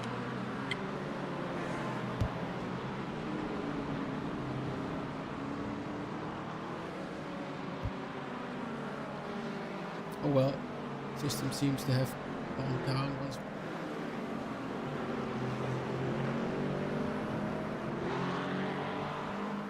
Airbus continues to stay in front. This is a fun name to try and pronounce, even for me as an European. Magnus? Bjerkaker, yes. Okay. Braver man than I.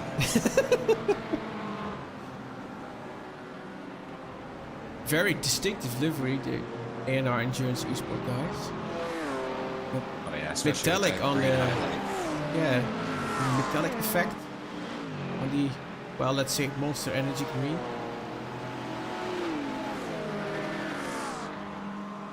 Juice behind there as well. Killian. And the number 4, which is Ricardo Michalewski, who is driving in 2nd place, so that's not a battle for position. The 77 and 147 are battling for position though, so that's fun. Oh man, that poor prototype behind the GT cars. Let's hop on board for a little bit with Stefan, trying to hunt down Killian. The R.O.I GT4 car in the way there. Well, in the way, not really, but it's traffic.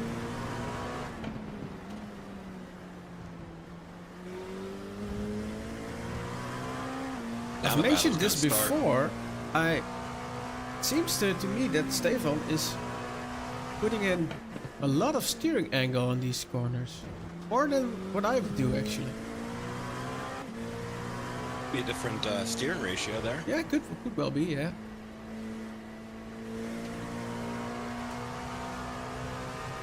So you see on the top of your screen, the CKS Racing crew is leading the overall race in LP2 class. SimCity Racing 71 crew, they are leading in GT3 with over 4 kilometers now, says the timing tower, of a gap. And it just sprung back to 1 minute 28. And in GT4 class, it's the DDK Racing Team B, which is not correct, it seems, because Flawless Racing Team is leading them. Let's quickly, yeah, see, there we go. Flawless Racing Team Bravo.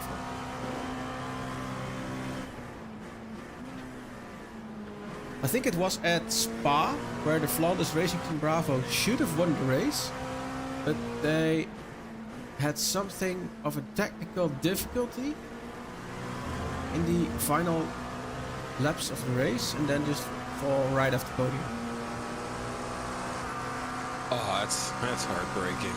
Absolutely.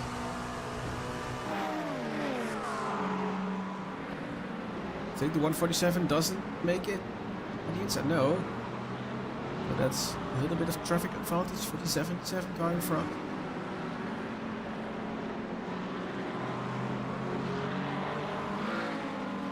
Yeah, that's right. The SJS crew won that race on Spa. Very proud of my guys.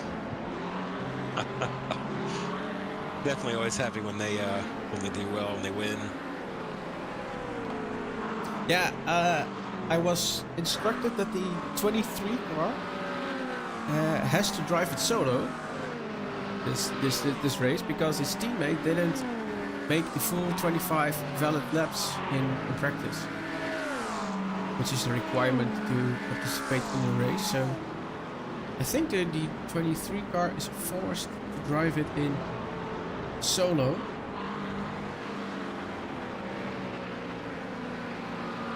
It's almost definitely like, tough. It's almost like snow, this debris here. Oh yeah, they did well with it. But yeah, back to the 23. Yeah, I think Oliver's going to do well to do the 6 hours on his own. I know his teammate feels horrible about it. Honest mistake, it happens, but we pushed through, and I'd say he's doing a pretty good job, all things considered. Yeah, it's points on the table at the end of the day. You know. And then we go to Zandvoort next, and then it's the big one. 8 hours of the Nürburgring. Not the Nordschleife, so it's only the GP track. And there will be double points. Good chance for anyone to bounce back if they're not in Yeah, position that they like. I think if you want to do something, if you want to do a great race, you need to do it there.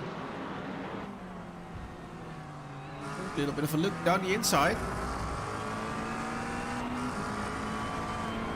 And that's a dive, but it's a well executed one. And he gets the position. Textbook. Way down the road is Kevin Zevro fighting with Jeroen Diekman. Jeroen Diekman is the main sponsor of this event, R.O.I eSports team and R.O.I management. We couldn't have done this without him. Very much thank you for that. Driver of the 16 car.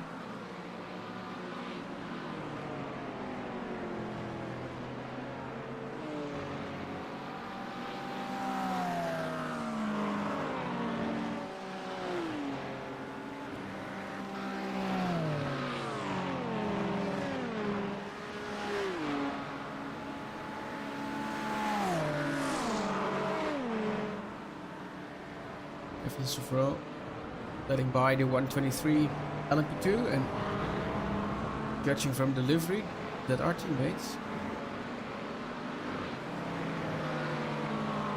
Very well executed, and now, you know, let's hope they're getting get around the Acura right there. Inside. It always looks a bit tighter on these TV cameras. Yeah, that's one thing I gotta say, they always do look a little tighter than normal.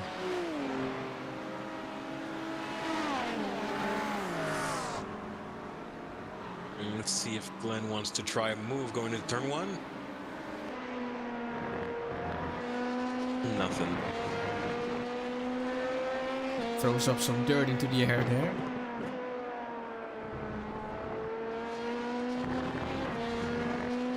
Let's see down this long straight. Into another heavy braking zone. Let's see. But it's a little bit of an advertisement for the A&R Endurance crew. Just a little bit. And, you know, Tim did close up quite significantly there. And then we'll see how they go through the carousel. A little bit on board. Let's see. Well, on the braking, he closes the gap. And he just seems to lose it on power.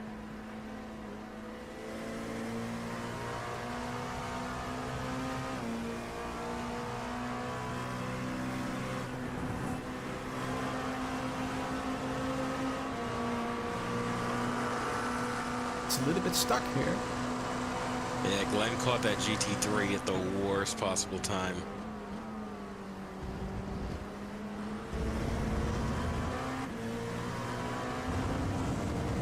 There's the SJS GT4 in front. Tim Trump trying to use it. Get around. It's a suboptimal line there. And he lost a ton of time. That's going to give Glenn some breathing room. Yeah, Glenn has some GT3 traffic in front of him. Starting with good credits. That's one down, then it's a GT4. Down the inside, that's also a teammate. GT3 driver. Front gets by them a bit easier actually. Getting some time back on Glenn. Fun little battle to follow this. Yeah, on the braking there's a lot of difference. Now there's two fighting GT3s in front. That's definitely got to be down to a setup difference. You can see Tim's just able to brake so much later, get the car slowed down just as much as Glenn, but Glenn's got to start braking significantly earlier. Oh, that's a decisive move. Yeah, for these LMP2 cars, in the setup you can specify which type of brake pads you want as well. And you can choose brake pads that are not as grippy, but you can also get very aggressive brake pads.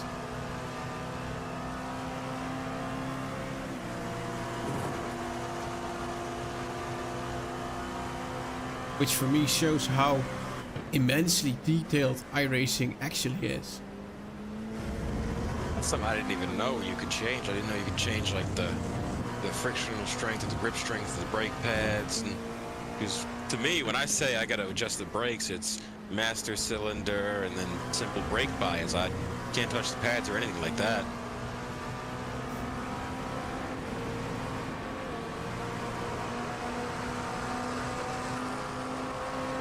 These guys are putting on a big show.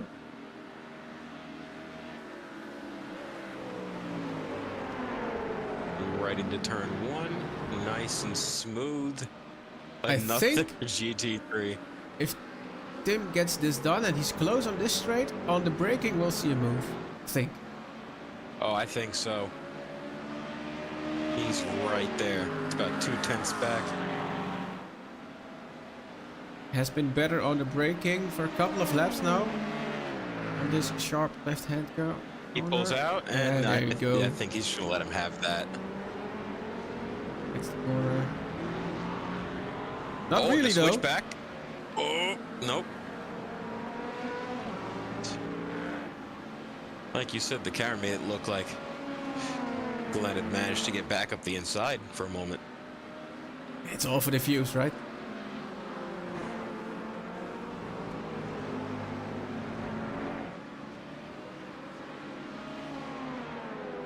So there's Definitely see that gap. There is one other tight fight, and it's in GT3. It's these two. Well, give us a throw. So from the one GT3 driver in battle to the other.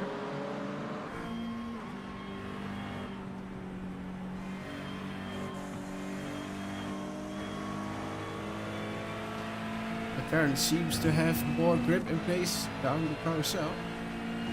How about here?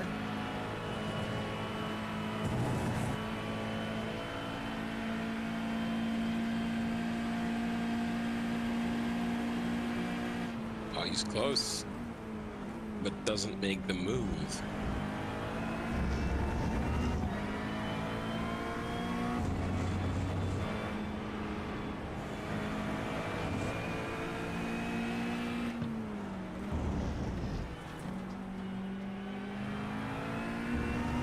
Tries to get quick there. Tries to get better exit. It seems to be working.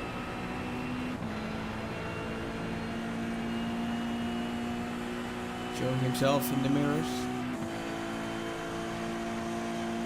He's gonna make a dive into turn one. They're alongside.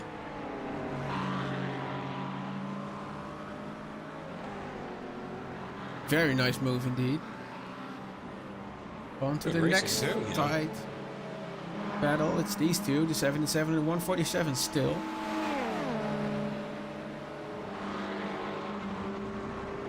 If I was willing to bet, I'd say those are team cars. They absolutely are. I gotta say, there is usually no better fight than a fight between teammates. Yeah, I can absolutely second that. So On one hand, you guys. I am. Don't want to. I'm running ORNL with Pure and a few other ones, but me and Pure, we can race together like it's real life. We can just do side by side for round after round after round, and it's absolutely amazing. And that's something I think is really one of the advantages if you do league racing with people you know. If you do officials and just hop in, well, let's say Monza with the GT3, there's almost bound to be an incident. Even worse, the Draft Master, which is just an awful series to run, I think. Well, I gotta say, you know, definitely, Draftmaster is it's an interesting series. If you get the right group of guys, though, and you know, you get everybody and they're all patient up until the end, you can get some really good racing out of it. But like you said, just as easily as you can get that, you can get an absolute garbage lobby and end up with hurt feelings and hurt fenders. Yeah, absolutely. And I run those races, especially with the truck. I really like the truck. Those races, I run them pretty often. And I think in like 90% of the time, I'm also myself just not patient enough. I don't qualify. I let myself drop to the back and then just hang at the back of the pack, and then yeah, the race starts evolving, and I just want to go to the front. I really don't need to do that, but it happens to me every time. Yeah, no, that's definitely something that you gotta learn as someone who's been doing oval more than road. You learn a set of skills. Like obviously you learn, first thing you learn is how to obviously take corners and make passes and all that, and then later on most people learn the patience. So we see Stefan looking to the inside of Killian into turn one.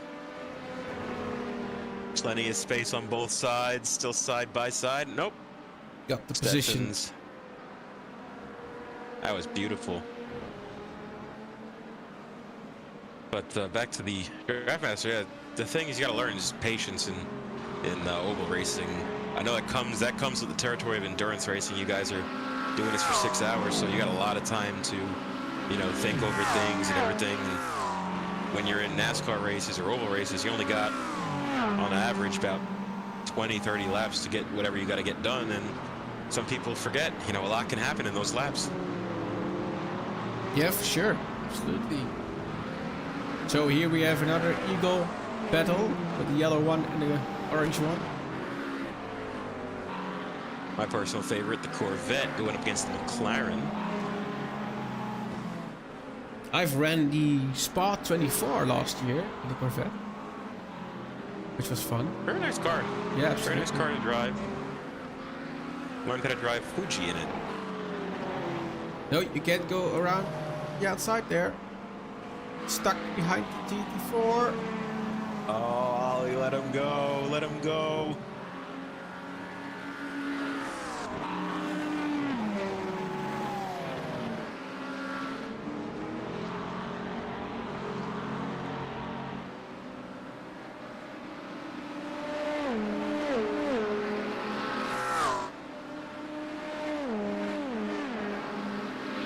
So actually, what time is the Xfinity gonna run tonight in real life?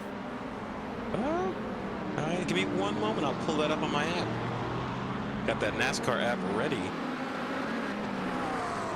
Yeah, I have this app that tells me my Dutch time as well, which is Could be. it's live right now. Yeah, absolutely. It started 9:30 or 9:30 for me. Oh wow, it's already 9:30 p.m. out there. Yeah, it's and to think I was in front of the TV this morning at 5 a.m. for the F1 qualifying. Oh And- man, and- that's and- definitely good. And I will be in front of the TV at 4 a.m. later tonight for the F1 race. See, that's the fun part. I'll only have to wait till 10 o'clock p.m. for the F1 race. Yeah, I heard there was rain. So. yeah, rain in Australia. That's gonna be fun as well. Oh man, and I'm just looking. It's gonna be a good race, I think. I just hope that maybe Lando Norris doesn't decide to bottle it. We'll say. Yeah, I know it's only been one qualifying session, but I think it has everything in itself to be one heck of a season. Oh, I definitely think it's got everything.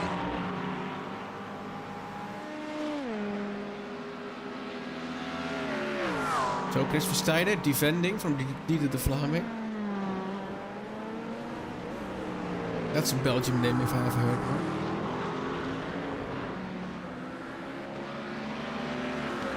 Meanwhile, Tim de Hond, driving the Chevy, is closing in on his teammate, not really, but C12 and 13th position. Jonathan van Garen versus Tim de Hond. We got a good-looking group of cars we got going on right on screen. Tim Trump did LMP2. Gets it timed perfectly.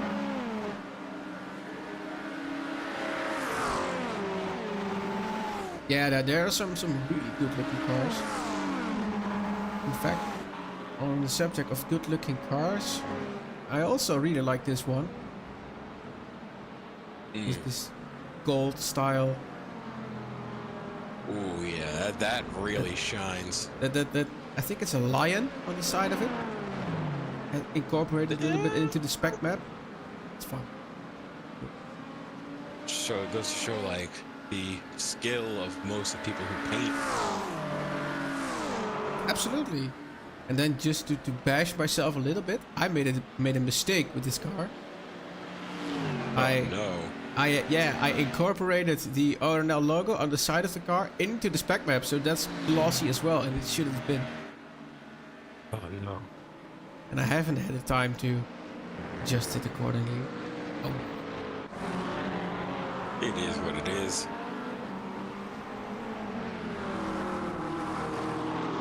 So I've got the Chevy as well in the new V8 Supercar edition. It was either the V8 Supercar Ford or the Chevy. I went for the Chevy. Yep. What do you think about it? Yeah, overall, I tend to have a little bit more feeling with the other V8 supercars, the old ones. But I think that's just because I drove them very much. These cars, they seem a little bit more difficult, and more often than not, I like that. Don't we all? Yeah, also, I think the LMP2 is one of the more fun cars to drive on the surface. But recently, it has gotten a little bit more easy to drive, a little bit more forgiving. Where previously it was really a handful to drive it well. And that's really something I enjoyed about that car. But now, not so much anymore. Yeah, no, I mean, personally, I find that some of the cars that really just deserve to be driven more, supercars, the Formula 1 cars, they deserve to be driven a lot more. They're fun. You know, get a good group of guys together, you probably put on quite a show.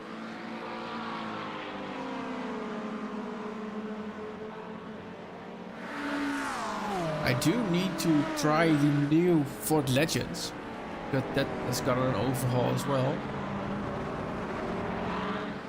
And we run these fun races on every Sunday, where we try to host races for our community with free tracks and free cars, so that you can enjoy it. And these Ford Legends, they're just the best cars to have tight battles with. So put the Ford Legends for instance on the short layout from Sebring. That's really fun to have those cars bumping around on Sebring. I feel like I'm one of the few people who didn't take the more typical like way to go up an oval career kind of deal. I went straight for the street stocks at the time, and then from there I went to ARCA, straight up to trucks and Xfinity and Cup, and really didn't do much anything else. I did kind of the same thing. I used the Ford Legends to get myself into an ARCA, and then same path really. Yeah, and I mean, as far as oval, it really always kind of culminates you up to the top of the NASCAR leader, I feel. I mean, don't get me wrong, there are dedicated people who only drive like the 87 cars, and dedicated people who only do like the super speedway series, but usually 9 times out of 10 you're getting the A license and you're driving the Cup cars around. Tim Trump is doing another action on the brakes. Oh, some Daniel beautiful. Ricciardo type of stuff there. Very confident on the brakes and gets himself another position.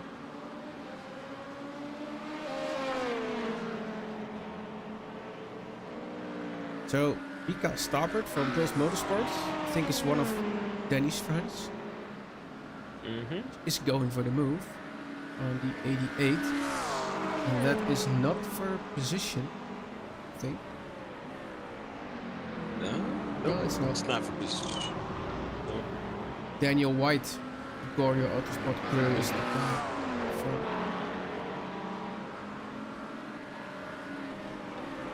And Tim Trump is the guy behind, which is here. The 88 is just there. The gap between the two leaders is coming down a bit. Thomas Stockmans is now driving the CKS racing crew, the number 2 car, and the number 4 car is now driven by Ricardo Michalewski.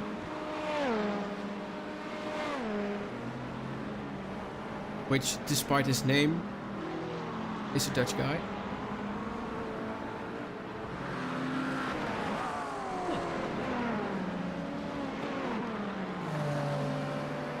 And he is really quick in these LMPs.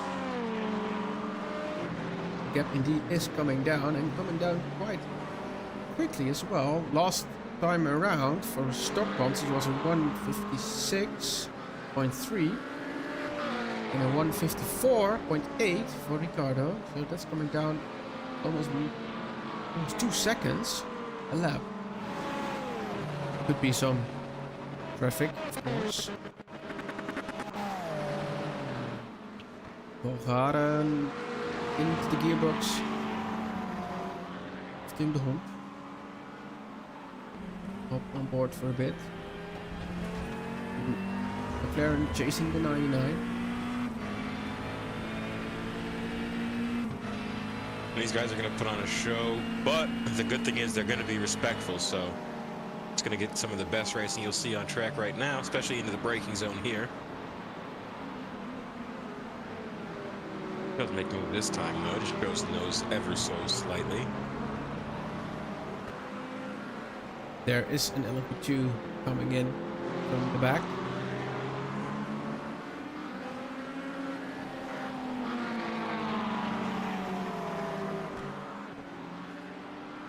E127 is that?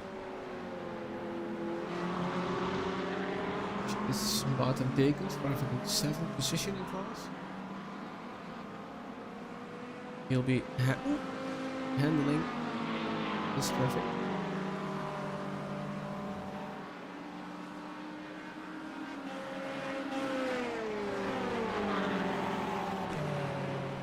So acceleration wise, there's not really that much of a difference between the GT3s and the LMP2s. Yeah, I've noticed that it really comes down to the cornering speeds. Yeah, there's just some level of downforce the GT cars just don't have. And then under braking, it's really close between the two.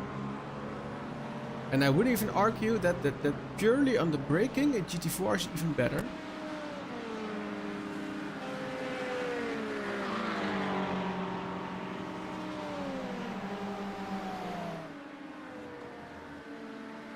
Ivo van der Linde into the pit lane. 83 car coming in from 4th position. Driving the stage 1 racing car. Nice color scheme as well. Very, very nice. Tony van der Linde also in pit lane, so I guess we're on for a second wave of green flag pit stops. There's the 72 car, which is from the same team. It's the Stage 1 Racing Seniors. And driver change to Mathieu Molenaars. And in the 83 car, it's the now David van Slomeren. And there goes the 77. And also Glenn Grondelaars, the 123 car. It's good that these cars don't run into each other. Yeah, I always like the fact that, you get the ghost physics when you're actually in pit stalls, so... Yeah, well, you need to remember that it's only in pit stalls, but not into the fast lane. Then you can just crash into each other. I learned that the hard way when I started doing iRacing. There have been quite a few times, especially at some of the bigger super speedways during green flags pit stops where, well, you get hit. Yeah, it's not fun. Or Tim.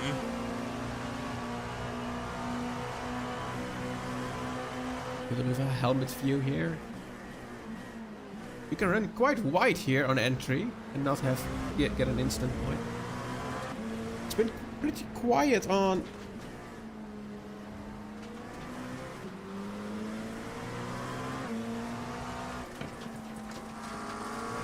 Oh, it's not pretty quiet on incidents and penalties for that matter. The 24 Sim Formula Europe has got a drive through. Stop and hold penalty for the 311 JD Sim racing car. Causing a collision. 20 seconds stop and hold.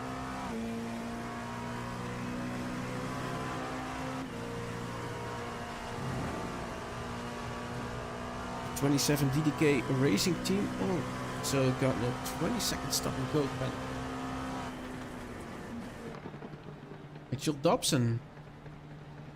She's one of the A&R Endurance Esports guys, and quite a new name for me in the Wishful series.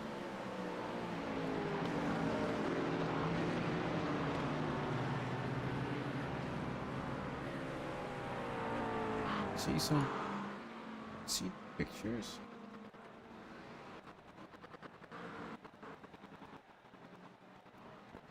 Actually trying to look at the track from above. Doesn't really seem to be a good idea. Lead fight. Ricardo Michalewski now a new race leader. Beautiful. Overtook Koen Klopman. I kind of want to see where he did that. He got off track a few laps back. There was here. He's already in front there. A little bit off track. Oh, that. Oh yeah, killed his here it is. Let's momentum. go. Through the kink on the inside for the next corner. And it's just beautifully set up. There's the position. Alright, so that's how that happened. But now he's right there.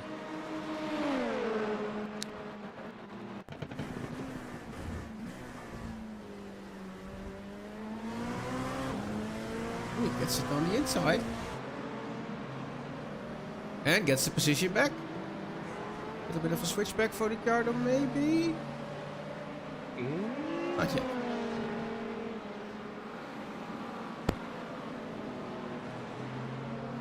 A bit of a flicker with the lights there. Just a little bit. Nothing too bad.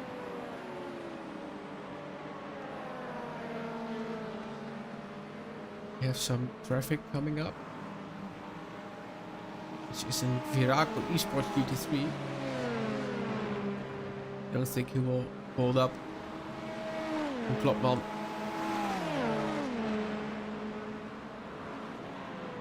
So Koen Klopman back behind the wheel. Took over from Thomas Stockmans. And I think Koen is the quicker of the two in this car.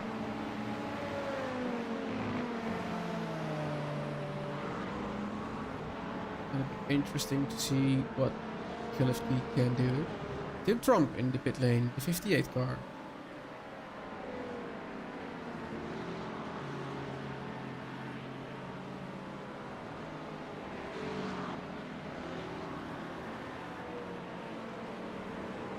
Falling back to, I think, I'll get out in P12. Yeah. No driver change, just 4 new tires, full tank of fuel. Floris Ooms now also entering pit lane. For the Mach Speed Racing 349 crew. Puts the Dallara into the pit box.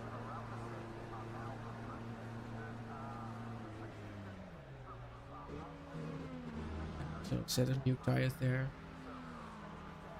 Yeah, I would be surprised to see any drivers not take any tires on a full stop, because tires are for the LMP2 and also the GT3 and GT4 are essentially free, but these LMP2s of course do suffer from cold tires now. So I will say not as bad as the GTPs, so it'd still be one lap, but a lot can happen in that one lap. Koen Klopman down the inside on the kink. Oh, that's a bold move. Gets it done though. Beautiful. Michalewski now under pressure from a lap car. He can unlap himself, of course. It's a 59 of the car. No, let's see. 59 of Michel Dobson. Both A&R esports drivers. Whoa, Klopman.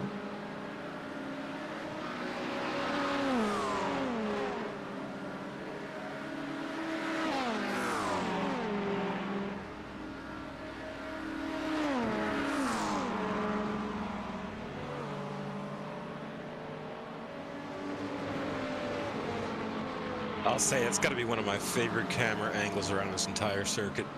Yeah, that first corner there. Absolutely amazing. Reminds me of the golden days back before every one of us was iRacing. We were Gran Turismo and Forza days. Yeah, I've never been a Gran Turismo kind of guy. I did some Forza, but I think it all started with Live for Speed, actually. And then My first Project Cars. race. Yes. Project Cars. I actually first started racing on Project Gotham Racing on the Xbox 360. Yeah, I've had that. Complete with the force feedback wheels that didn't come with a wheelbase. Just kind of put it on your lap and had to pray that you didn't like throw the wheelbase or you didn't have it set too high, so come up, so you turn it and you lift off your lap. Tim Trump is back again in the pit lane. Was back again. Oh, we crashed. Ah. This is the replay. You're gonna see it. Cold tires, cold tires. Yep. And spin. Gone. Oh, there's the Right 420 as there. well. Oh, Galen cold is there. tires getting everybody.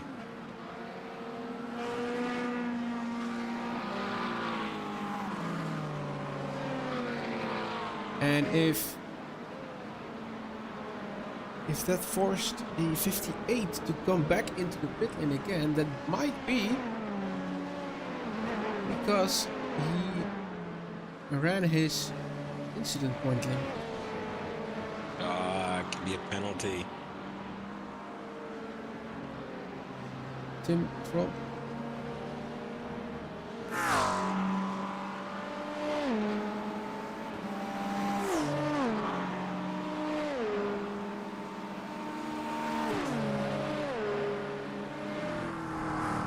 Let's see, Tim Trump enter pit lane.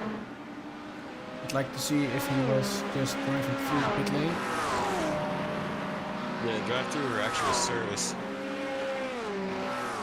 Yeah, he had service, I think, a few laps before that, so that's why I thought it was a drive-through penalty. Yeah, he's not getting over to the right side, so I think this was a drive-through. I think the LMPs are stacked at the end of pit lane, so could probably. Oh no, he's not stopping.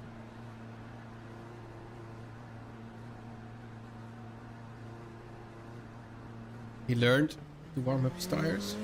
Yeah, that was drive-through after all. Okay. Top on now, 1.5 seconds in front. This is a good camera as well.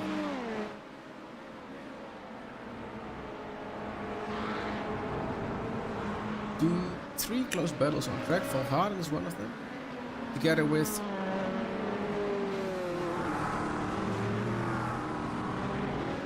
he's about to get lapped by the 71 of Chris Laurus. That's our race leader in GT3. So I've said this before in some of our own community streams. I don't know what the connection precisely is, but I do know that Kurt Busch is connected to this SCR racing team.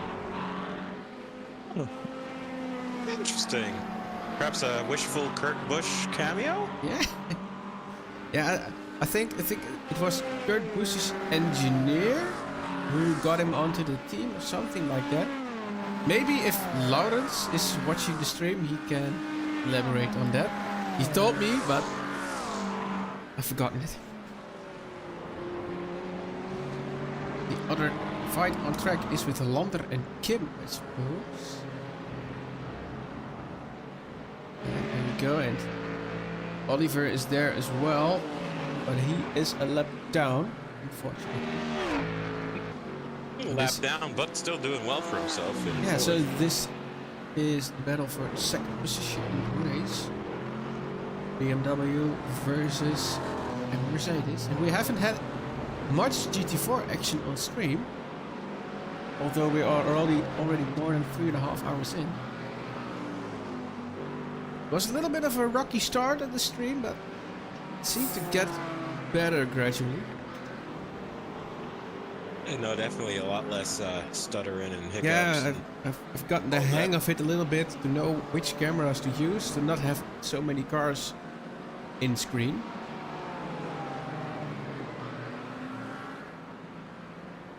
because I think I can use the static cam, and it might even be better. Looks cool as well.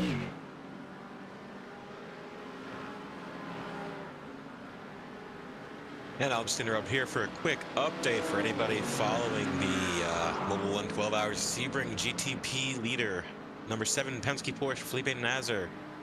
Got the LMP204 Sauri in that lead. We got Connor D. Felipe in GTD Pro and Matt Bell, I think that would be in GTD. So how is my fellow Dutchie doing? Renger? I don't think he's in the car or not in the top 5. He's in the Acura, right? Yeah, no, I don't see the Acura on the top 5. Damn it. Yeah, something must have happened. I only see the Cadillac of Jack Aiken 7 seconds back of Nazar. I think it was 2 years back on the closing stages of the Sebring 12 that there was a crash with I thought it was Pipo Derani, which just had a massive crash with like three laps to go. I think it was I've 2 seen years some back. pretty big ones. I remember back, this is years ago, back when IMSA wasn't even IMSA. There was Mazda, and then 2 Ferraris were battling, GT3s, and oh, well, at that point, I didn't even know what they were called back then, but either way, they hit the back of the Mazda. Oh, that was not good. It always baffles me that one of the best commentating teams in motorsport, which are the guys from IMSA and Radio Le Mans, and they just broadcast it for free worldwide. It's absolutely amazing. You can watch IMSA wherever you want. Ooh, see, I wish we had that here. Don't you get IMSA TV on the internet? Yeah, it's a geo-block. I think it might be geo-blocked, to be brutally honest with you.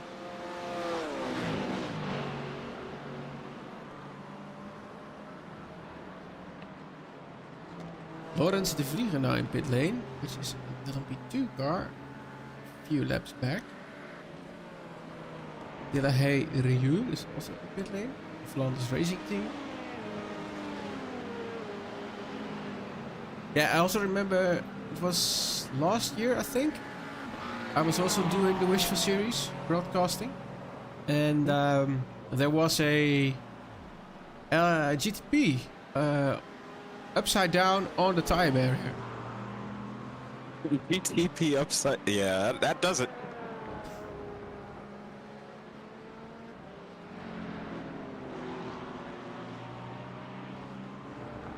Still GT4 action here. That's a tight battle. Still for second place. Oh man, he was right up on his bumper.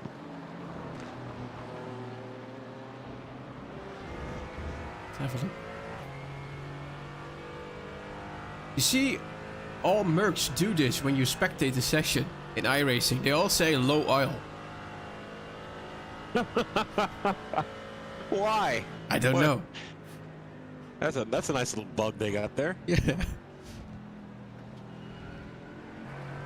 I've had people when running longer endurances and I was streaming it, they then rushed back to their team because they were watching the stream and saw low oil. So what's going on? What's going on? Panicking, and then just, oh yeah, it's only on stream. It's really funny. I wish, especially for like these endurance races, I wish iRacing could add like a failure, like randomized failures for everybody or something. Maybe spice up the race a little bit. Like maybe you could cause it by beating up the car a little too much or pushing on it too much. You could introduce like failure options where a team's got to fix it.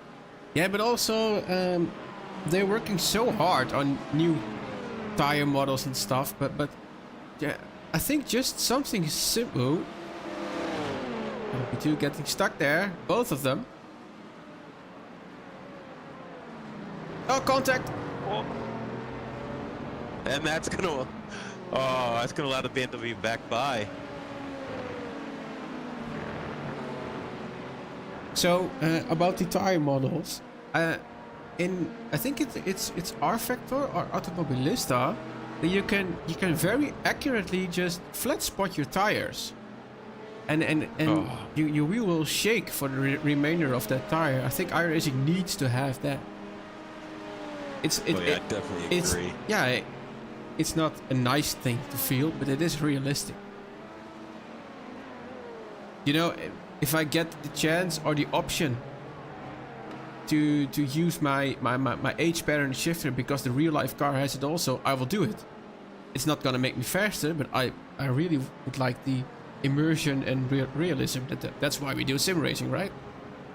Exactly. We want to be there. We want to be in the car when we're racing, and to that effect, I used to have a Fanatec H pattern, and I could say Watkins Glen in a NASCAR stock car with a H pattern. That's a whole new level of immersion. Yeah, but that's pure awesomeness. Oh, I have man, I have an old Logitech shifter converts to USB, so I can just run it on my PC. And then I have a sequential shifter and an e-brake all next to each other on my rig, so it's kind of full. They don't even have a rig. I just have a desk and a Moza R5, and that's how we do it. No, I made a custom rig. I had it made, and quite recently. So I'm gonna invite some possible burglars in my house now. I've upgraded my sim rig to triple 55-inch 4K TVs, which is Triple absolutely 55s. insane. That's gotta be. I have a dedicated room for sim racing and streaming, and it's 3 meters. I know you don't know what it is, but 3 meters wide. And the total setup, it leaves like 20 centimeters at each side to spare. Jeez, you got about 9 feet of space in that room, and Absolutely. you take up all of it. Absolutely insane. Oh man. The screens go to And to the edge of my seat, so it's actually more than 180 degrees field of view. This is shaping up to be a nice fight. Oh, this really is. Got 3 GT3s. And we got 2 McLarens, 1 Acura. One of them is not there for track position though, but actually, no. One of them is not, but it's still a nice battle. That's While third and fourth. one of the LM2s, the 77 cars, getting nicely past on the pit straight there. So the foliage is also from a few updates back, but I still think it looks nice, the grass and stuff.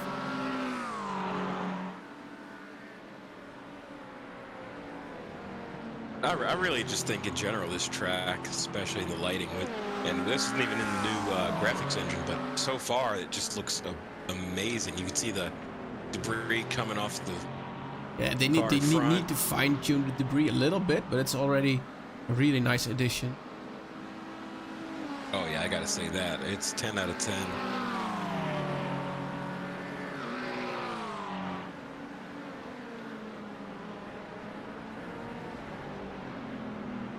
So have you driven the Acura GT3? No, the only GT3s I've actually driven thus far would be the Porsche. I've driven the Corvette, the Mustang.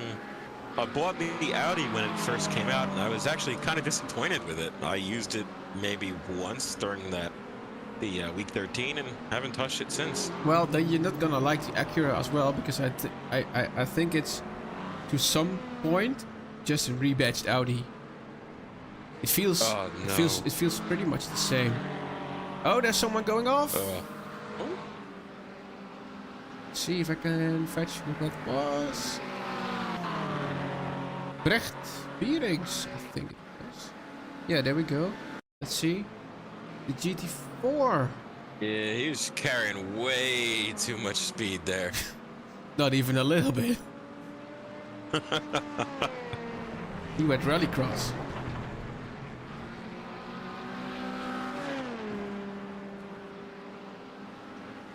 But thankfully, you know, he dropped all the rocks off track and just brought some grass on it. Yeah. To make the carousel even a little bit more easier. Dieter de Vlaming into the pit lane. It stops.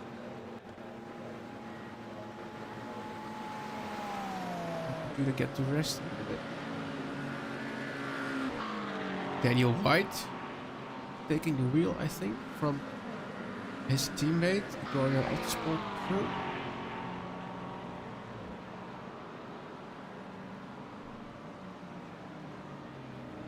The Gorio team is not a team from very much good luck. I recall them in the Zolder 24 hour contending for the win in GT4 and crashing out. I think they had their opportunities this year, and now also they were involved in a little bit accidental stuff.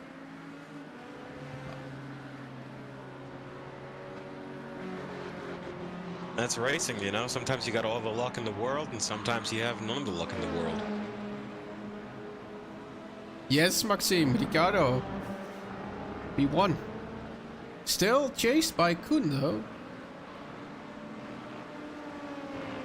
Only half a second, though. So Yeah, Klopman did try to run away, but he couldn't get away from Michalewski.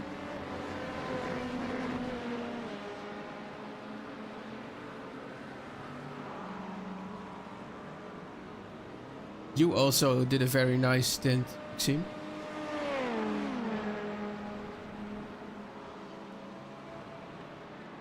Daniel White is taking a little bit long to in the pit. Yeah.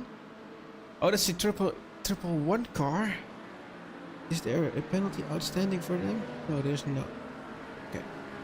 All penalties that have been given thus far are all been taken. So no outstanding penalties at this point. Let's go on board with Klopp a little bit. See if he can put some pressure. Michalewski, who needs to get by the BMW there. This is really gonna test. This is really gonna test Ricardo's patience. Oh, you can see the inside of that GT3. Well done. I really do like that metallic stripe on that Beamer as we fly by. You could just really see into Ricardo's mind there that he needed to pass the BMW right there, because otherwise he would be stuck at the carousel as well as Koen has. But that's just some racecraft right there. Another GT3. See how this affects it. But that's a teammate. Not a Viraco Esports team car. Oh! I like that he doesn't just barge out of the way. Still fair racing. That's cool.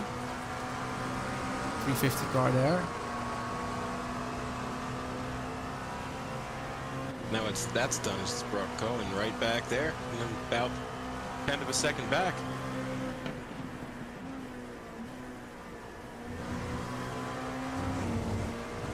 And on exit at GT4. Oh! Yeah, I think he got on the brakes a little bit harder at the end of that. He was like, nah, I'll let you have that for right now.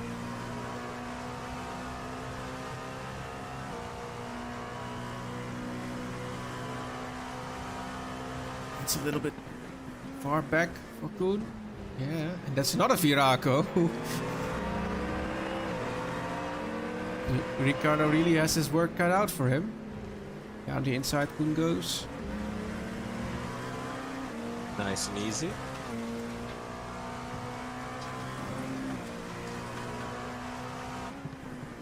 And it's exactly the same as last time around. Ooh, that's tricky, that's tricky. You don't really want to go down the inside there. But he has to. I don't know if I heard correctly, but I think he might have got a tire onto the grass doing that.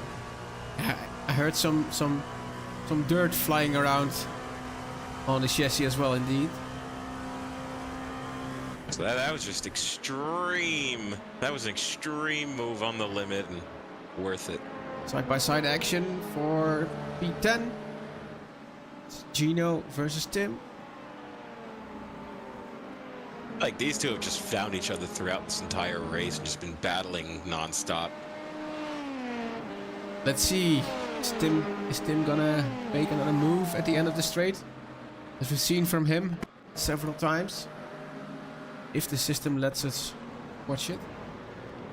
Okay. Not this time around. Oh well, he did. Was a little bit wide for the 19 and Tim said thank you very much.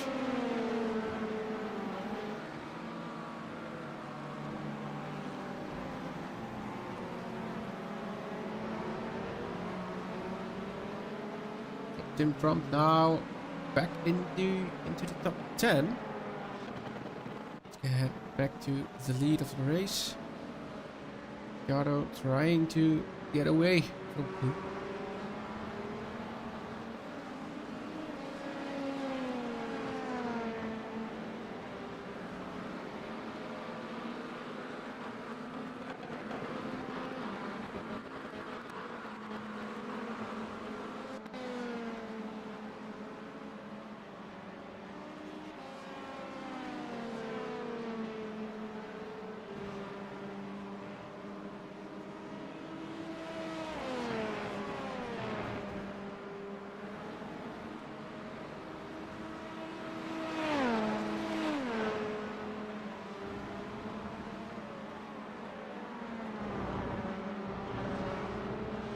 Right on the verge of being 1 second clear. Of course, there's no such thing as DRS for these LMP2 cars. Thankfully, we don't have to worry about that. That's one gimmick that I think racing could do without. Absolutely, and I also think that's why I used to like the LMP2 more. There's no electric systems to get a hold of. It's just this car. You can push it. You don't need to brake earlier to charge the battery and stuff. It's just driving this car.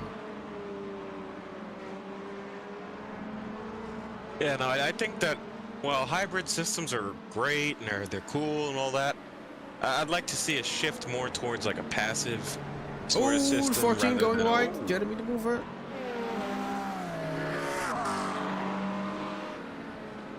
Hence, third place to Maxime Humpelin.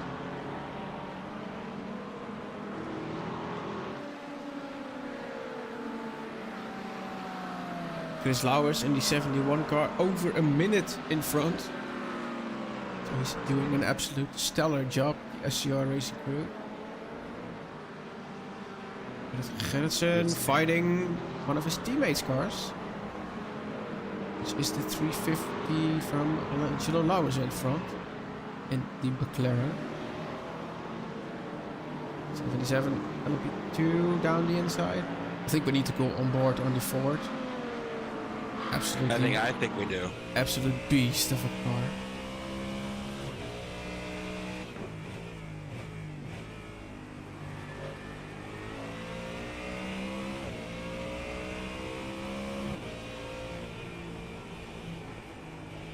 The McLaren does look that much more nimble.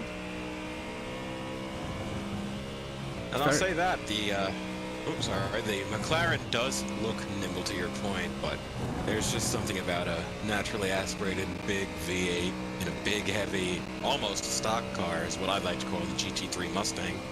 Oh, absolutely.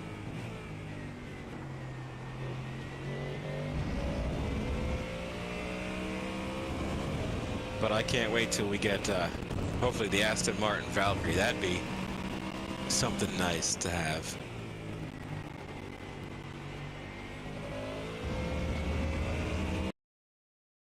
Just resetting the sound now. I heard it get out a little bit. Up here.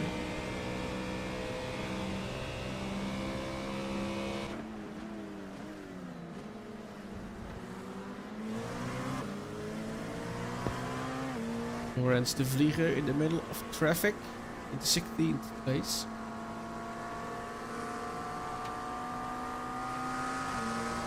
GT3, GT4 and an LMP2. Total picture.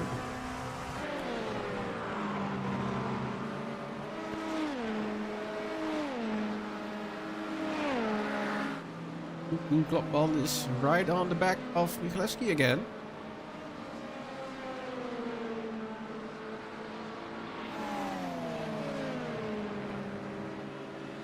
Number 2 is putting pressure on once again. Is he gonna go for a move this time around?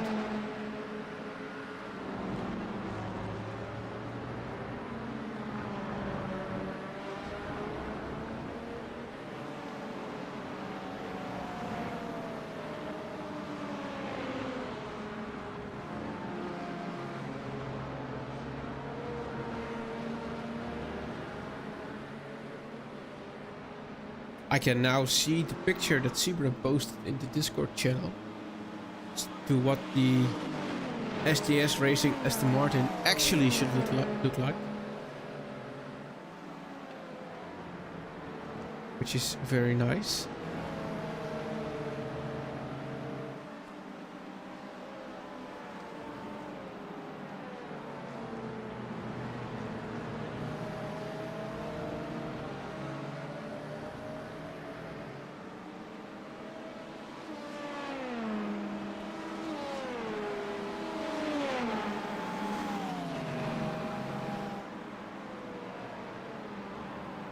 See, there's some form of discussion going on in the Wishful chat. Well, I think where there's racing going on, there's bound to be some discussion. Well, Klopman has took the lead again in LMP2.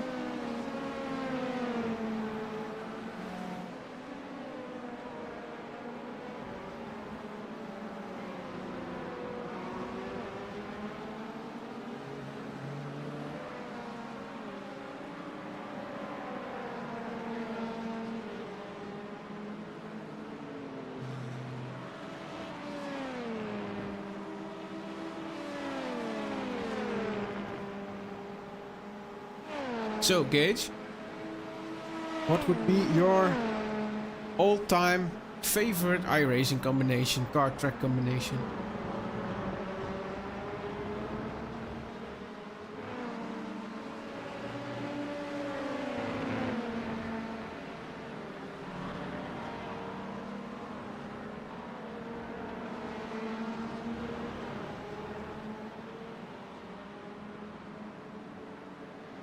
Might seem to have lost Gage for a bit there. Sorry. He's back. As I was saying, my favorite combination out of the thousands, honestly, the MX-5s at the Charlotte Roval. Oh, absolutely. That's a good one. I was taking advantage of that for the week 13 to get my road rating up a bit. And let me tell you, start from the back in those, and you can have so much fun going through the field. Yeah, I think I owed like 75% of my current road iRating to the combination, the older Zandvoort, so pre-update, and the Toyota GR86, because it was in spring break, I think. So I was free for the whole week and just grinded that.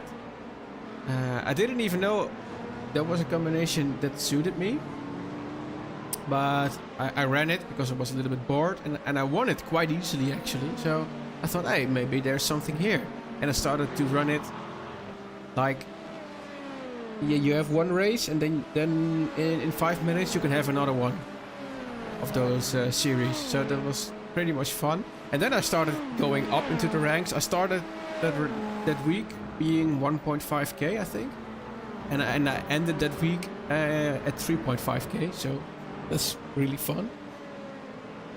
And going through the days, I started seeing some guy that's now in F1, Jack Doohan, and he had his whole team, his whole esports crew. going in all those races, so that was really fun.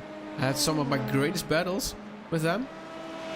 It's actually one of the better iRacing memories that I have. Definitely, iRacing is so good for just making connections and meeting people, making friends, and how I met Sebrin and Danny, Oliver, all them. Just people looking for rides for a NASCAR league, and I said, I'll do it, and the rest is history. Yeah, that's fun. So, new tires for Ricardo Michaleski, Veraco, Isos, Team White. Yeah, I've encountered a few of more famous like people. So I've raced Basic Ollie, I've raced Jimmy Broadbent, and there was a league race where some of the Dutch real life drivers were in, so that's pretty fun. That's something I am a little bit jealous of. You know, not being on European time. I can't race with some of the more famous international drivers, but I have had the luxury of having Elliott Sadler, Dale Earnhardt Jr., Rajah Caruth, a Truck Series driver. Had Dale Jr. in a few of my lobbies, a couple times in official races. So, you know, it's always good to see the real guys, and sometimes you can beat them, sometimes you can't.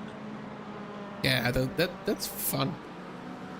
The guys like that are also on the surface. I think there was something going on with... Yeah, there's something going on with Koen. He's driving slowly. That's our race leader right there. Maybe a slowdown? No.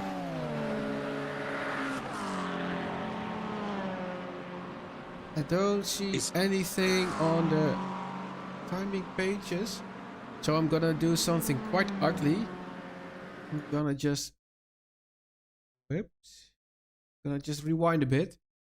Because after all, it is a simulator and we can do that. Well, we got to figure out what happened. And Yeah, I want to know what happened. did he go off? Did he? He's under power, it sounds like.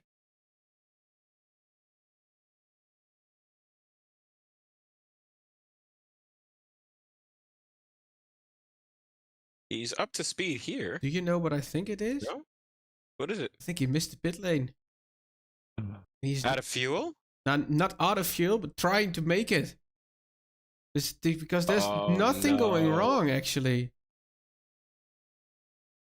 Okay, so let's pick it up from here a little bit. And go into the cockpit. This is all normal.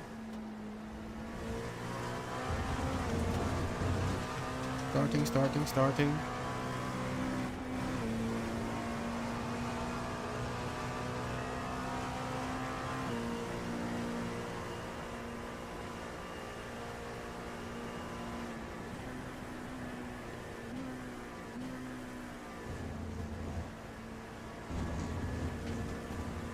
Yeah, he's already going slowly here.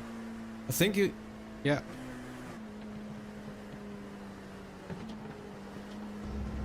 Okay, so now I've already seen the next on my screen. Let's see what happened here.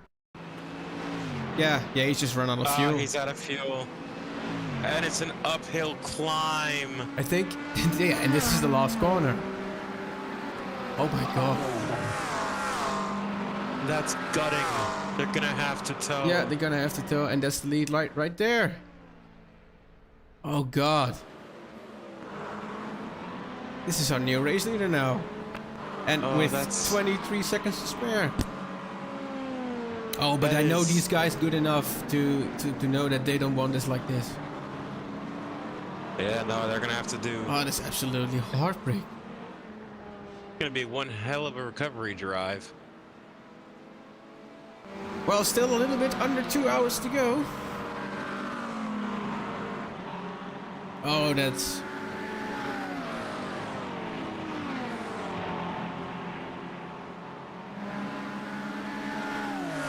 That's too bad, man. Battle on track. Jeremy de Boever. Maxime Belin. Again, McLaren's versus Akira. We've seen it quite a lot today.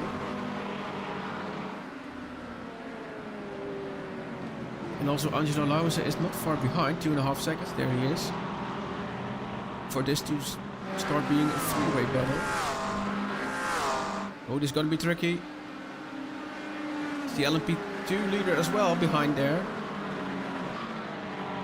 Absolutely stuck. Don't do it. Whoa.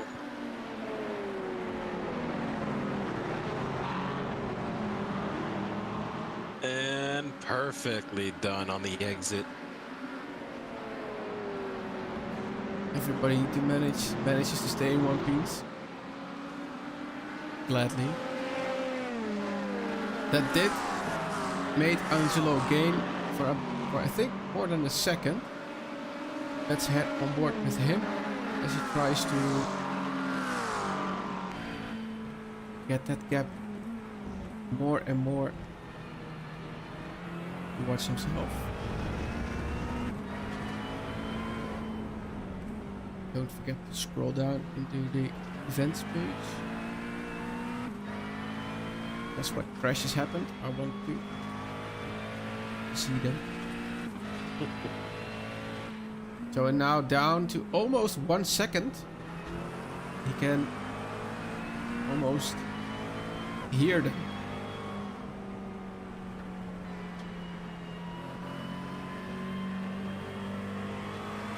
So it's the 99 car that's there, but not for position. The number 20 car in front. Also, oh! Well, there was contact. Steve. Oh no. On the slowdown we go. Oh, he gets unsettled by himself. loose. Yeah. There's nothing the Trex car can do. He did it all by himself, but think that's he race might have ending missed right it. there. Oh, that's gotta be.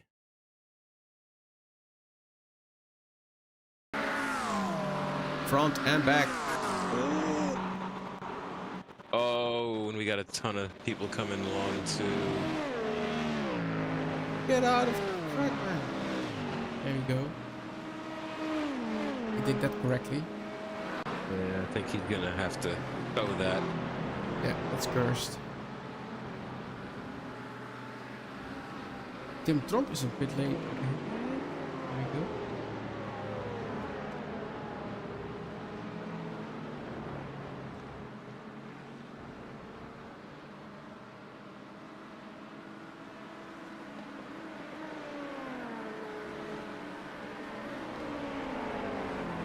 And no matter what you do, no matter what you're driving, it's always so heartbreaking when you dip a tire into the grass, and unfortunately you pay for it sometimes. Sometimes you can get away with it, sometimes you can't.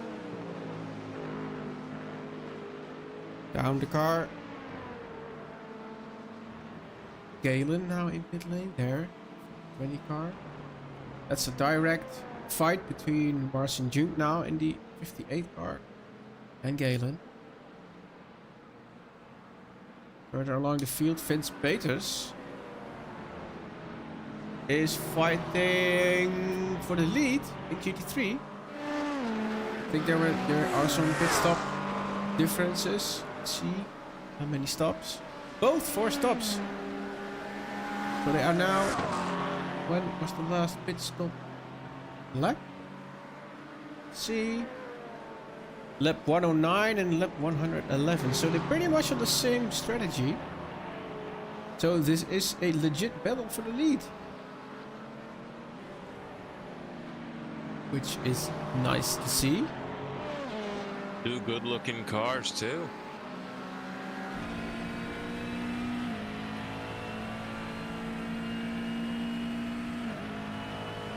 Under 2 hours left in this race. He goes for the move. And there is an LP3 also. They all make it work. So we have a new race leader in GT3 class. Vortex Red. Vince Peters. Beautiful move.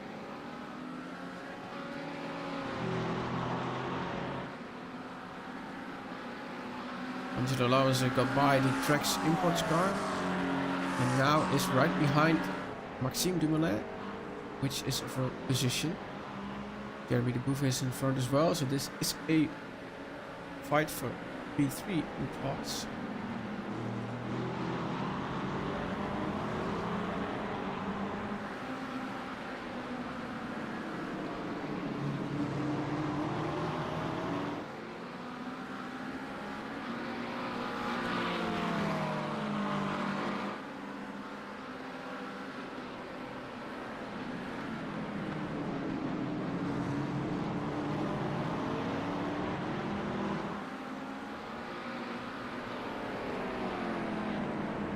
Now the question becomes less about how fast the car is and more about how sharp the drivers are, especially as we're inside of that 2-hour mark. Yeah, you don't want to throw it all away with 4 hours down the drain then. Feel like there's gonna be a move from P14. Will there be? He's looking, nothing. And then P3 also wisely decides not to push the issue as well. Yeah, I think that's why the number 20 also didn't make the move, because the LP2 there,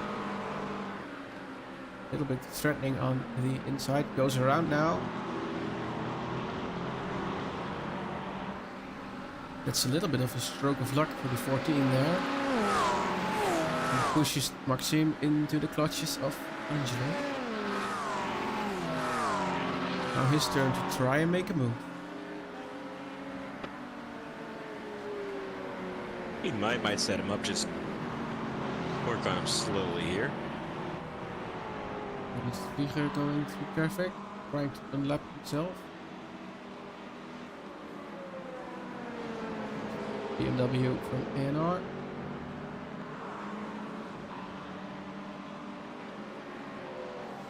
Koen Klopman did come out in second place, but over a minute behind now, more than 1 minute and 30 seconds.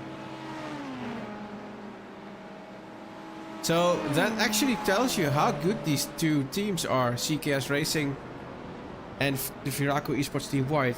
That he can run out of gas and needs to tow to the pit lane and come back in second position. That's insane. And it's still only a minute down too, so yeah, there's plenty to play for. One bad pit stop, one missed corner, that cut down a chunk of that time.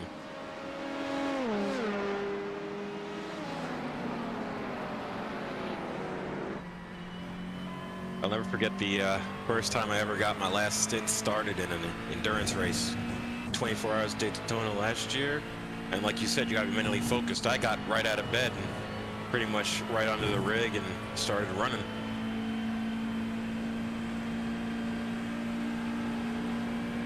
Alright, so I will not mention any names, but if he's watching that now, he will for sure know it's about him. So there's the Nürburgring 24, right? The Nordschleife 24. No. And we're running it in the Porsche Cup.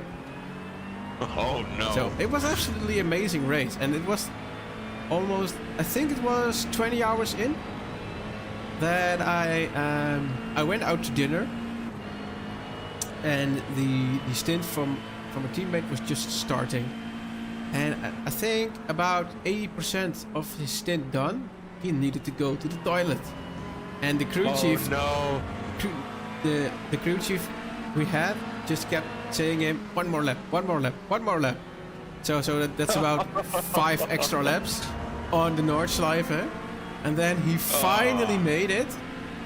I hop into the car, he finally made it, went to go to the toilet, and the crew chief, he says to me, take it easy a little bit, their tires are still cold. And so on the GP track, I take it easy, and I turn onto the Nordschleife, onto the big track, and the first thing I do is just plant it into the wall. So with 4 hours to go, and in really good position as well, I just completely binned it there. Yeah, no, oh man. It's road racing is one of those things where it's a steep learning curve, but when you got it, you got it. Yeah, and actually still the Daytona 24 is one of my favorites to drive. Oh, absolutely. There's just something about that track that I love it. That track, and especially now I'm learning Sebring even better in both GT and Prototype. Those two tracks are just amazing to drive on.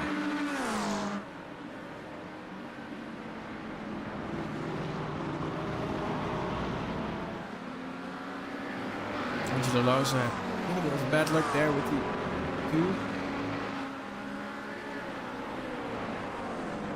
Traffic not really on his side today.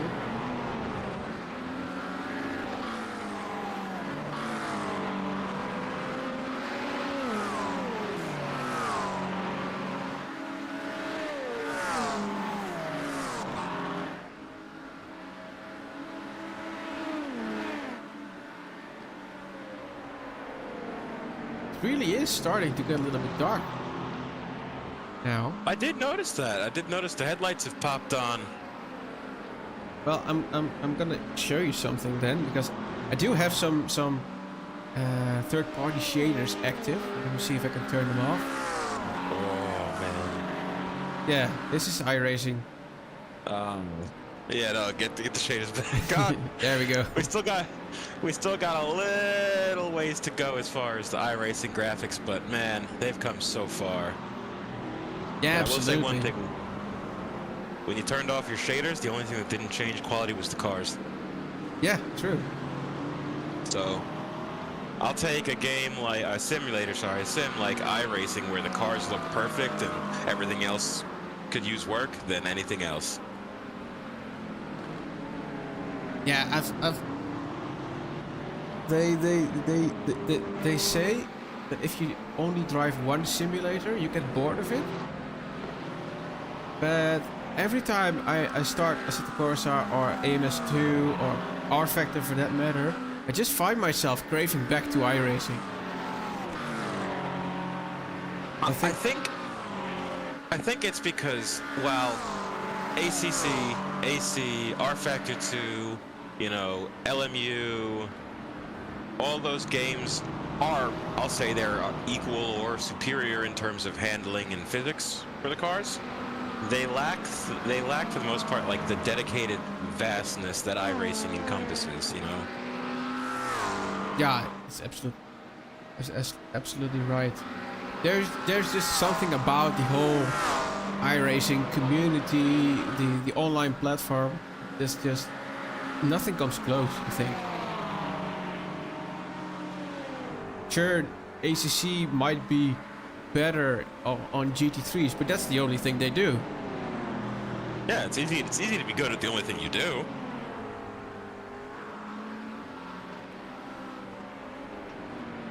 You know, obviously, if all I've ever done in my career is ovals, I'm gonna be darn good at ovals and gonna be mid at everything else. Yeah. To be good at a little bit of everything, that's a whole other game.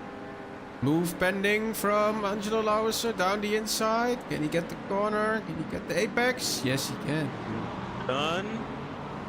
And leaves no room for a switchback either. That's also an experienced driver right there.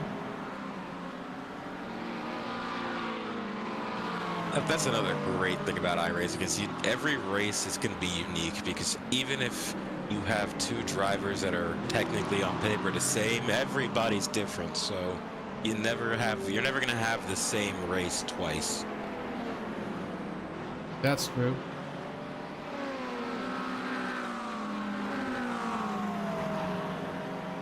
And every now and again you find yourself in one of those officials where it just all works. The people they like to fight cleanly, and I've had people just not too serious races, but officials nonetheless just wait on each other to have a nice fight instead of just run away. And that's something you rarely see, I think. I think, you know, I can't say this for certain, but I definitely feel like oval racing lends itself towards there being like kind of have to learn how to race cleanly, given the fact that unlike, you know, road racing where, you know, you see guys pulling away from each other for the most part, and gaps get a little bit bigger. On ovals, you're kind of, for intense purposes, always door to door.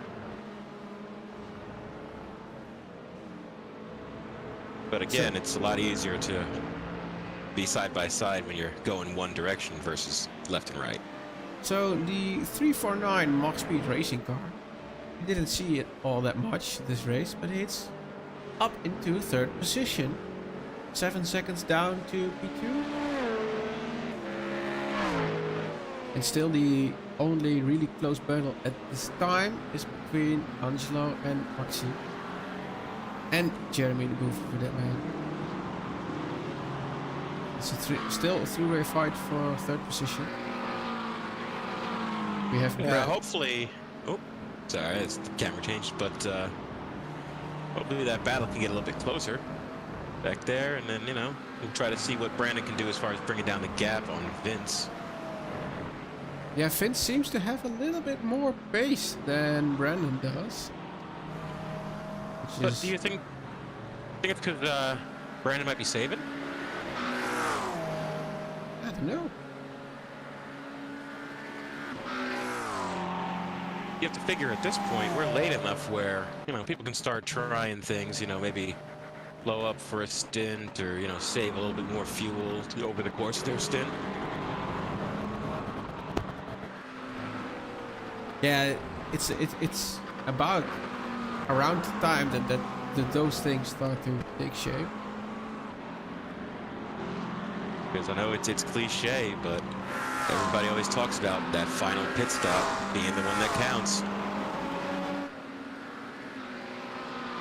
There's 2 in pit. That for Sim Formula Europe.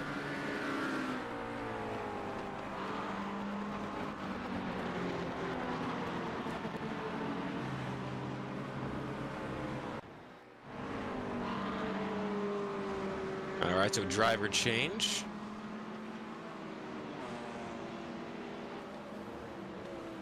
We got Michael Haverans. I'm sorry again if I pronounced that wrong. Oh, there's a heavily damaged LMP2 back there. Who is that? I think that's the 147. Yeah, Jelle Verstraeten. Oh, God, no. What happened? Let's have a look. Went off track here. No, please show me the... Oh, big one. Oh.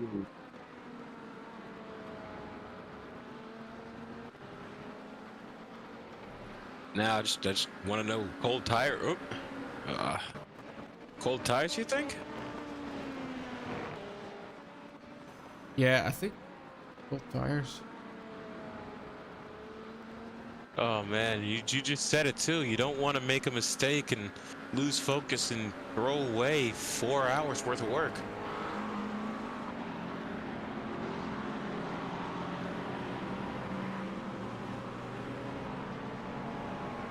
And Verstraeten just looped it on cold tires, I guess.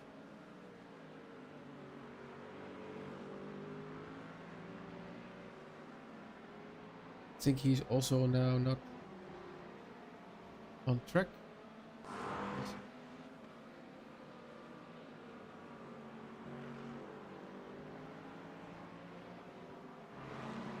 There we have it.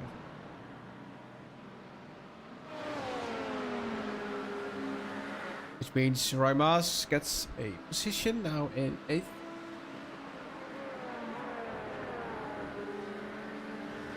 Not too bad.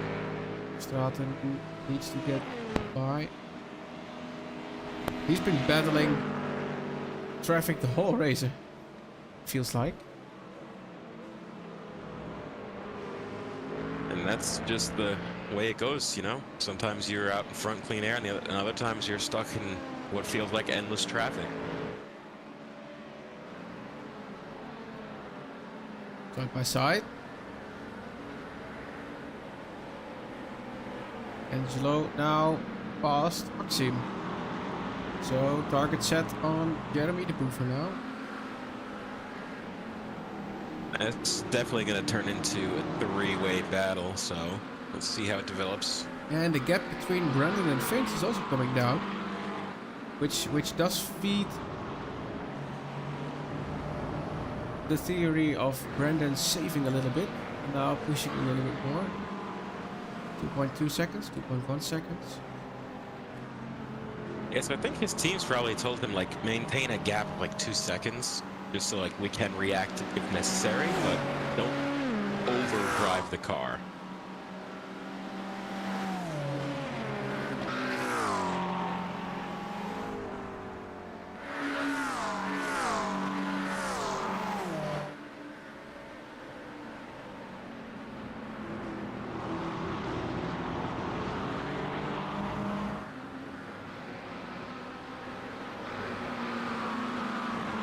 Kept holding steady between Angelo and Jeremy at about 8/10. Yeah, pretty much. A little bit give and Opened take it by a there. 10th. Yeah, opened it by a 10th on that braking zone.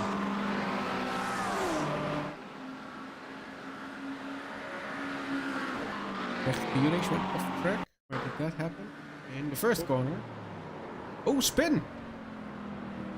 Half spin. Under braking. Very wisely, just In this backed up a little bit. Like great job clean rejoin. by Brecht. Very good job. Oh! I would say that was a little bit unsafe though.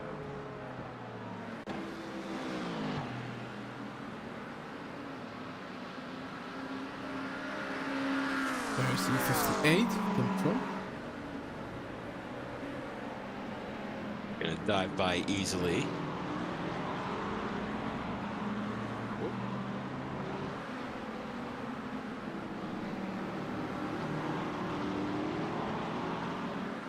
Meanwhile, Yellow Strat is still repairing. Yeah, that's gonna take a little bit. Yeah, that's. I think that was a heavy impact.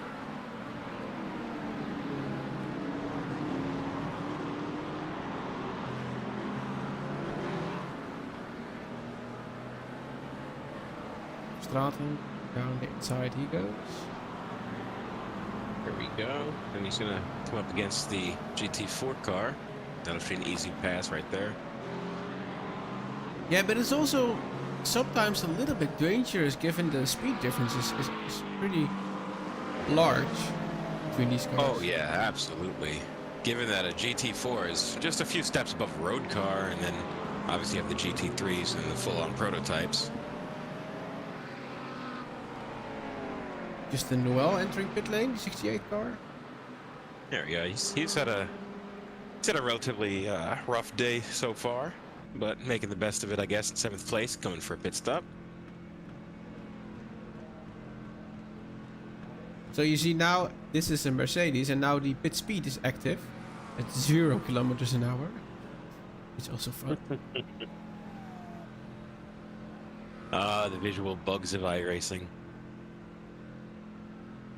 I do actually like. Oh, This is a drive-thru. This is a drive-thru indeed. Yeah. This is the 68 car. Let me have a little look at the sheet. There must be some sort of penalty. Perhaps incident points?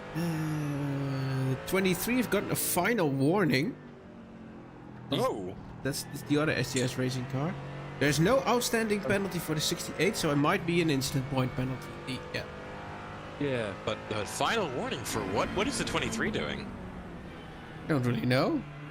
Yeah, Let's have a little look. So that's Oliver.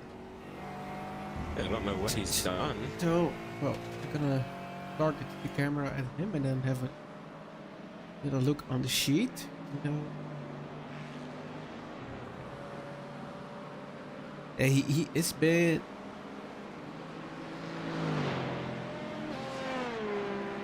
It's for blocking. Oh. Interesting. And in this case, it was blocking the 127 car, which is a GTP, LP2, sorry, and that's not the kind of car you want to be blocking with an Aston Martin no, GT4. You definitely do not want to put your rear bumper up against the front nose of one of those cars.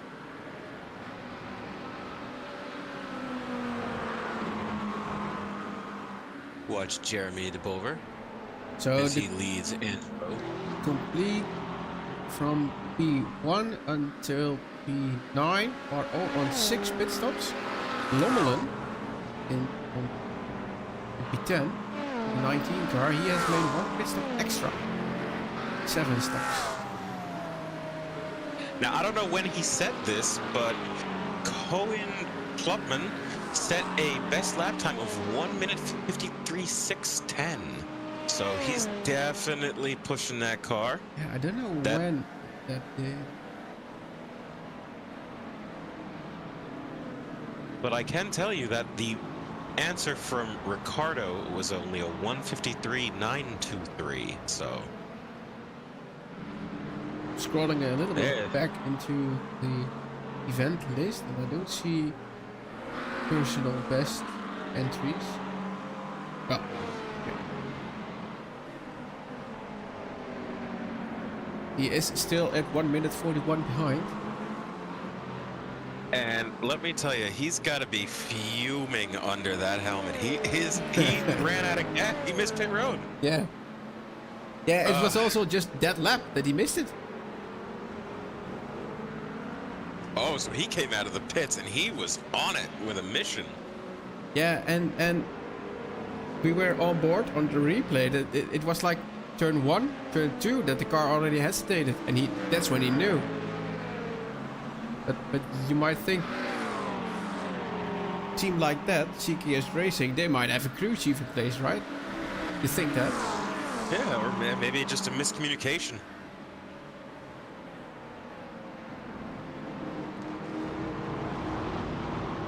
But you know, the good thing is, you know, unlike in your favorite series, Draftmaster, it's not like you run out of fuel and there's someone already on your bumper. Draftmaster is fun. There's no running out of fuel, there's no cautions, there's no pit road hassles. It's just drafting and crashing. Yep. Although I don't agree with the making it an official series. That kind of unfortunate.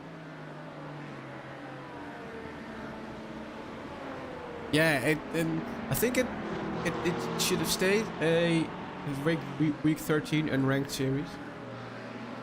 Or, you know, just have it as a regular unranked, as we see Angelo still following, still hunting Jeremy. He's not letting him go. They are driving No. away from Maxime, which is now over 3 seconds.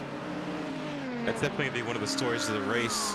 De Bover and Lavers. That battle, it's been from the drop of the green.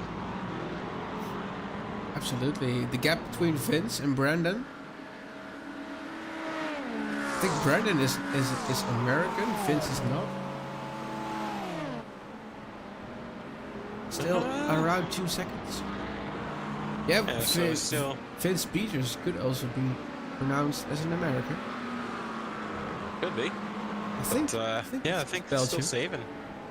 Oh yeah, there's a flag on the bottom of the screen, which tells us he is. Yeah, I had to look at the standings again, because it's like, wait, that's not how we spell Peters over here. And I think someone's going to join us in the broadcast booth right now. I think it's going to be Stefan. Put him into the broadcast. Good evening, Stefan. Thank you for the message. I didn't notice you. No problem. Okay, so how's it going? Stefan. It was going well. We were having some good fun battling with Alex and Killian. But then my teammate took a little bit of too much of curb, turn 14 I think, and we went into the wall. So Yeah. I'm just done beating him up, and now he can he repairs the gun and he can go again with 2 black eyes. That surprises me a little bit.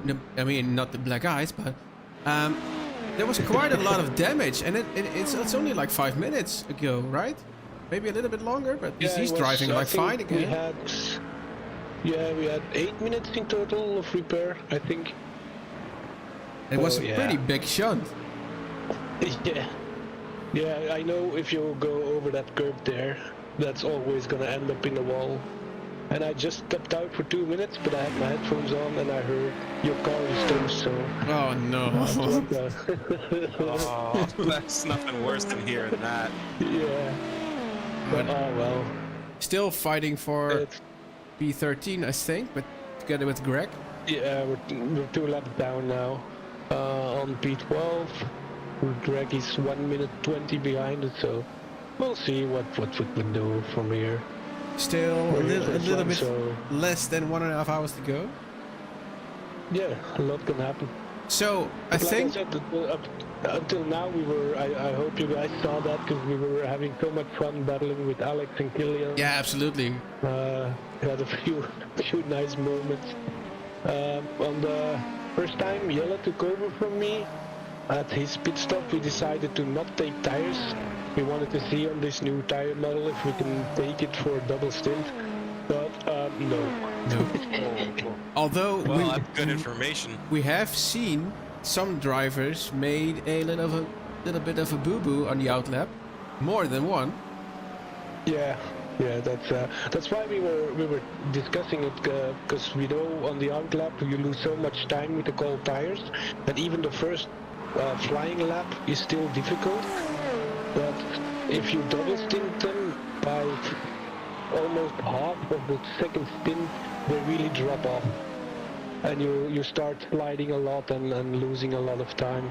So we think the time you lose on the out lap is less than the time you spend driving on them the other half. And my teammate is somebody, he really can take care of tires, so I'm glad I didn't have to try it.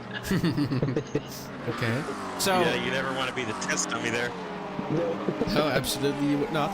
So how's traffic been in the whole race with all the drivers? Because in the difference between LMP2 and GT4 on this track is quite a lot in some places. But it seems to go all right? I think so, but it's very, very difficult.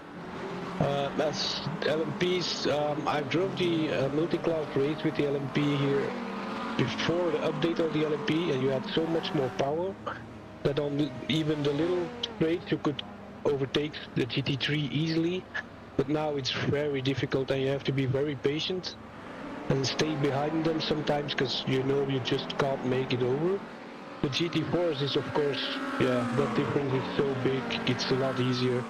But if you get into a GT3 that is trying to overtake a GT4, that's really, yeah, it's not easy, the traffic here. Yeah. I must say. I think especially in the carousel and then in the king, that's the most more trickier parts of the track. Yeah, in the olden days you could, when you get out of the carousel, you could overtake a GT3 before the king easily. Now you have to really be on his ass when you get out of the carousel to have a chance.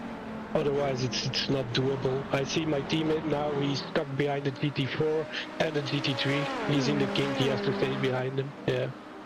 Yeah, that's just one of those things. Pretty tricky. Absolutely. Okay, and then given the fact that you're in organization, there was something about the 23 car. We know he's been driving solo all race long because he had to. Yes. But there was something with a final warning, but I don't seem to watch to read in the sheet what's that all about. I haven't seen that myself, but I think race control is just keeping a little closer eyes on these guys, because in Sebring we saw them do some stuff that was really questionable.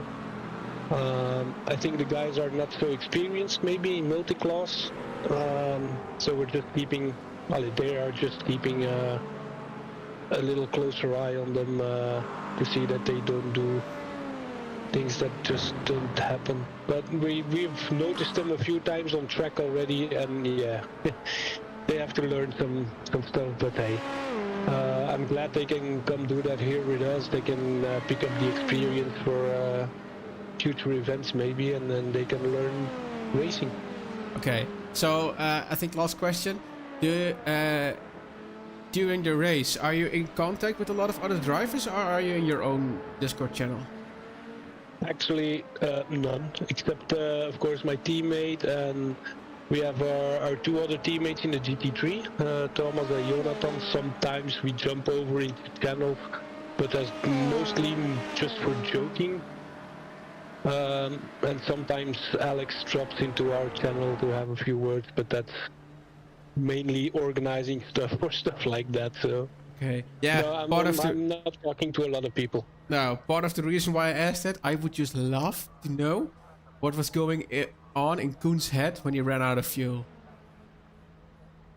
I don't know if you. Did he? Yeah. Oh my god. He did run out of fuel from the lead of the race. We were on his cockpit live, and already he missed he drove by the pit entry, and then between corners 1 and 2 the car started hesitating already. So that's when he knew he missed it, and he made it just until the last corner, then uphill, and the car's dead, and he had to tow for like 100 meters. That's absolutely insane. I haven't seen that. That's why I need your streams, Jordi, because tomorrow and in the next days I can watch that.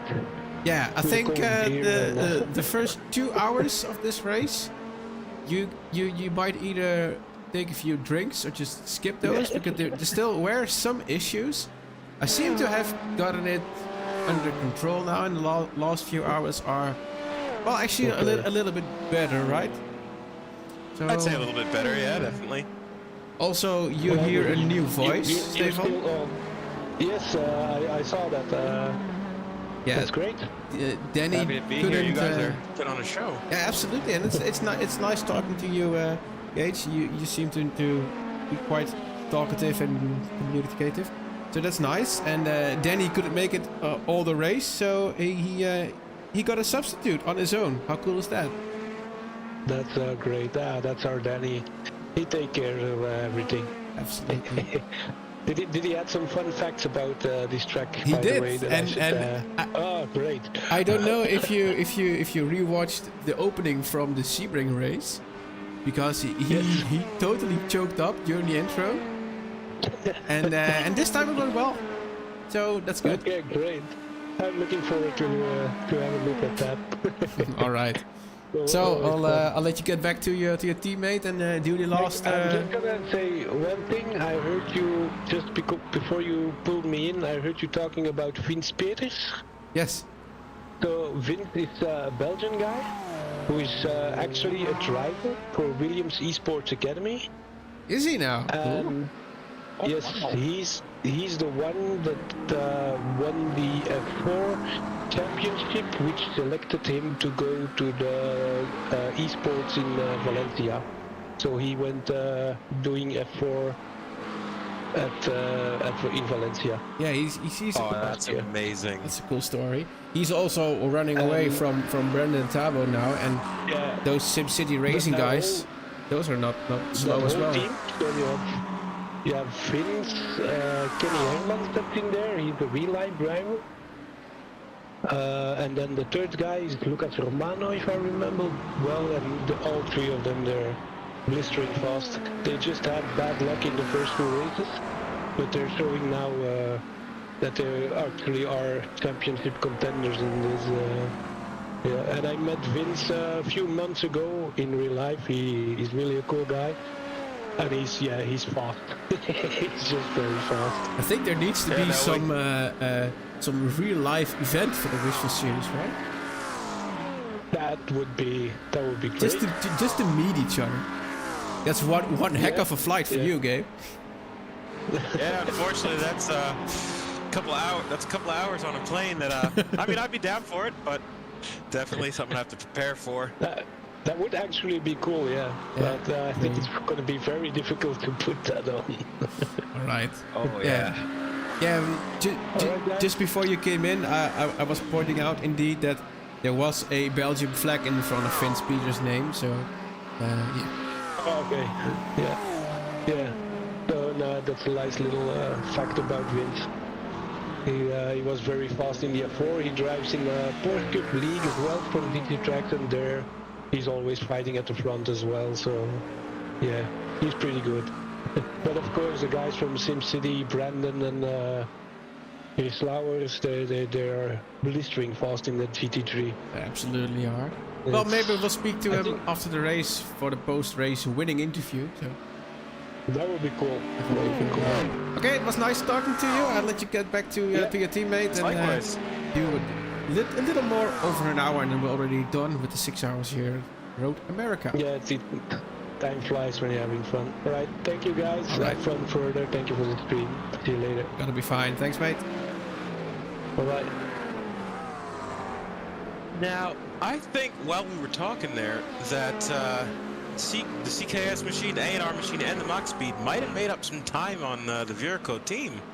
Okay. Maybe. I've also had an update from Race Control, and that's regarding the final warning for the 23. And I need to translate it in English.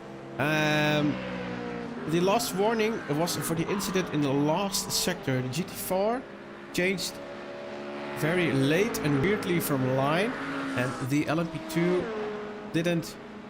did only just miss him. And given the fact that it wasn't the first time that they saw the 23 do that, a little bit different and difficult maneuvers within traffic, a little bit of dangerous driving, they decided to give him that final warning. So not enough for a penalty, but a warning. So just. And I've just been told by Danny over here that there's been over 1,000 incidents in this race. That's a lot. No, I will not forget Viraco, Maxime. They're running in the lead, nice and strong. CKS Racing guys stopped as well. Thomas Stockman's now back behind the wheel there.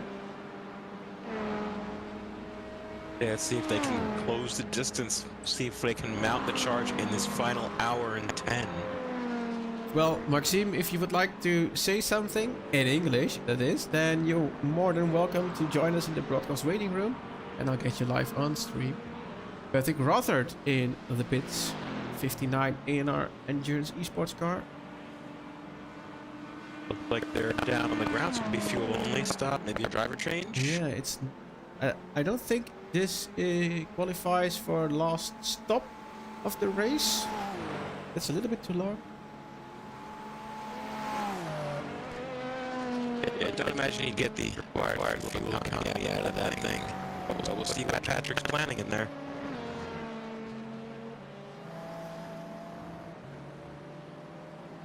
Could be a penalty, maybe? Yeah, it could be. Let's.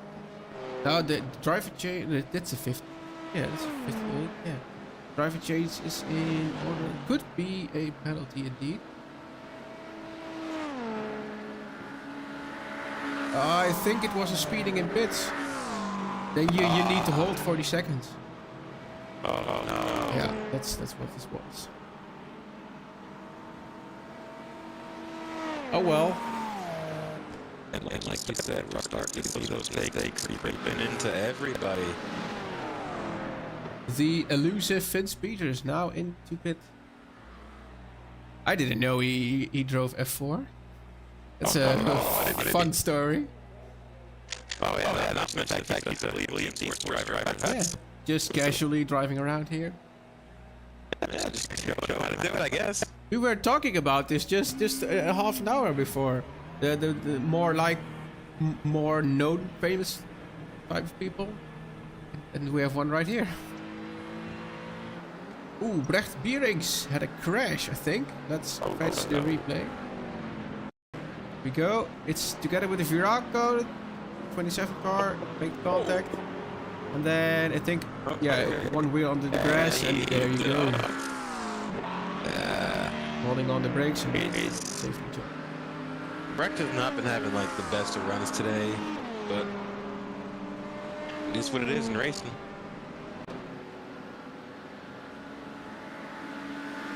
You can really start seeing the sun going down a little bit in the reflection of these cars. And that can only mean one thing for the vision of these drivers. I also wonder if, yeah, absolutely, if there has something been going on with Angelo, because he dropped back in a few positions. because he was before. He was in front of Maxime Dumoulin, who is now 1.7 seconds in front of him. Let's see if I can.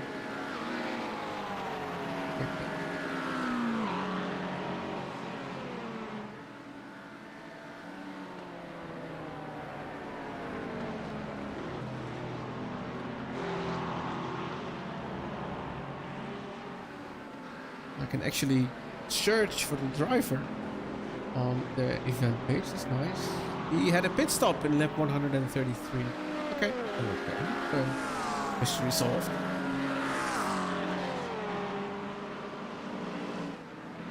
Marcin Jung, the 58 car, now back onto the track. Completed another lap.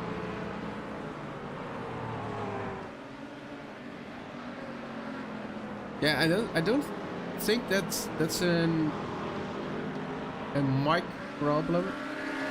SGS, I think it's more of a connection problem with my PC, that the audio is cutting out sometimes, but I don't think there's anything to be done there. It's just I've had to tone a lot of things down to make the stream watchable, so there is more to do for me in the next month. I have also been advised to reinstall PC from scratch again and go back to Windows 10 instead of 11. I don't really feel like doing that, but give it a go either way. I have a spare disk to try that, so.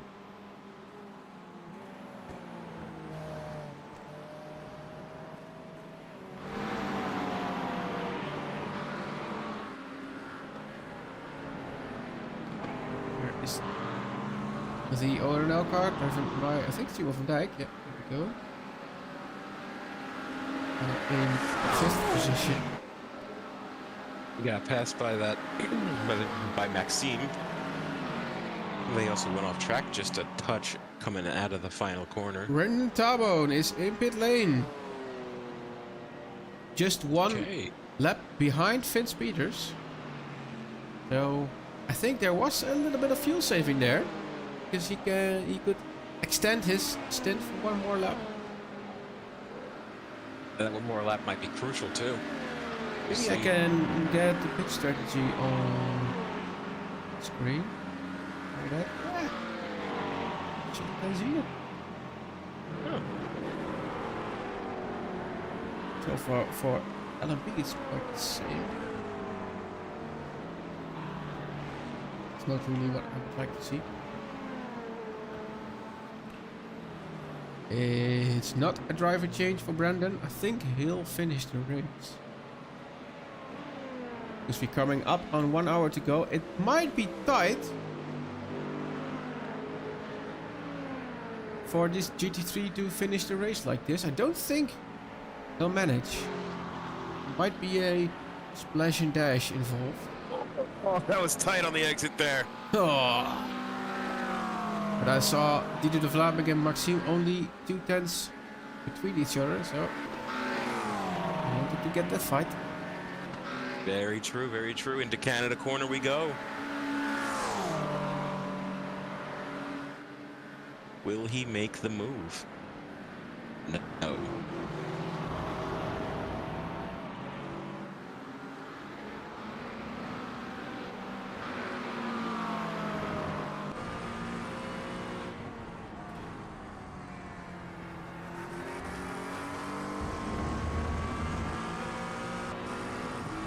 Really clean exit by Maxime.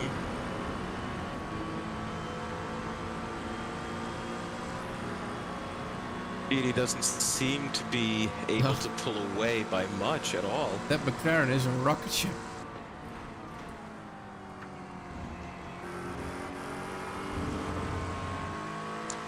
Another perfect exit, and they're still nose to tail.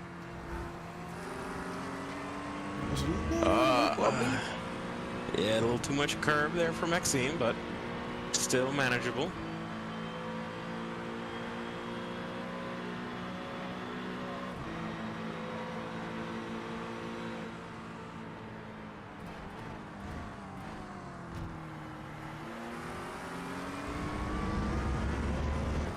He'd be able to extend ever so slightly.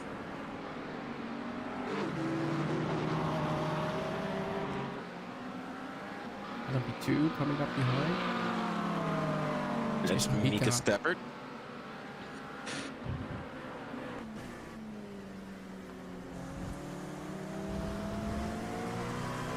Oh, this has got to be so frustrating. Not being able to one just... thing you can do there, and just wait. Yeah. And now, like was said earlier, with the nerf to the LMP2 car power, you just can't shoot up the inside like you used to. And it's a move from the Acura there. And he gets in front. Side by side, but he got him.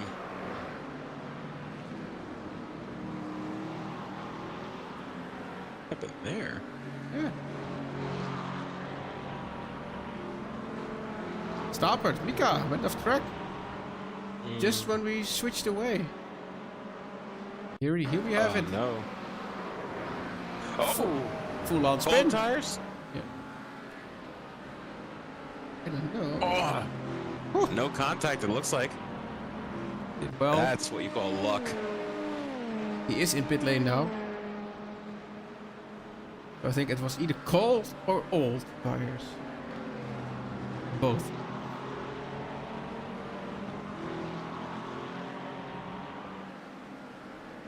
Frans gliding through traffic. Howard needs to catch him. Now Didi hunting down Maxime, and Angelo's gonna catch him. They keep battling like they are.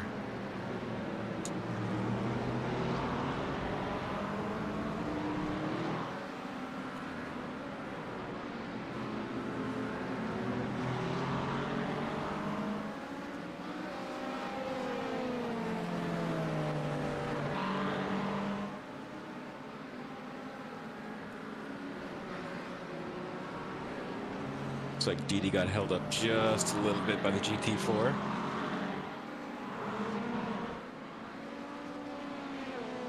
A second and a half back.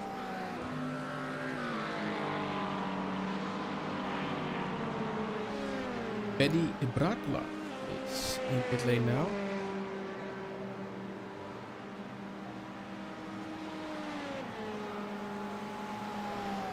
As is Kurt Verstraeten. Goes.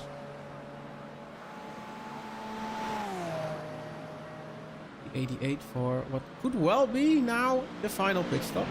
Because we are within the last hour of the race.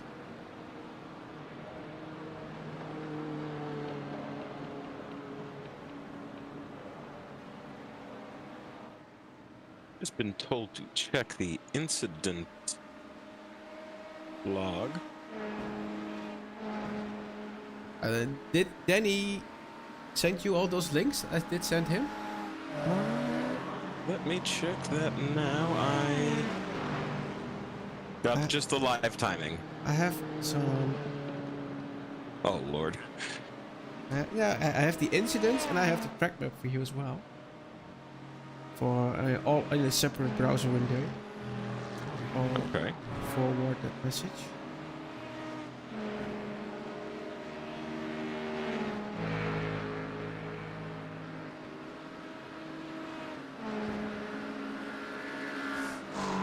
So I think you are the one with the 44 in the thumbnail for Discord, right? Yeah. All right, let's see what we got going on here now. Aha, here we go. Yeah. There's There's live timing, the events, and the track. So it looks like we got a something between the 68 SJS Racing car and the 69 Ditch Tracks car blocking.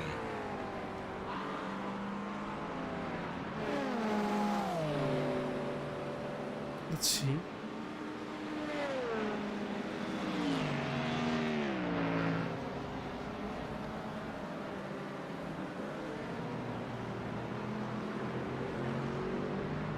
Yeah, and the outcome is please report again with the correct Okay. lap or time. So there's bound to be some action there.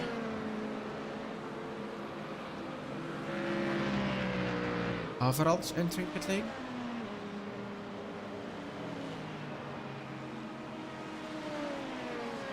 Sim Formula Europe team lost 4 positions from their initial starting position.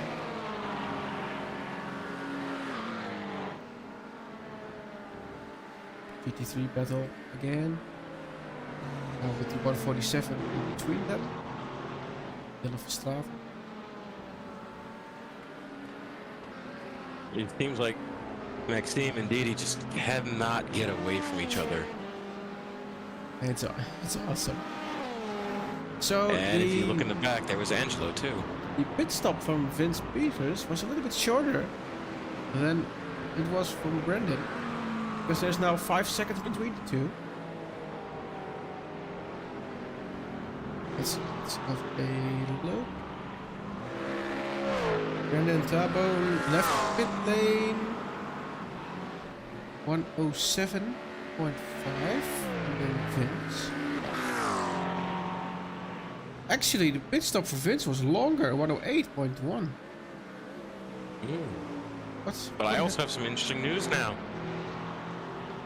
Let's hear it. Well, as of right now, Ricardo Michalowski has lapped his entire class. Well, He is the only LMP2 on the lead lap. that's absolutely insane. What a performance. And still an hour to go.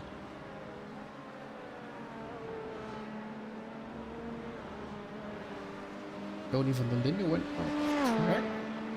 Let's see what happened there. That's cold tires. He was just in the pit lane. Yep. No permanent damage though. Nothing at all. And there's our fighting GT3 couple.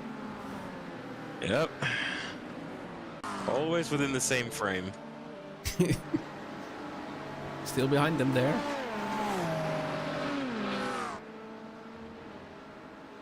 Now Angelo is coming into the frame as well. So that's gearing up to be a nice fight. Definitely will be. I still think we do have another round of pit stops, especially for some of the cars that might want to fuel up and send it to the end. Some strategies might be different. Kevin Daniels now in pit lane. And the 23 Oliver is now also in pit lane. That's also for a regular stop.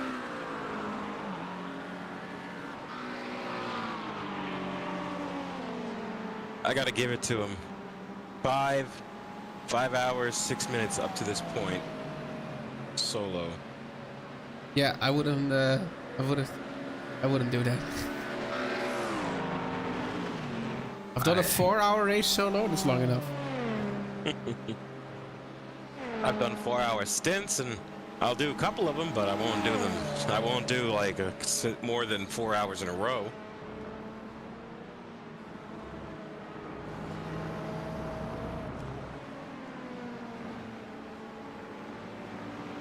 Let's have a look at some of the drivers way back now. And also not in session anymore, I see. Arnold Vergouwen, Dries Roa, R.O.I Esports.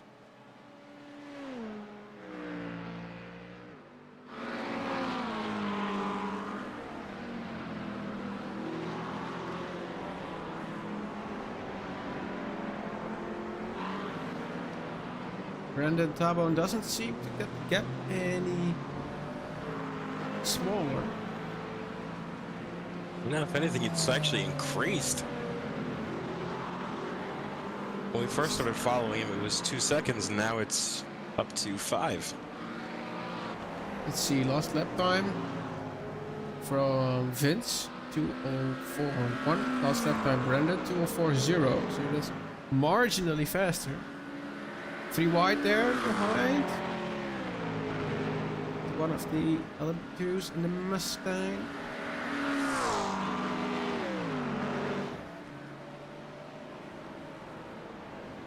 even de layers name.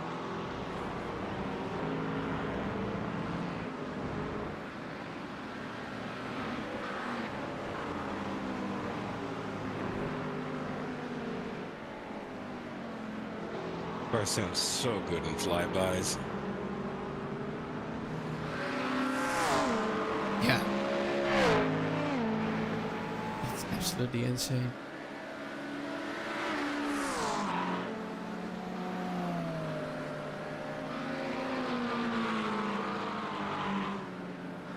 Powers are now within the second.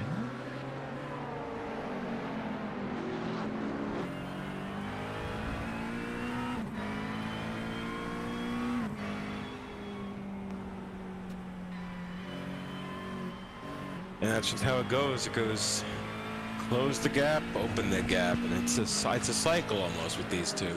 We have another fight on our hands between two Kevins.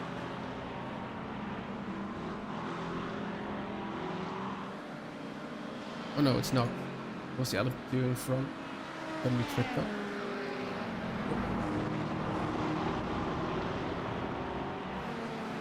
It's Vortex versus Viraco. Dieter versus Angelo.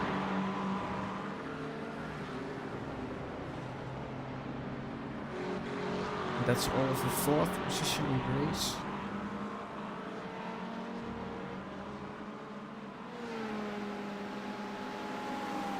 Gap between 1 and 2 now 4.9 seconds, so coming down just a little bit. Yeah, I think now's about the time when people are starting to really start to crank it up. Steve in pit lane. Pretty badly damaged car. It's soldiering on nonetheless. We have passed 1,100 incident points. That is absolutely crazy.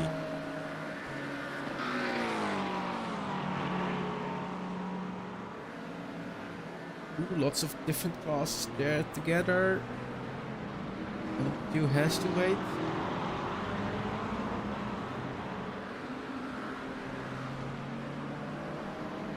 GT4 wisely got out of the way straight away. R is behind that. Driving the 19.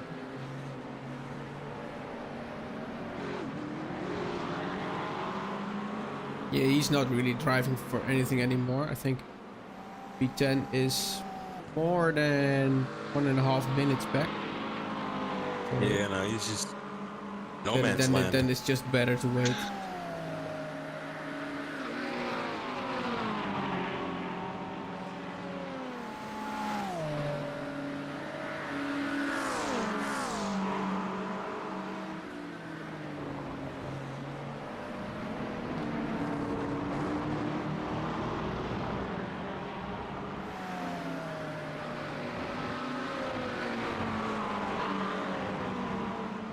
He's getting closer and closer though. And with that, you know, going back to that incident point number, would you believe me? Would you believe me if I told you 6 teams have 50 plus incident points? It has been a very physical day out on track. Yeah. Lots of people didn't make friends, I guess. Yeah. Maybe we got a bit of bent up metal composite, and definitely gonna have to have some conversations tomorrow.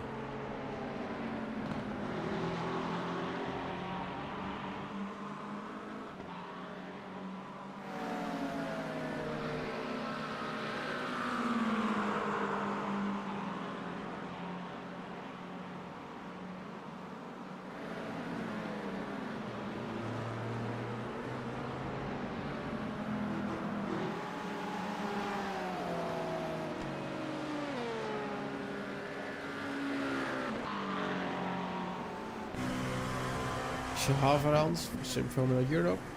Cutting through some traffic. Wow. GT4's there. Close. Difference is so big.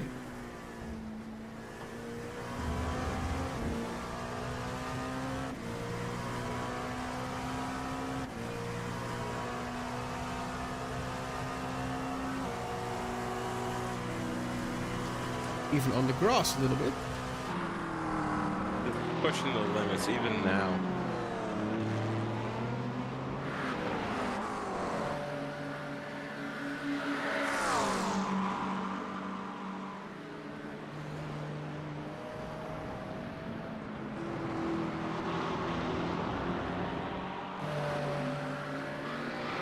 And Angelo is right back to that rear bumper of DD. This is probably gonna be a battle that's gonna carry us to the end of the race. I hope so. You and me both. Oh, pit stops. Oh.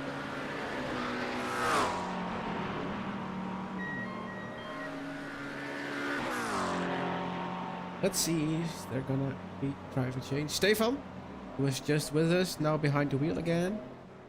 147 LP2. He's gonna finish the race. I think what we're seeing now are definitely last stops. There will be a driver change. Jeremy will be in the car. So he needs to finish the battle and the race.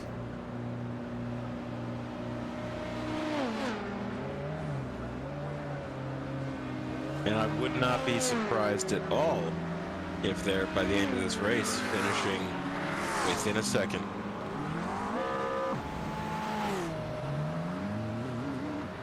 Yeah, I think it might be either that or some of these cars, one or the other, is going off track in the heat of the moment.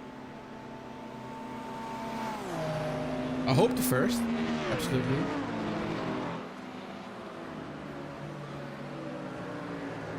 Clean rejoin. Almost Stockman's there. One lap down.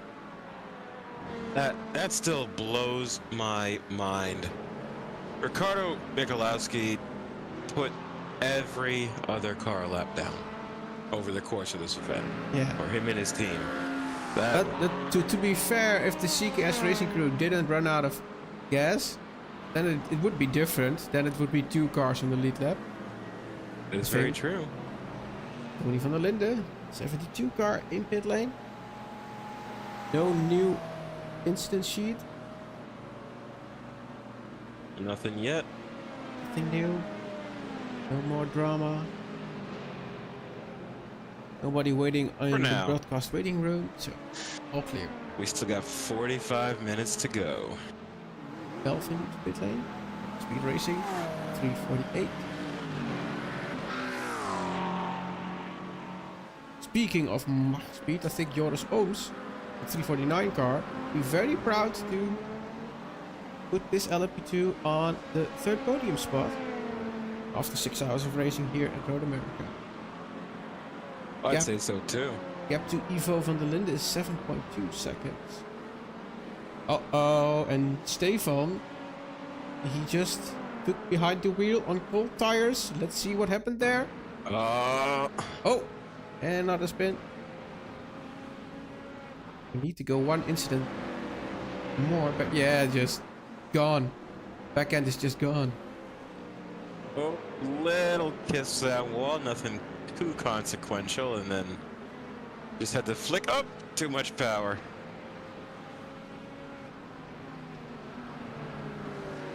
I think that this is the first time in all my iRacing years that I've seen the drivers be this affected by an update.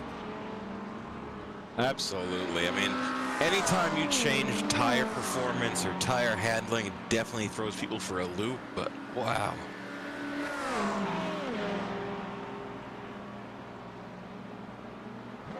Chris Verstijden finds himself in LP2 traffic. He's currently driving in the 6 GT3 class.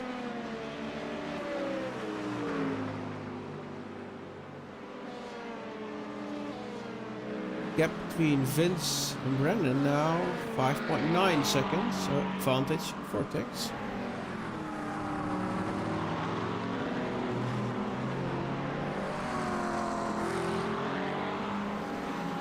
All Vince really has to do is just be nice and smooth. Don't push too hard and he'll end up with the win. So you are aware of a little thing called the commentator curse? Yeah, I think I might have just done that, but we shall see. We shall see. That's part of the business, though, isn't it? Yeah, We got to absolutely. talk about the drivers. We got to let people know, and it's up to them to make the decisions and the choices. I do actually believe that there is such a thing.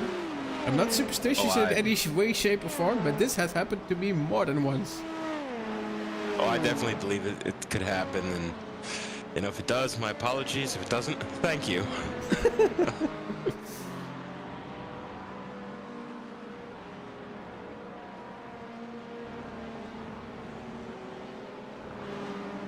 Ivo van der Linde had an off track as well. Lost a couple of seconds to Joris Orms. Almost 2 seconds actually. Because Starport went off track. Let's have a look at that. Oh. 420 LP2. Managed to save it. Cool. Just a little too much grass.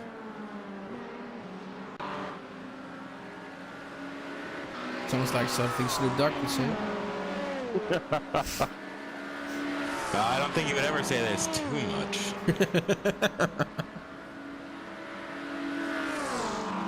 Well, I think he would say can't never be too much. Ain't that the truth?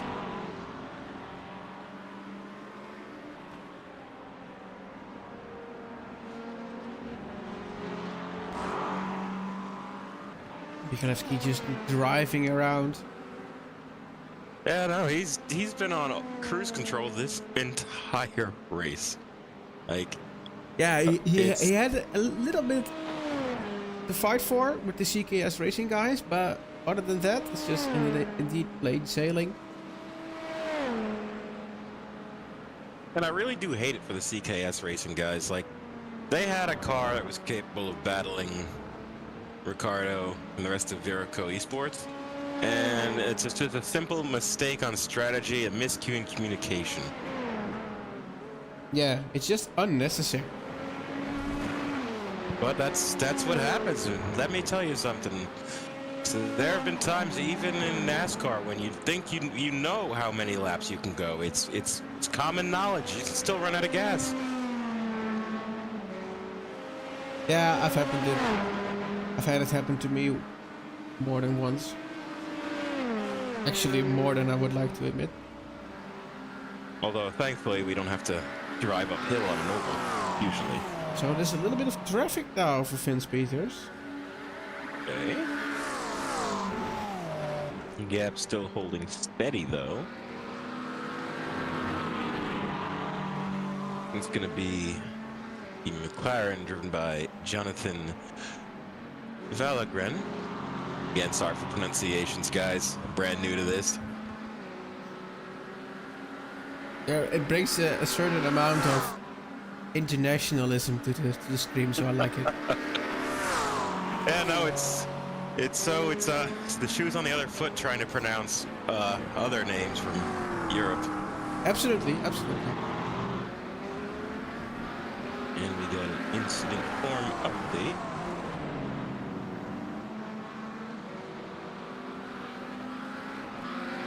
Looks like the 72 Stage 1 Racing team has a 20-second stop and go. Oh, yeah, and they're serving it right now. Tony van der Linden. Did you happen to read what it is for? Let's see if I can expand this just a little bit. We're causing a collision. Okay. Is some of the longest 20 seconds from the evening for these guys. Stefan Any also kind of penalty. to the pit lane. Nothing on them, so could be a drive-through incident points or maybe a final pit stop. He did pit a few laps ago, so if anything, I think it will be a drive-through for incident points. Does seem like it though.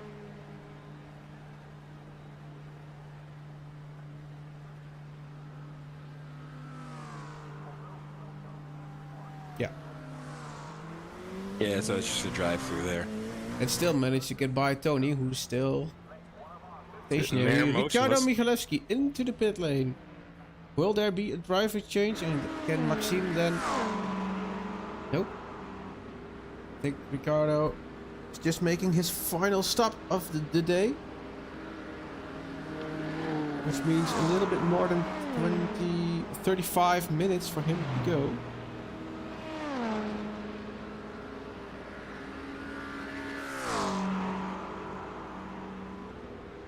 There he goes.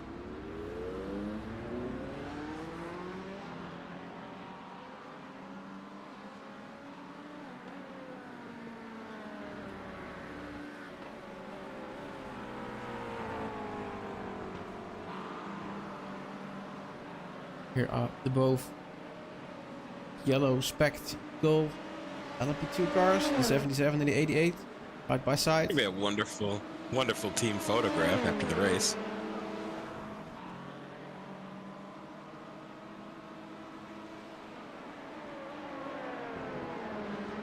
Definitely Killian getting the better day over his teammate.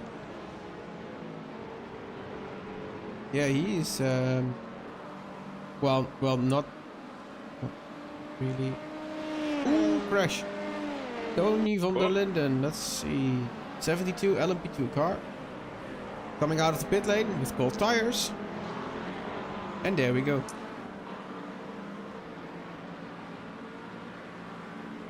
There was a really nice touch he did there by just releasing the brakes a little bit to get out of the way of the oncoming traffic.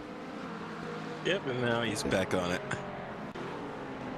Even van der Linden now into the lane. Or what? So his last stop as well.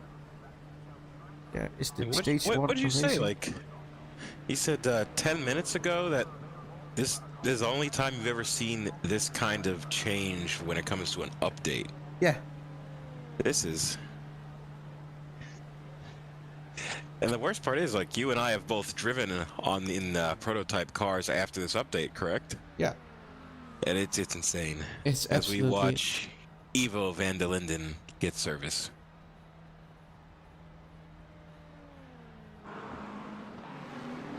Norris Holmes currently still driving in P2.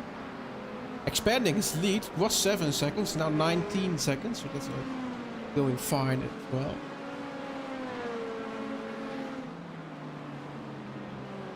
Definitely just a nice day for that whole team. Quiet. Killian also entering pit lane now. So I think we're gonna see all the last stops for LMP2 in the few couple of laps.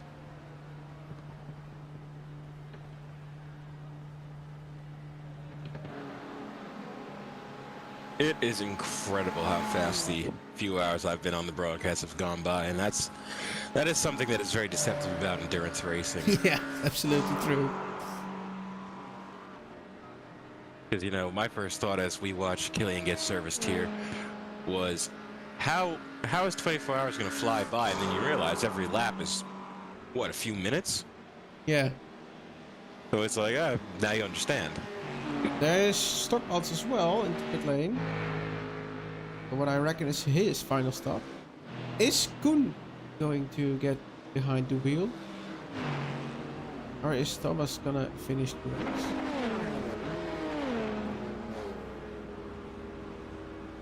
What a good view of them servicing the car. Yeah, it's a shame that Daddy asked me prior or earlier this race what I would like to see changed in iRacing, and I said they need to add the choose cone as the #1 thing, and add safety cars during official endurances. But actually, I'd like the pit stop animation to be shown for spectators as well. Because if That would be nice.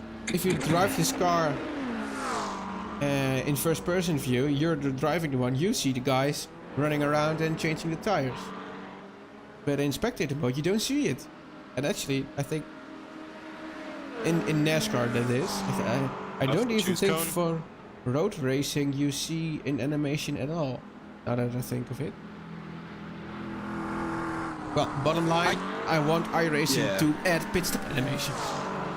That'd be very much obliged, and I would really like, especially for an endurance race, driver changes, like animate like your driver or a driver coming out and going in.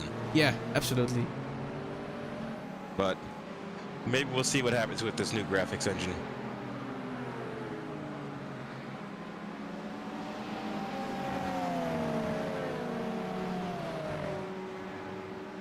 Yeah, actually, it's come to a point that that is quite respectable to what they can do with such an old engine, actually. Oh yeah, you have to realize, like, this engine is from 2008, and it's based on an engine from 2003. Yeah, it's a papyrus So- engine, right? Yeah. Well, it's basically, but not the same. NASCAR Heat engine. The good ones. The good ones, yeah. So I remember there was this NASCAR Heat 2004, I think, where they made a mod for all the dirt short tracks in the UK. That was really fun. But I think rather now in pit lane, Let's see. the stop from the CKS Racing guys made Joris Ooms from 349 Mach Speed Racing come into P2. Gonna be interesting to see where they come back after an eventual stop, because Ricardo now made 8 stops. CKS Racing, Thomas Stockmans made 8 stops as well. Ivo van der Linde, Michel Dobson. Only Joris Ooms needs to make another stop from within the top 10 LMP2 class. That's gonna And be I think interesting. they're going to just try to go as long as possible. Absolutely. That way they don't have to wait as long on pit lane. Lighter car, fresher tires. It's going to be a deadly combination. Yeah, I think it just goes to show that stay out of trouble in an endurance race, and there's pretty much always a good result. Exactly. I think that's the key to an endurance race. You don't have to always be the fastest. You just got to make it.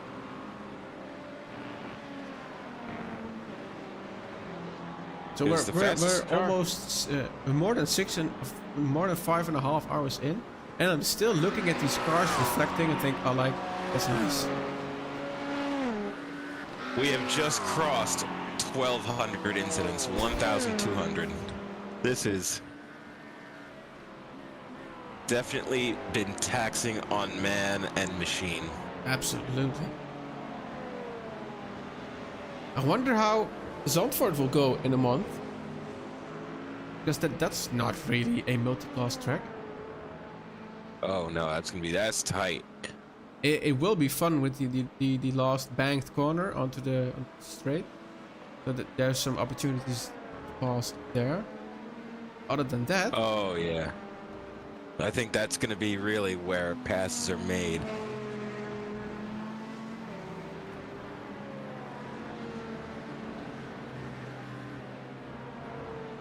Brendan Tabo now in pit lane. Also a few laps later than Vince Peters once again. 46 seconds was his advantage when he jacked the car up into the air for the new tires.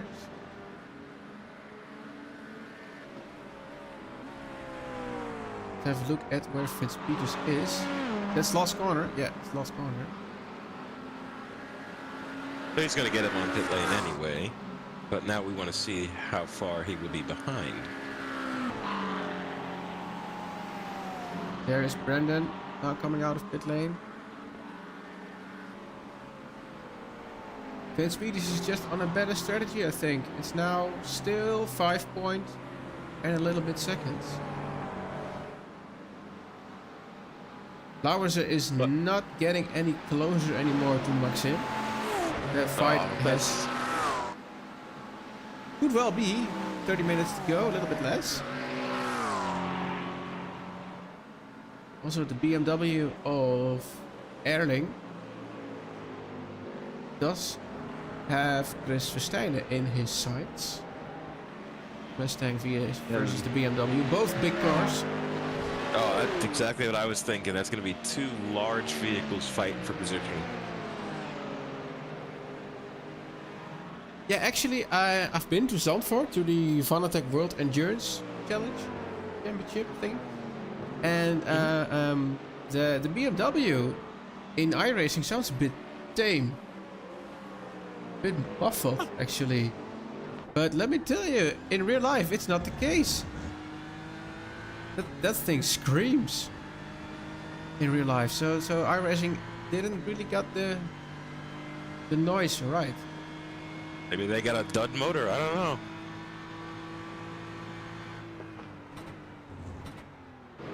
And the Ferrari, which is pretty good sounding in iRacing, that sounds like a vacuum cleaner in real life. The GTP? The GT3. Oh. The 4... I don't know the model. I think it's the 496 GT3. Did we watch Parlomlin? Again, sorry, I'm gonna say it. I'm gonna mess up so many names. I think but Parlomlin is right. yeah, I think I got it right. He finishes his stop and releases away. And will he get caught out by cold tires? And Oh, that's actually a good thing to check out. We'll stay on board with Par here as we watch just what it's like with cold tires. Let's see if he fights the steering wheel. I think I saw some understeer there. You can definitely hear, you never really hear the softness he gets up on the throttle with.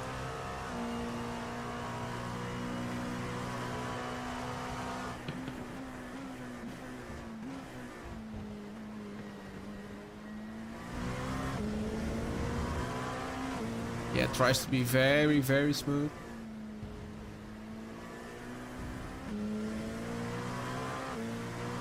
You can see he doesn't dare go full throttle until... there we go! We just said it too. We just said it too. Oh, cold tires. Waiting, and there he goes. And I was just saying, he doesn't dare go full throttle until he's pointed perfectly straight. Yeah, whoop, there he goes. And he... Joris Ohms pit lane coming out now in P3. So third position for him. Okay, perfect. So he really didn't lose anything there. And we have Ivo and Mitchell pretty close to each other. This is fourth place. Half a second. That GT3 held up Mitchell just a little bit. Tight. A lot of it. Great run for Mitchell. But at this point in the race, do you give up? Do you make it easy?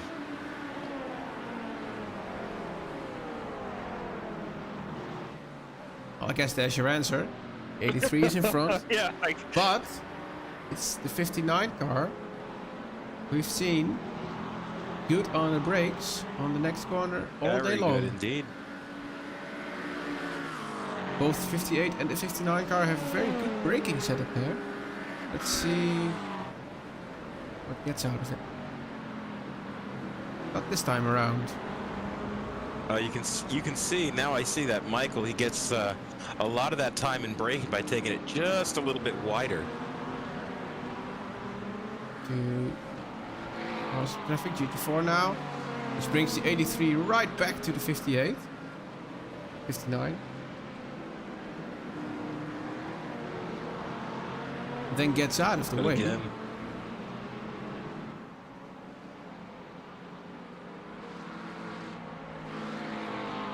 You can really see, like, he's not wanting to follow directly in that line. There's so much dirty air, and there's more GT3s. And a GT4 as well. Maneuver. Oh, 3 wide. Oh my goodness. Let's make it exciting in the last 30 minutes, shall we? It's all to play for now.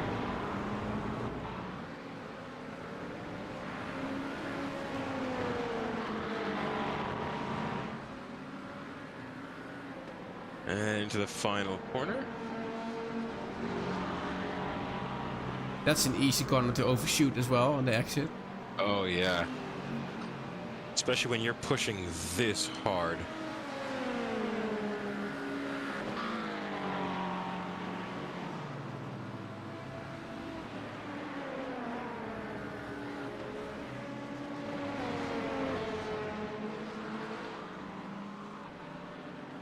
Gets close, but not close enough. He's right there, but that dirty air really does cost him in the corners as we have in GT4 traffic.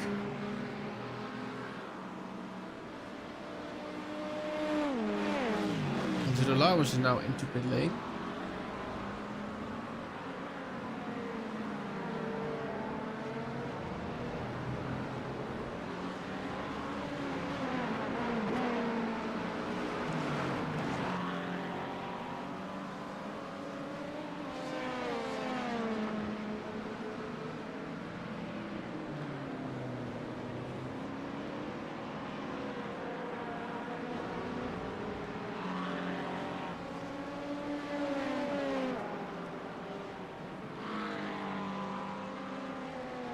Seems like the Stage 1 racing car is just a little bit better out of the current zone.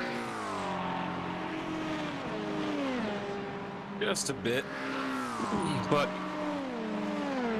Mitchell does make up a lot of time in braking and again with the draft. And of course GT3 traffic.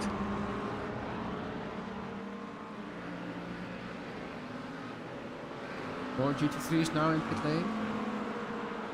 Let's have a look. Schoonakers en de Leersnijder.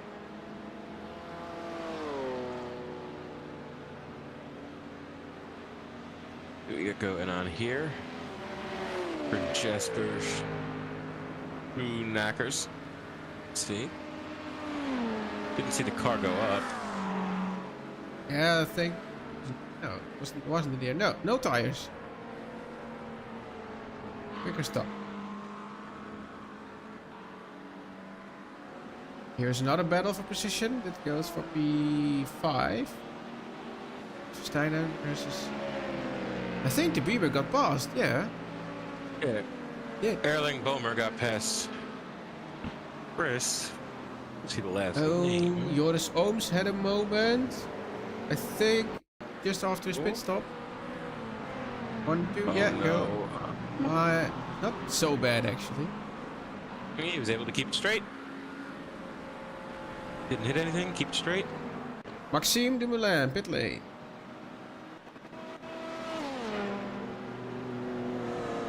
Alright, let's see. Think splash and dash. That's what I'm thinking.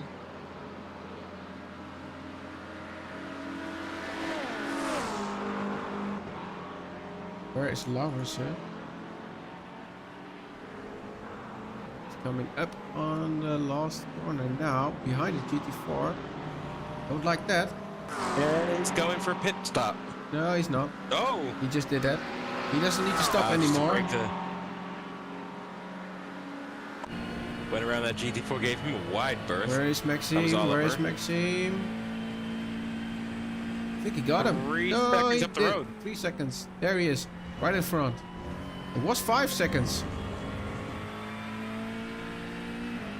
That was all to fight for. Now, Angelo has warmer tires.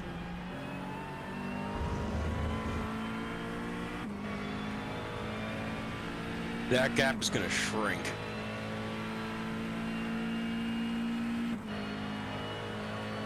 Point 8. 6. Doing well behind. There's Verstappen. Put the pressure on the BMW. Erling Bomer in the Beamer. Just doing his best. A little scruffy on exit. That's going to allow Chris to get closer.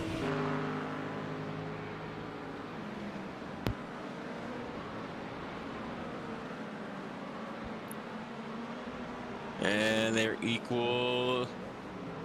And into the braking zone. Bomer loses the spot. Nice executed move. Justin Noel went off track. Oh. Overshoots the corner. Back on he Just goes. a little bit. Maxime seemed to have warmed up his tires and is now 3 seconds again between the two.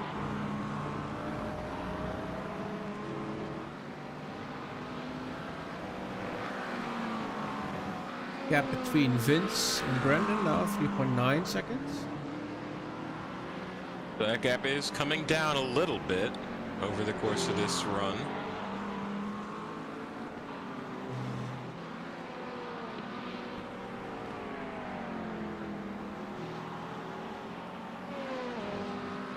Just in the well a bit lane.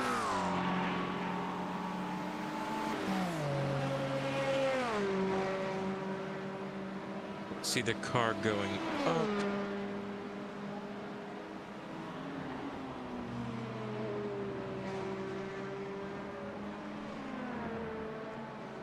Michel Haverans just set his fastest lap time. 154.2, gift plus. Yeah, there are people are setting their fastest lap times now. Because Steve also did That his they personal are. best. Low fuel, brand new tires. Best time to do it. Deckers in lane. Now in 8th position. That is such a striking looking car.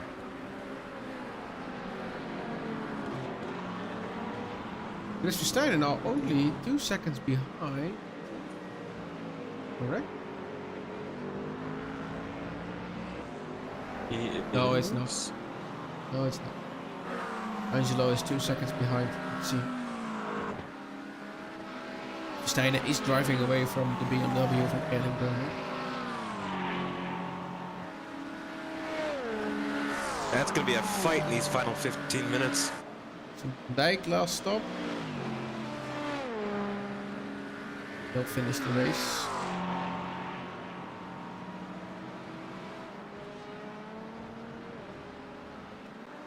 Ivo van der Linde having Mitchell Dobson behind 3.2 seconds. Haverans now in pit, his final stop. Gap is coming down. Bowser and Maxime. Oh, here we go.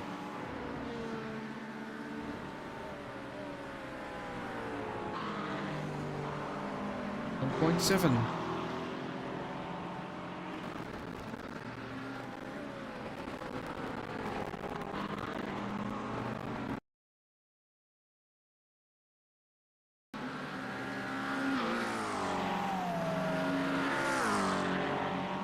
Airing now into pit lane.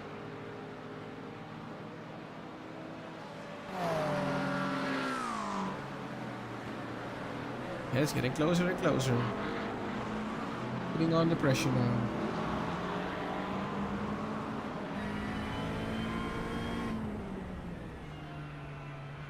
A bit of traffic for Maxime up ahead. And just going to capitalize on that, no doubt.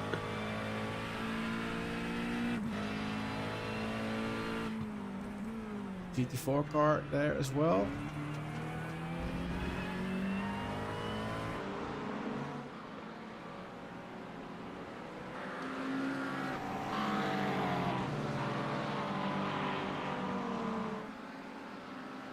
And another GT3.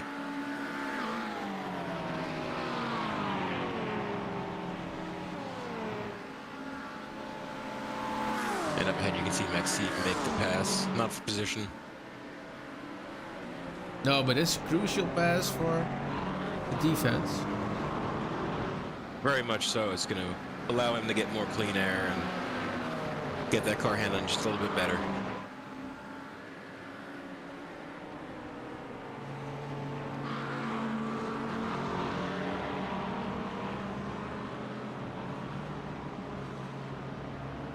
.6 seconds now. Gap continues to go down. Gap between Vince and Brandon, one of 2.8 seconds. That's coming down as well.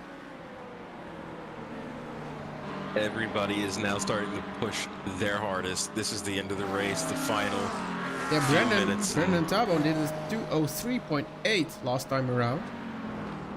Vince Peters did a 2:04.4. That gap still remains steady at about 2.8. How is Vince Peters looking in terms of traffic?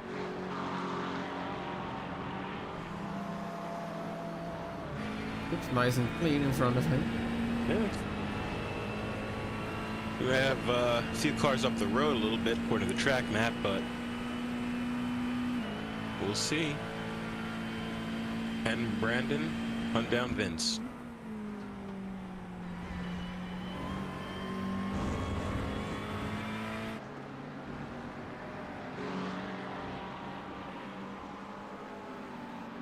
We're 6 now. Angelo is dropping a little bit again.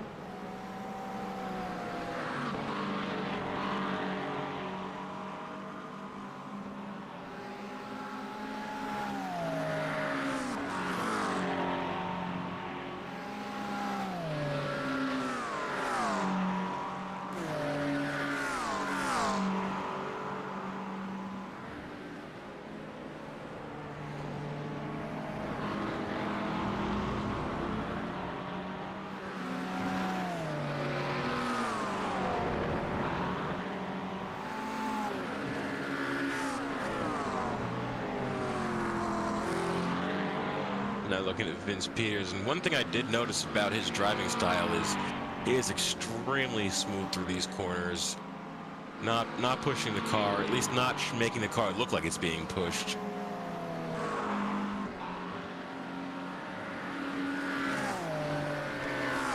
Ours are finally in front of the back marker. Now free to push towards Maxime. 1.5 seconds now. That gap's going to come down quickly too. He has These only two 10 minutes. Locked together all day, and these final 10 minutes are really going to be crucial. It is for the podium.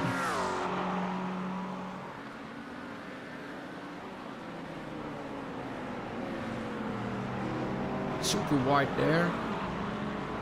It's almost within a second.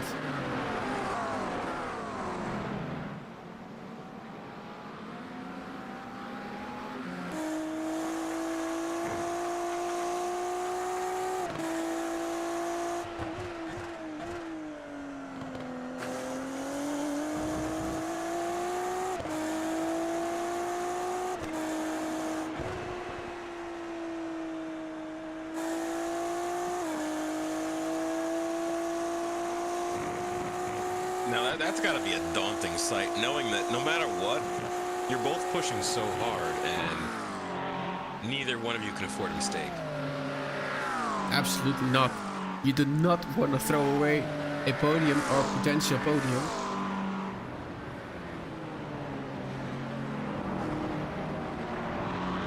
Yeah, you would not want to be the guy known on your team for throwing away a race with the final 10 minutes. Absolutely not.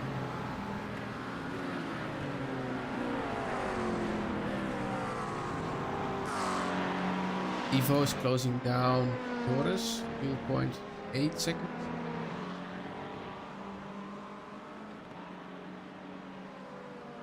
And this is the closest.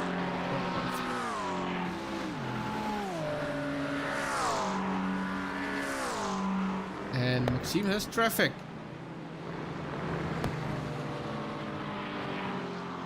And looks like he easily makes it around. I think Angelo is clear as well. A little bit of slipstream. More traffic for Dumoulin. C1 GT4. That's a little bit of a weird spot for Dumoulin. That's gonna bring Angelo way closer. However, Angelo now also getting a little bit stuck. About half a second. Yeah, traffic gives, traffic takes it away. Now it's back to 1.2.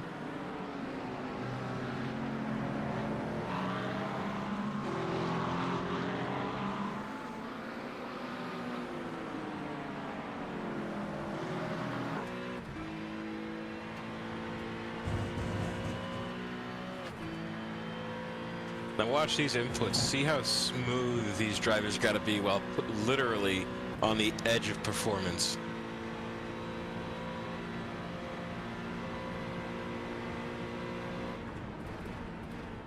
And the best part, no fuel saving. No, just going for it.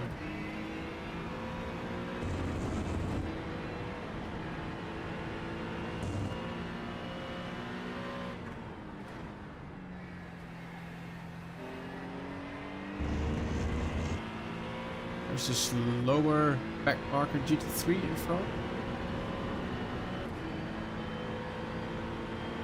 Which I think can cost you more time than a GT4 actually.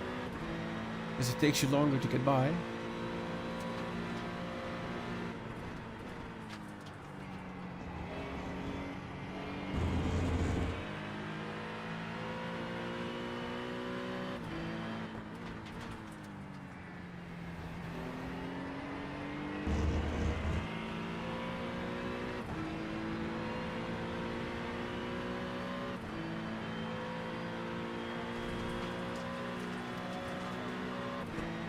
There goes traffic.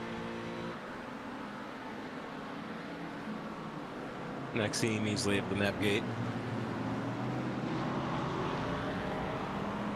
Now, Flowers needs to get by. No, it doesn't. Traffic is not on his side today. I would say it's on anyone's side, as you heard. Then gets the move down there. Now the gap is back to 1.5. Inside of 5 minutes to go. 2 seconds between Ivo and Joris.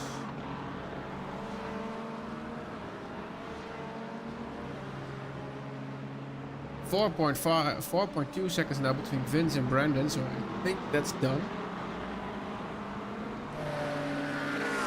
Well, it's not done until they cross the finish line, obviously, but... And we still got plenty of time.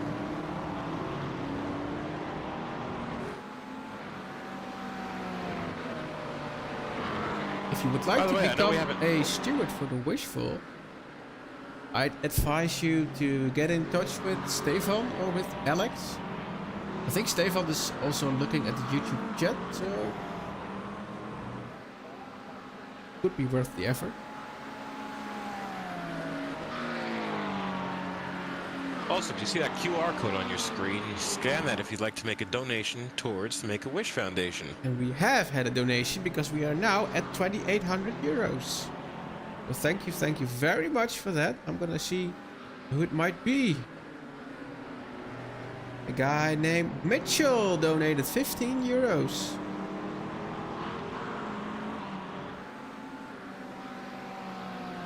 And Greg, 25 euros, mate.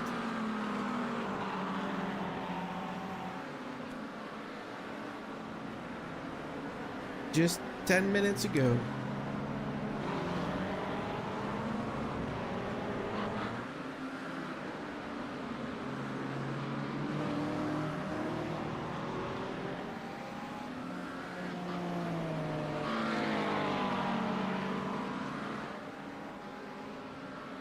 Okay, I've just gotten the confirmation that new stewards are always welcome.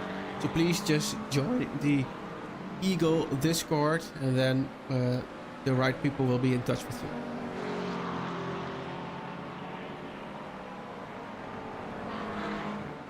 Back to the race, 1.5 seconds. With almost 2 minutes to go. 2 minutes really kept Lauers at arm's length this entire stint.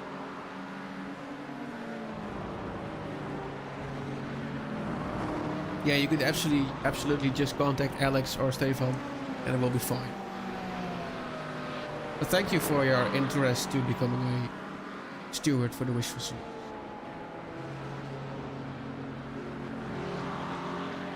Ivo van der Linde is tearing down that gap. 1.5 seconds. If we hop on board, you can just about see him. If there wasn't a big hill in the way. One of the things that really makes such a good... Oh, it's Mitchell. It's a fun track. By the way, it's Mitchell who has him in the sights. So it's Mitchell Dobson for Ivo van der Linde. All in for P4. LP2 class. That's the fight in their hands. Lauwers are now 1.8 seconds. So he might be just taking a breather for one last push.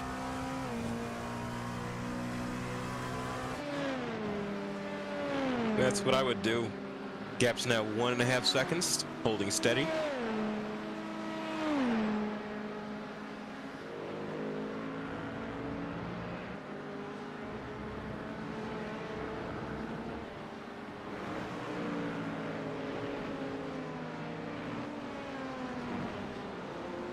Here's our overall leader.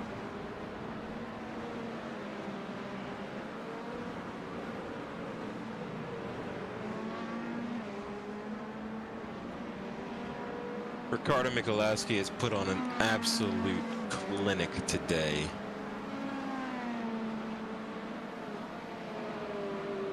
The whole Beercoat Esports Team White has just been the class.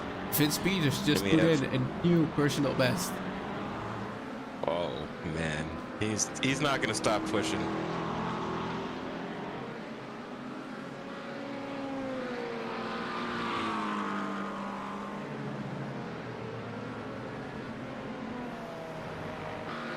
And I think for that team it's a statement.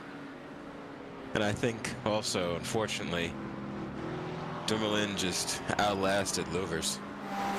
Yeah, he absolutely did. It was a really fun battle to watch. I think Angelo just thrown the towel there. I mean, Vince Peters and this entire Vortex Red team. 2 weeks of bad luck. There's the checkered flag for Ricardo Michalowski. The number 4 car wins here at Road America. And it's time to wait on Vince Peters in GT3 class. It was a very much a nice fight to watch with the SimCity Racing guys, but these Vortex Red drivers, they bring on the gold. Road America, 6 hours is for them. And then on to Hendrik de Graave in the BMW. He did cross the line just before the finish line, I think, so he has to finish this lap still. Doesn't have a flag behind his name yet. I think I can see the Belgian flag. He is a Belgian, yeah, Hendrik de Graave. In the timing tower there are checkered flags behind the people who finished yet. Yeah, no, I don't see his.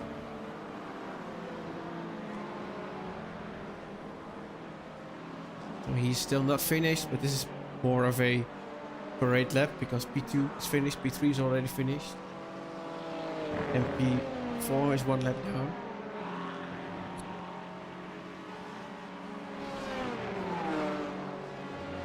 Keep in mind, these drivers have all been instructed to not stop after the finish line and just go to the pits.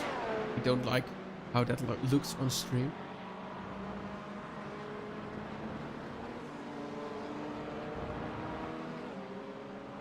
Greg Meister says, congrats to all winners. Did you just donate, Greg? Are you the Greg that donated?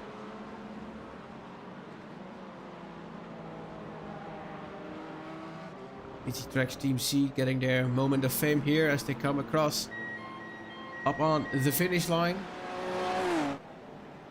And also the checkered flag for them. GT4 winners. 6 hours of Road America here, the Wishful series. Which makes us complete.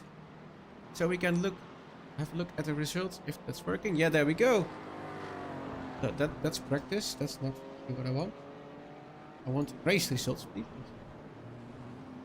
So the Wishful Series 2025, powered by R.O.I Management.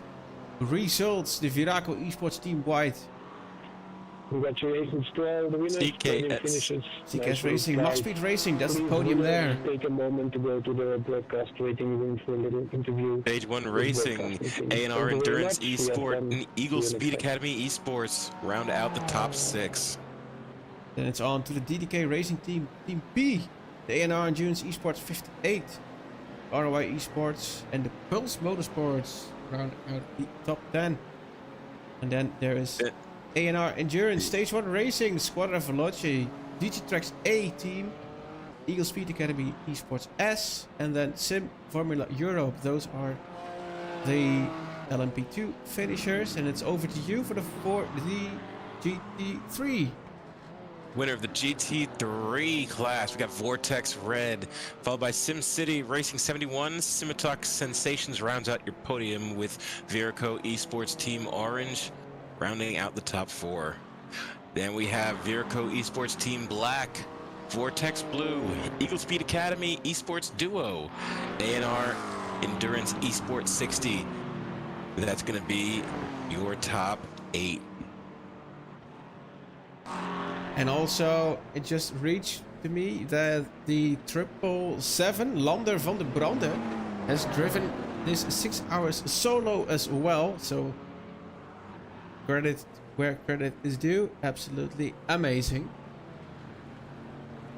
Let's get into the results. There's Max Speed Racing, Track Cars Import Specialist, DDK Racing Team and Vlaanders Racing Team, and then the winners in GT4 class, GT3 Team C, Eagle Speed Academy, Vlaanders Racing Team round out the podium. Then it's SJS Racing 23, also driving solo tonight, and then it's ORNL Road Team, DDK Racing Team B, and then there's a little bit more, and the SJS Racing 68, and then the non-finishers on a lot of laps down. Whoop, big pile up in the pit lane. Gorio Autosport, not the best of luck tonight.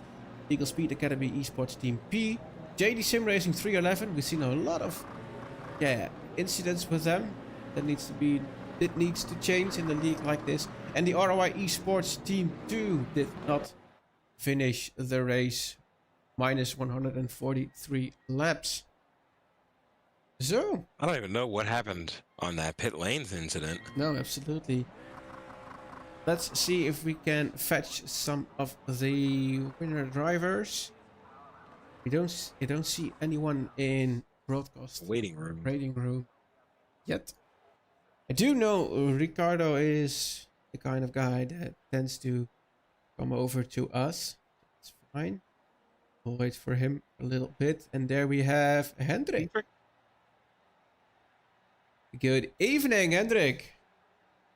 Hello, good evening. Hello. I assume GT Tracks? Correct. Congratulations. The GT4 overall win. Yeah, thank you. It was a very stressful evening because in my last 2 stints we only had one off track left before we had to take the penalty. So we did the last 2 hours on the one off track. Oh, that's fun. Well, yeah, it shows to me that you guys finished one lap before everyone in GT4. Is that correct? I think the second one was only 26 seconds behind. Then it might be a timing issue thing, right? But that's not really a problem. Yeah, Road America, GT4s and LMP2s. How was the coping with the speed difference? Well, it was a huge difference, and a lot of the LMPs really didn't wait to get into the gap, so it was really hard. And also because of a small margin with the remaining off tracks, it was very close a couple of times. So yeah, it was fun. Okay, cool. Our sights go to Zandvoort a little over a month, the 19th of April. What do you think about Zandvoort and multiclass racing? I think it's going to be a tough one as well because Zandvoort is not a very wide track, so it might be close as well with the other traffic. So yeah, we'll have to see. Okay, cool. So thank you very much for joining us tonight and having this post interview. congratulations to the whole team of DT Tracks Team C, of course, and I hope to see you next race. Yeah, thank you very much. Have a good time. Right, thank you. And I think it's over to Ricardo Michalewski into the broadcasting waiting room.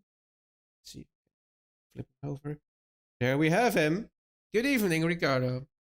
Good evening. So, there you are back again.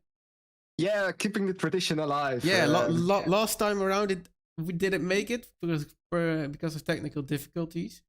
We could make it a double interview because we won last race as well. So. Yeah, absolutely. So the technical difficulties are still there, but the winning streak is still alive as well. Yeah, it was a tough one because when I took over from Maxime, we had 20 seconds. We were 20 seconds behind. But then, we had some pace difference with Thomas, so we could close the gap. And then after the pit stop, we were like 0.8 seconds behind. And I could overtake Koen on cold tires. So, but that didn't last long because Koen was a little bit faster than I was. But I could keep up with him after he passed me. So we changed positions a few times, and then it was time to pit. Or, well, at least for me, it was time to pit. And I saw Koen not pitting, and I was like, how is that possible? Because I was behind most of the time. I was trying to save a little bit, but couldn't save a lot.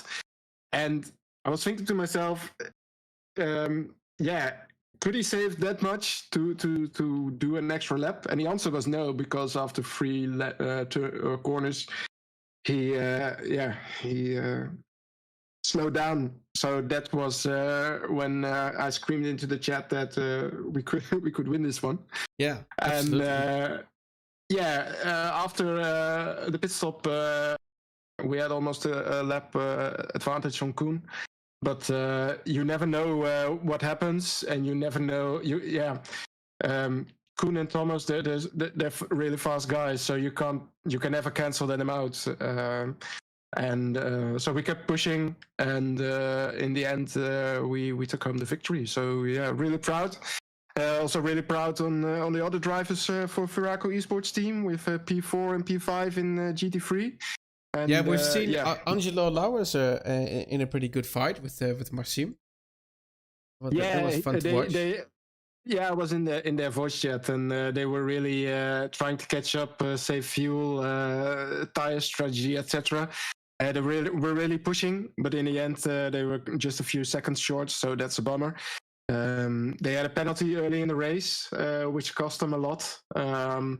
But we take it. And P4, P5 is pretty nice, and the other team P11 is also nice. Just outside of the top 10. But really proud on the team as a whole this race. Absolutely nice. Nice races were for Viraco Esports team. The 19th of April. It's a little ways down the road, 1 month, and then we're going to Zandvoort. Yep. Do you have any endurance experience on Zandvoort multi-class? I do. With the FTR, we drove on Zandvoort, but that was GT3, GT4, and TCR. This is LMP2, GT3, and GT4. So there's a little bit more pace deficit, I think. Yeah.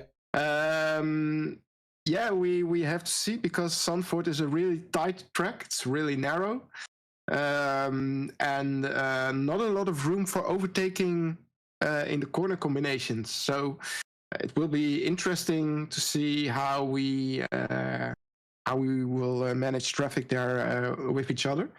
But looking forward to it. I mean, we're looking forward to the next races this season. Absolutely, and we are as well. So congratulations, thanks for joining us tonight, and I hope to see you in the next one. Yeah, thank you for the broadcast, and see you next time. Okay. Bye bye. So on to the next, and it's the whole team, I think. Good luck and congratulations, guys. Thanks. Thank you. So the guys from Vortex Red in the overall GT3 win, and it was quite a fight with the SimCity Racing guys, right? Yeah, I was on the edge all the time. I had to push, and I didn't really warm up, so I had to really get into it easily at the beginning. But then once I was more warm and I was just putting in the laps, it seemed to be going fine. Yeah, because both at Spa and at Sebring, luck wasn't on your side, on your team side. But today it worked a lot better, right? Yeah, I think we had only one incident that goes to 10 seconds, and for the rest, it was just trying to stay under the incident limit. And the pace was good, and the strategy was good, so yeah, worked out fine now. So trying to keep this win streak alive on Zandvoort next month. Let's try to, yeah. But then again, Zandvoort will be really tough with the traffic. So we'll have to survive there, and then maybe we can get another win. Why not? Yeah, let's hope so for you. Okay, so all that's left is to congratulate you guys, all of you, of course, and then I hope to see you in the next race. Cheers. Thank you very much. Okay, congratulations. Thanks. So joining us now are Stefan and Alex. Hello, good evening. So there Yeah, was good a night almost. race again. Yeah, absolutely fun. Yeah, a lot of things happened. How do you look back as an organizational standpoint? I think it was an eventful race, but after all, I think it was pretty good. I think so as well. Traffic seemed to be a little bit difficult at some points. But then again, Zandvoort is not going to be any more easy, I think, right? Yeah, that's gonna be hard. Also with the rain, it's a chance of rain, so it's gonna be hard on Zandvoort multi-class. Yeah, we're gonna see it. Gonna be fun. I think personally that will be the most difficult track of the whole championship. Yeah, I think so as well. But it might also Yeah. be one of the more spectacular ones. You're counting on that. Yeah, Well, personally, I'm Dutch. I have to. I think if you guys can keep it under 1,200 incidents in the rain, that'll be one heck of a good event. Under 12 in total, you mean? Yeah, combined, total, everybody. Nah. Nah. Well, I even don't know how much we had today, so. Oh, we had about 1,200. On the point of Ooh. nice round numbers, our donation stands at 2,800 now. Yeah, thanks to I think D-Tracks from Greg de Wit. Yes. Greg Yeah. Meister 91 on YouTube. Yeah, they donated, Thanks, so thank you very much for that. Which brings the total tally on to 2,800, which is exactly 80% of the target. So with Wow, three nice. races Three in, races to go. yeah, absolutely, that's gonna be great. So we can look back, I think, at a better race, a better stream, I must say, than Sebring. Not quite perfect yet. There were some issues still, but we're back on track, I think. Yeah. You keep That's it good to alive for 6 hours, so that's okay. Yeah, absolutely. And a big thanks to both Danny and Gage also, because Danny couldn't make it the whole race, and he took it upon himself to find a replacement. And I think in Gage we Nice. found a nice one. And Thank you. if you find yourself available for Zandvoort or any of the other races, I would love to have you back again. I think a 3-person booth would work nice and keep the energy up and high. Absolutely. Mhm. And So a we big get to thanks to the people of Race Control. They did a great job. Absolutely. I was in contact with Race Control throughout the race as well, which was nice. The incidents were very quickly and correctly, I think, resolved. So that was very good. We've seen our first safety car. Safety car, yes. Uh, But I think it was needed. yeah, it was needed, but the overall procedure went well. There were some people that drove on the pit limiter, but I think Stefan handled that very quickly on the voice chat, so that went well. And then there was no, we didn't have a full course yellow after that, right? No. Nope. So that's still not happening. Still testing. Still testing. Yeah, still only theory. Should work. Yeah. Should work. But other than that, yeah. In a 6-hour race, there are things that are gonna happen. That's just bound to happen. But all in all, it went fine, I think. Next season we do a race on Long Beach and then we have full course yellows. yeah, I might think so as well. Okay, so I'm gonna veto against that one. well, you guys fight it out behind the scenes then. It's gonna be fine. Okay, so guys, thank you for joining us. Thank you for racing, for organizing one hell of a race again. And I'll see you all the 19th of April when we head over to Zandvoort for race 4 in the Wishful 2025 series, but brought to you by R.O.I. Management. So guys, thank you very much. And as always, I'd like to thank the drivers, the donators, of course, more important than everyone, and the viewers. And I wish you all a very good night.